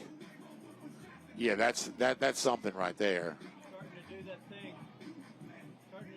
I don't want to look that far. That means I don't want that. I don't even want to talk about late October right now. So fast. I don't want to talk about late October right now. Of course, Lanier, coached by Tyler Maloof, Keith Maloof, recently retired, and one of the longer tenured coaches in Georgia. His son Tyler at Lanier. I was coming up today, and first time from the highway, I saw Seconder High School. I didn't realize that's what that was. That's right. Yeah, you see it right there off the highway. Our good buddy DJ Shockley, his kids go there. Smith will throw, Look at connecting with Campbell again. You're better with names. Who was number 10 from Walton the last 2 years? It caught every ball. To Wills Campbell. Hunter Teal was 9. Sonderman, yes. Sonderman, that's who he reminds me of. Off the back foot! And it's intercepted. And coming back now. He's got wall of blockers. Probably an ill-advised throw, but it was fun. Yeah, he reminds me of Sonderman. That was at Walton the last 2 years. It caught everything. Ball there picked off by Jackson Patterson. I mean, he just chunks that thing. Alley-oop. Patterson's just a freshman. So Buford getting deep into their roster right now. Look at, I mean, his eyes. Nice play, freshman. Nice play. Get him in the Georgia League game. That's right. I'm sure he'll have 9 offers by the time he probably got 9. Clock strikes midnight. Change at quarterback for Buford. Is this Hunter? This is DJ Hunter in at quarterback. The backup is a Kentucky commit. It's a miracle. Just moved in. Knoxville, Tennessee is where he comes in from. You know, I'll say this about Buford. I've been around this program a long time.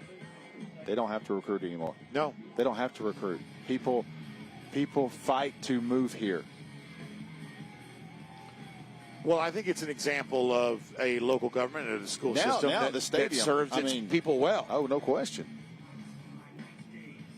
I believe it got ranked one of the top school systems in America. That's always been one of the selling points, is the fact that as a local school system, there's a lot of, putting fine arts and athletics aside, there's a lot of value for just a general student being in a system like this. When it's a one-school system, oftentimes there's a lot of value in that, even away from athletics and fine arts, the sorts of things that you typically think about. They put value on every sport. That's right. If it's basketball, and we talked about this off the air, their best athlete in the school right now is a baseball player. Oh, by the way, but Dexter McCleon Jr. Oh, yeah.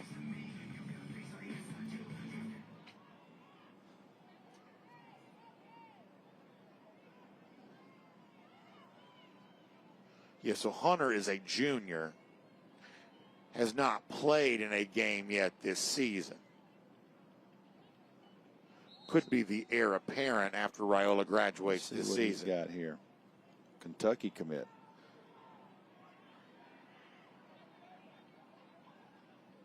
He will hand it off. More from Brian Stokes. Hand off to Brian Stokes. And that wave of running backs just continues to wreak havoc for Buford. Kaylee talked about the distance between Thomas County Central and Thomasville. Wait till Hillgrove and McEachern play. Oh, yeah. Both having good years.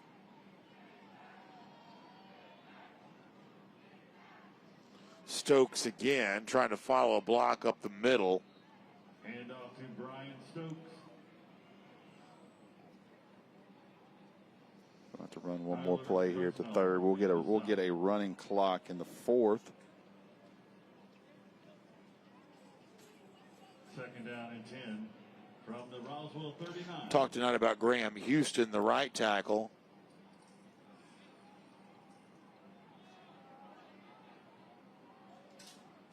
A lot of changes for Buford on its offensive line. 2. One of the guys that's in now is Ben Benga at the right guard spot. That's an Arkansas commit. His brother is starting at LSU, and he absolutely mauled some folks last week. I'll tell you this, it's a couple young men that we've had on our game from Oconee County, Whit Weeks and West Weeks. Oh, yeah. Whit Weeks is a very good linebacker. Man, you talking about pass rush? Very good linebacker. Yeah, very good linebacker. All right, so the score is 58-21, and we've reached the end of the third quarter. They're going to do a light show here. We'll take a quick time out, and then we'll be back with fourth quarter action here tonight on The Drive for the GHSA state title.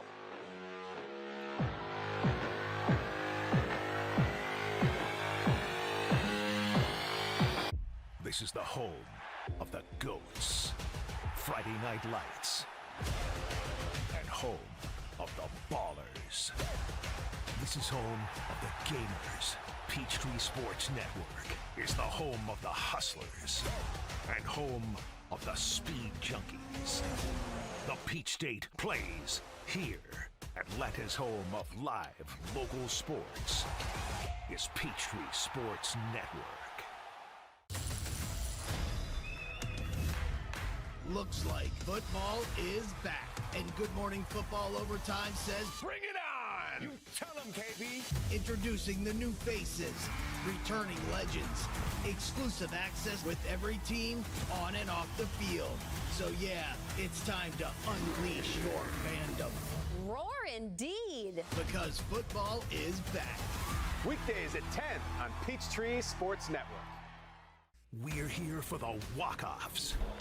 And that'll do it. Start the buses. The shutouts. Struck him out. 10 strikeouts for Strider. The RBI singles. Double plays. The triple threats. 3-run home run. The moments that make you nervous. And the ones that keep you coming back for more.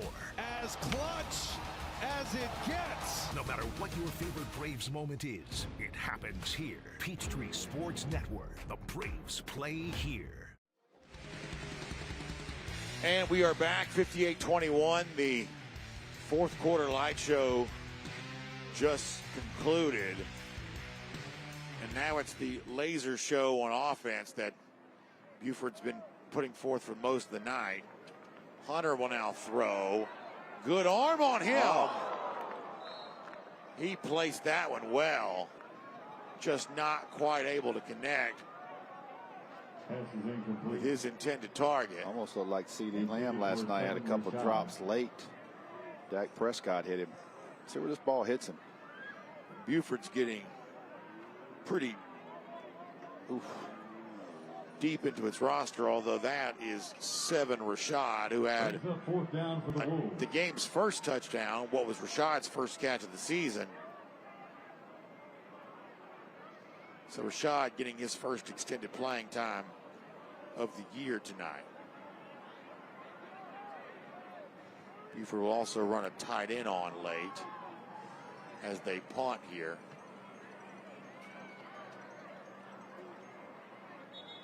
Martin Pobletti coming on to punt for the first time. Clock running clock. Yeah, after the margin of victory dictates that. Third quarter, depending on the margin, you have a choice. Fourth quarter, you do not. And you know, time to time you do things. I kind of know after the Gainesville last year what kind of buttons that work. I shot some video of the suites in Gainesville last year. Shot some video today this afternoon. Posted it on X. It's got 200,000 views. People interested. I love the comments. You know, people are like, we should be doing that. And the rest of them are like, well, what else is going on with that place, you know? Good play there. Big hit right there. Tyler Presnall. Excuse me, let me correct myself. Brady Wagner. Wagner had the 2-point conversion earlier. Makes the stop. By the way, DJ Kuzi, the younger Kuzi, is now in the game too. Yeah, so we saw the renovated City Park for the first time last year. Super nice. Super nice. Roswell in many ways, Buford in many ways in a category by itself. Carrollton's a very nice stadium. Marietta, obviously McEachern. McEachern undergoing some structural stuff they're having to repair. So everybody, from my understanding, is having to sit on the visitor side right now. That's obviously a different, but great press box look. There. Yeah, terrific. Which is really what matters to you and me. That's right. Clock is running.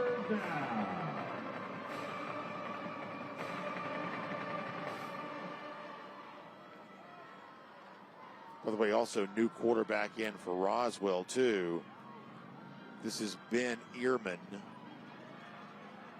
just getting swarmed. So you got a lot of young, hungry guys for Buford right now that, you know, they're certainly not going to come in and play three-quarter speed if they've been waiting all night to get in the game. They also been playing on TV. That's right. Big win by Callaway there. That was one of the top games in the state to beat Cook tonight, 17-3. Yeah, we talked to Sean Calhoun last week, and they were talking about the game with Monroe being canceled.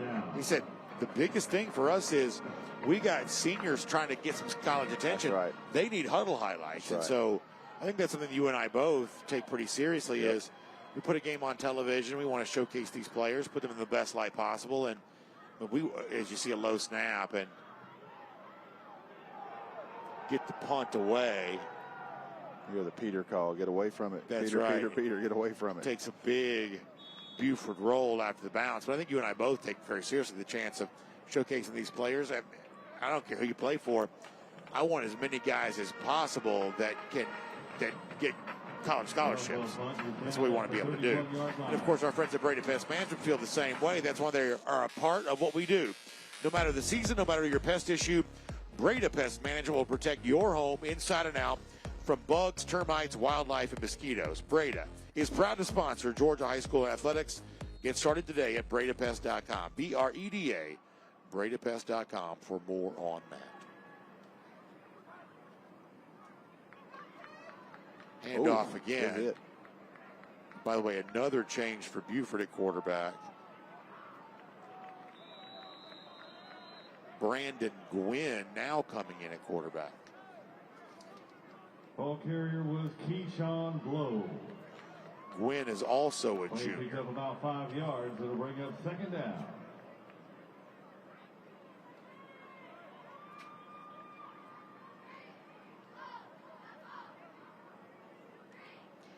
Not as big a college football slate tomorrow as we had week one, but I'm interested in Michigan, Oklahoma, for instance. I'm interested in Ole Miss at Kentucky. I am too. I think a lot of people think that's way too simple. Yep. As you see, another running back going down and scoring. Bryce Thompson adds to the Buford lead. 0 FG energy drink touchdown. Ball carrier was Bryce Thompson. And Buford's pouring it on. Always got him. This tackle right there. Easy touchdown. Thompson is a sophomore. That's his first carry of the night, and it goes for a score. That his money's worth. Buford has a new holder and a new kicker as well. They said they had about 3 kickers they felt like they could play. Of course, PAT brought to you by Tim Eccles and Fitz Johnson. Another fun rivalry game down there in Middle Georgia, Houston County. Big tonight over Warner Robins, 48-14. Jeremy Edwards doing a great job with that program.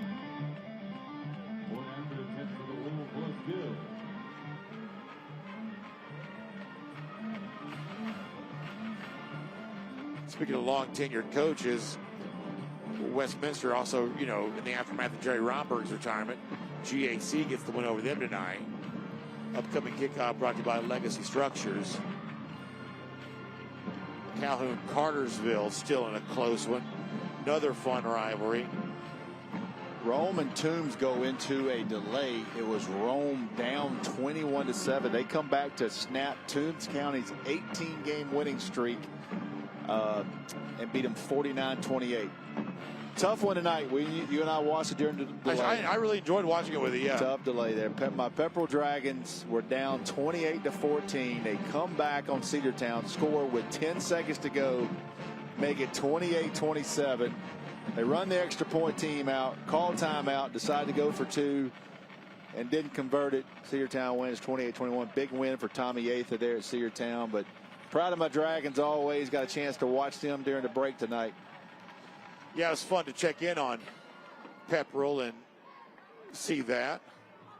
Of course, a moment ago you saw a nice look overhead of beyond the stadium, the gorgeous, really relatively new campus. It's unbelievable. Taken by number 80. This entire their basketball arena is unreal. Huge. I mean, it's unreal. I believe that's a fine arts building right there. Fine arts, yeah. Yep, their weight room's unbelievable. Yeah, a real dedication to the students of the community is what Buford schools puts forth. How about Thomas County Central tonight? Over Thomasville. Big rivalry win for, like I said, a team that can make a case to be pound for pound among the best in the state, maybe the best.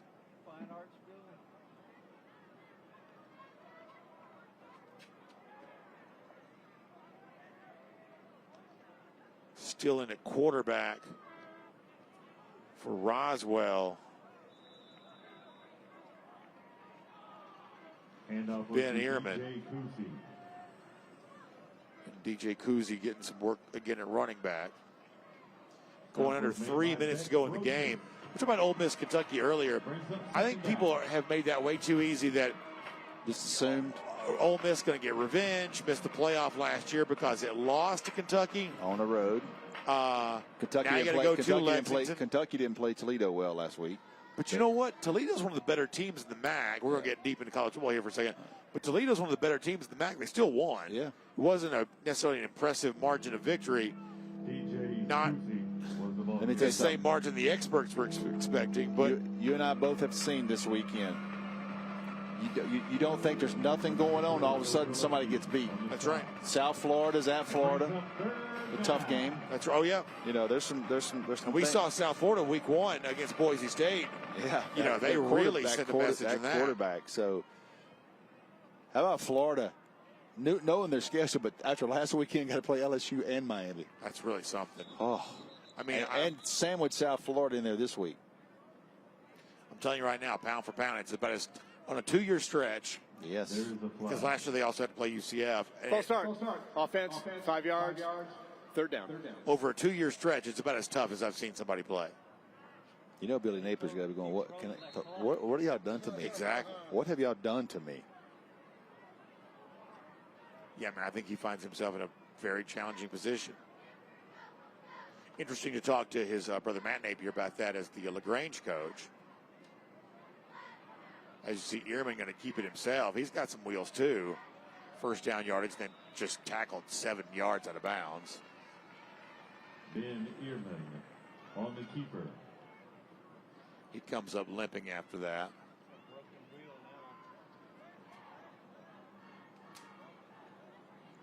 Good experience for all these players. Takes it out to the We're under a minute now to go in regulation. It's 1st and 10. It's going to be a big win for Buford. And a strong start to the season. Revenge in week 1 against Milton. That was nationally televised after Milton had beaten them the previous year. Convincing margin last week against Benedictine.